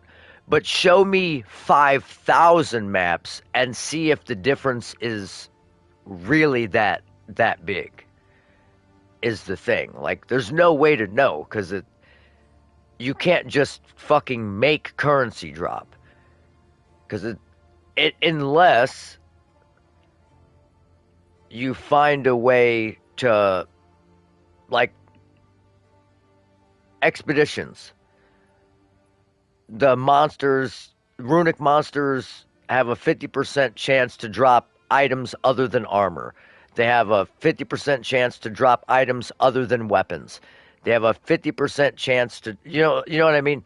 So if 50% of the time, they don't drop armor and they don't drop weapons, that leaves jewelry and currency. So there's a pretty good chance you'll get currency out of that expedition, simply based on the fact that the pool of drops has now been cut in half of the time. So, but it's not that simple across the board. But then if you remove it, do you just increase the rate at which currency drops? Because if you aren't getting currency at all, then that feels bad too. But I also feel like ever since they added the graders and the perfects, you see way less divines, like raw divine drops, than you saw last league, because the currency is, there's so many different currencies that can drop. I don't know. That's tough. It's like, I see where they're coming from. I don't completely understand it. I'm just a simpleton, but exist to shock, and even having its own kind of version of stun through electrocute, and I guess separate problems with, like, for example, fire and ignite. Where are you guys at with, like, the balance between the elements and? I'm not going to say that they're now equal, but like a few things. So I mean, I know there was like a 15% more max damage notable. That's now 10. We've done, I think all of the skills that had multiplicative shock effect are now increased, so they stack additively with the tree. So, you know, it's honestly just like a whole bunch of different little things. Lightning rods are nerfed at endgame, just while we're here. Don't worry, lots of things are buffed that aren't lightning builds necessarily. Nice. But no, some are as well. But yeah, it's. I don't want to just make it about let's gut lightning. I want to make it be like, well, let's make these other things feel cooler and more special. So it would be very easy to just go and gut lightning across the board. But that just seems like an overall net loss of fun. I'd much rather, you know, find ways to incentivize the others as opposed to just take away the thing that currently is, you know, kind of enjoyable. So again, it's more important to not just. Ultimately, people aren't going to accept if one element has more clear speed than another. So, like, while it may not be damaged directly, it is in some indirect way it needs to translate to damage on some level. I mean, you know, you need to, you know, it needs to, or rather, it needs to indirectly translate into clear speed in some manner, right? So, you know, that's unless you're making the monsters 40% stronger. Well, that's what I mean, right? Because and then you're freezing them. Yeah, I mean, because we're doing that, it means that it ultimately means that, you know, the higher damage, smaller AoE, like not having to actually rely on arcing all the time to be able to get the massive AoE can kind of like make a difference. So even just that change alone can shift the meta like a little bit. Yeah. Okay. So it sounds like fair amount of changes to like the passive tree scaling for lightning stuff like that. Yeah, shock. I mean, shock is pretty hectic. Yeah. What do you say when a Jewish boy is kicked on a New York City sidewalk? Jesus, what? When there are no words. What do you say when a Jewish boy is kicked on a New York City sidewalk? What kind of commercials and advertisements is this? Jesus. You know, poise timer before they can be CC'd again. You don't have any real control over that. And so even if it was meant to be those three ailments are a point of comparison, I mean, shock is kind of a little bit crazy right now compared to what the others are capable of doing. Not to say chill isn't strong, not to say freeze isn't also obviously powerful.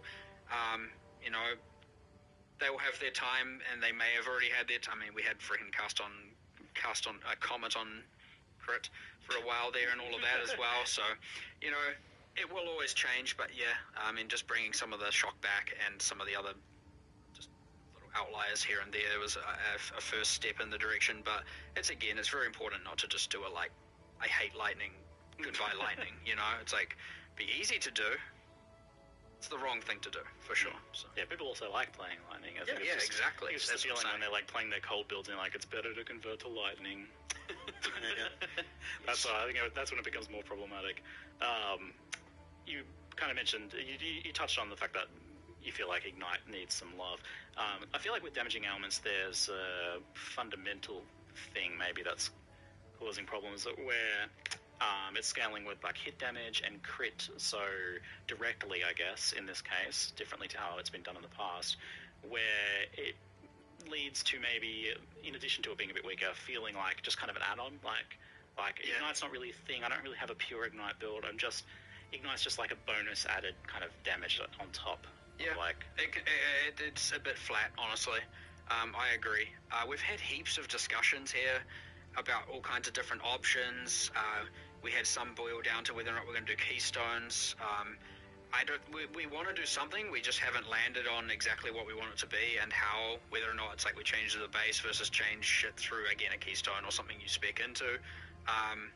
But yeah, it is a bit flat, and it doesn't have enough. I mean, well, yeah, it is, as you said. It's just, well, here's a bit more DPS, I guess, at the end of the day. And then even there's limited ways of kind of scaling it, and you know, I'm not just going to say there's none. There are some, but it's not enough. It's yeah. I mean, overall, I'd say it just hasn't got enough love. So, but we want to.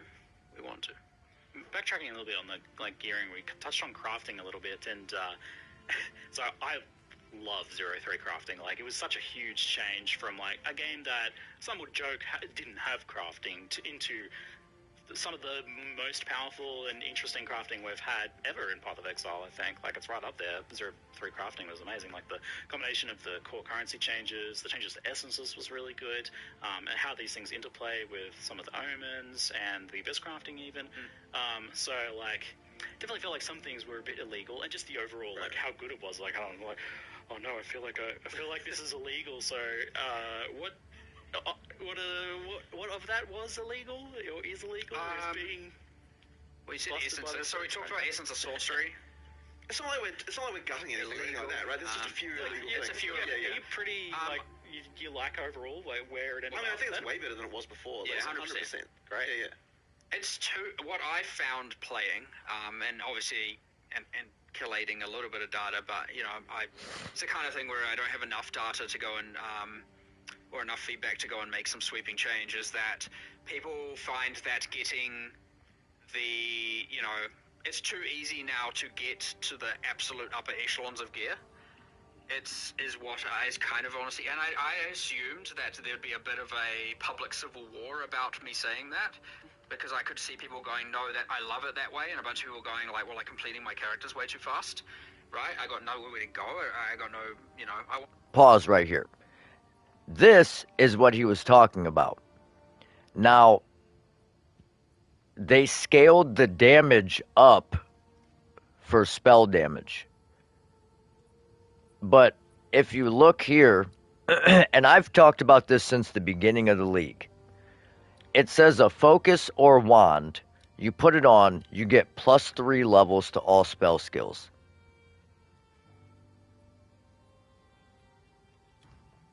Can I help?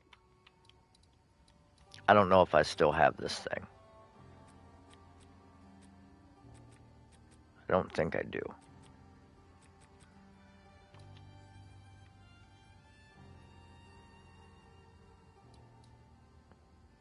But if you're familiar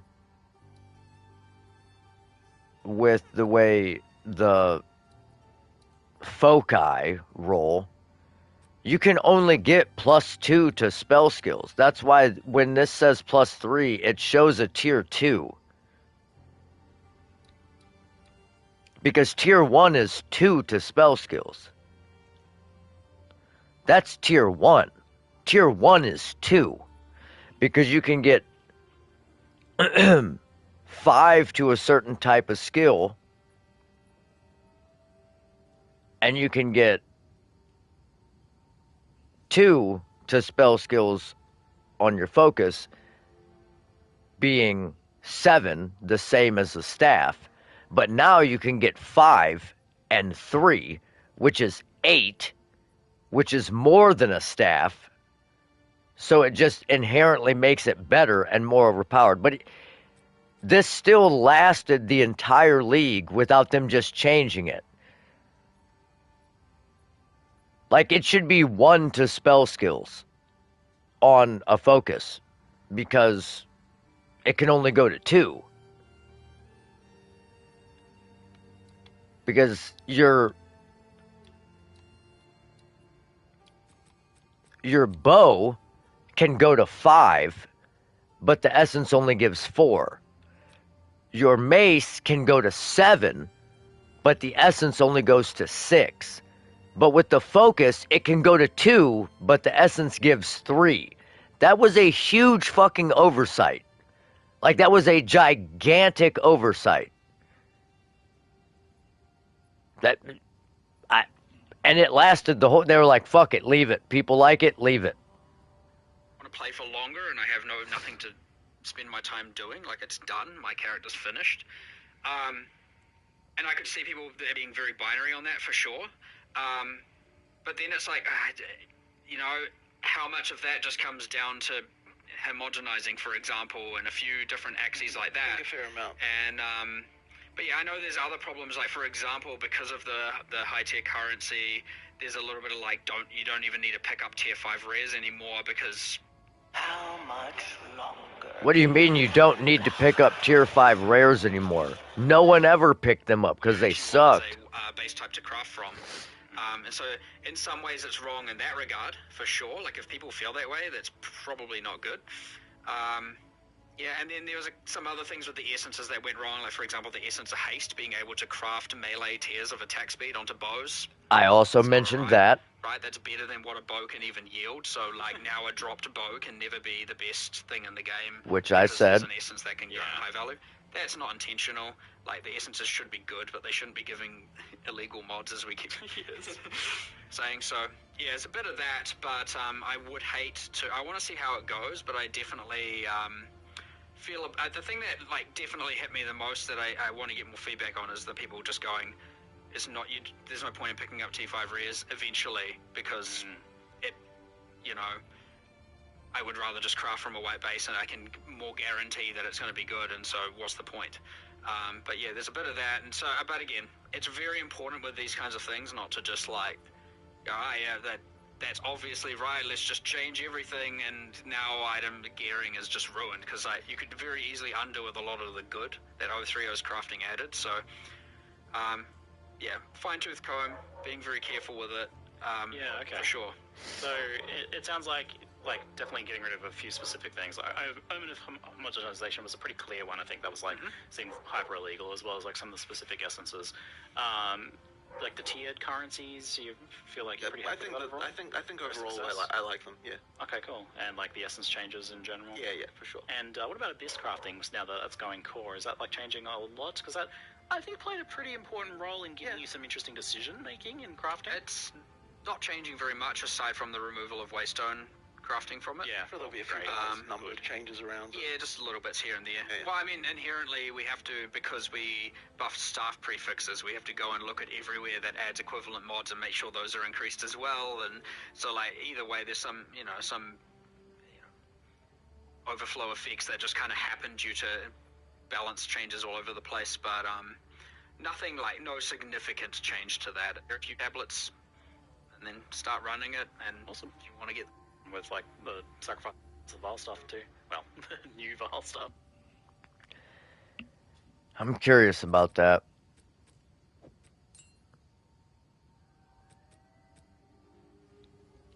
I think I used so many homogenizing exaltations. There are like none left on the market that are affordable. We probably went through hundreds of them a day.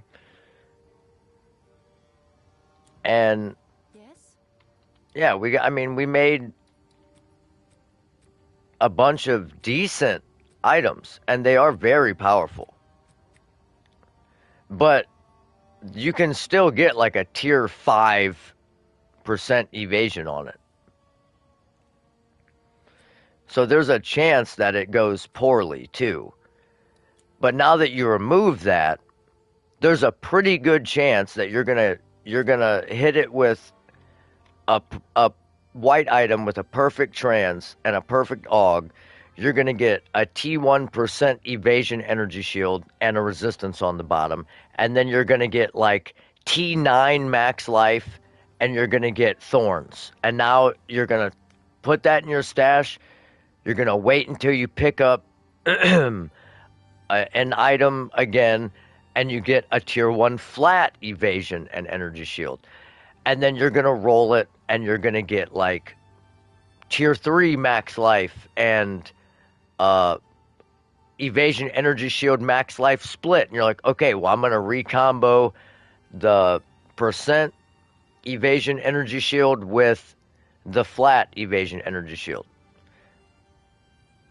And then I'm going to try and get the third prefix I want. And I got thorns. So now I got to save that. I'm going to throw that in my stash. And I'm going to wait until I get an item with the triple split. Flat evasion, flat energy shield, and percent evasion and energy shield. And then I'm going to recombo those. And it bricked. It disappeared. And then you start that process over with. So it's like it's a fine line between what it is now and what it was before, where it was just chaos slam, chaos slam, chaos slam, get a decent mod, exalt isn't good, annul, hope that you keep the fucking thing that you chaosed, or chaos slam, put 3 more mods on, fracture, miss the fracture, do it again, start new item, chaos slam, 3 more mods, fracture, miss, chaos slam, 3 more mods, fracture, finally hit, and then chaos slam, chaos slam, chaos slam, chaos slam, and like I would hate for the crafting to go back to fucking that. That would be like the worst possible outcome that they could do. But I agree that we did a lot of crafting in every league, and I think we made more currency in the other leagues because there were so few people that could really craft. And now anybody can craft like a top 20% of the potential of an item because you're automatically getting skills on your item. You're automatically getting a good damage roll from your first prefix from the perfect transmutation and augmentations. So at bare minimum, you're going to get a decent prefix and you're going to get skills on your weapon. So it's still decent, but even with it being that easy to craft, a top tier mace is still worth mirrors. So for you to get a mace with tier 1 everything is going to be 65 mirrors next league because no one's going to be able to craft them. But anyways, I got to get off here. I got to go to bed. I should probably eat first and then go to bed. So I will see you guys tomorrow. I'm going to deep dive on these patch notes and probably like rewatch the Q&A all the way through and listen to it and get my takeaway points. And I'll deliver you guys my thoughts. So that being said, you already know what it is. You are enough. Stay blessed. And as always, stay mouthy. We'll see you on the next one.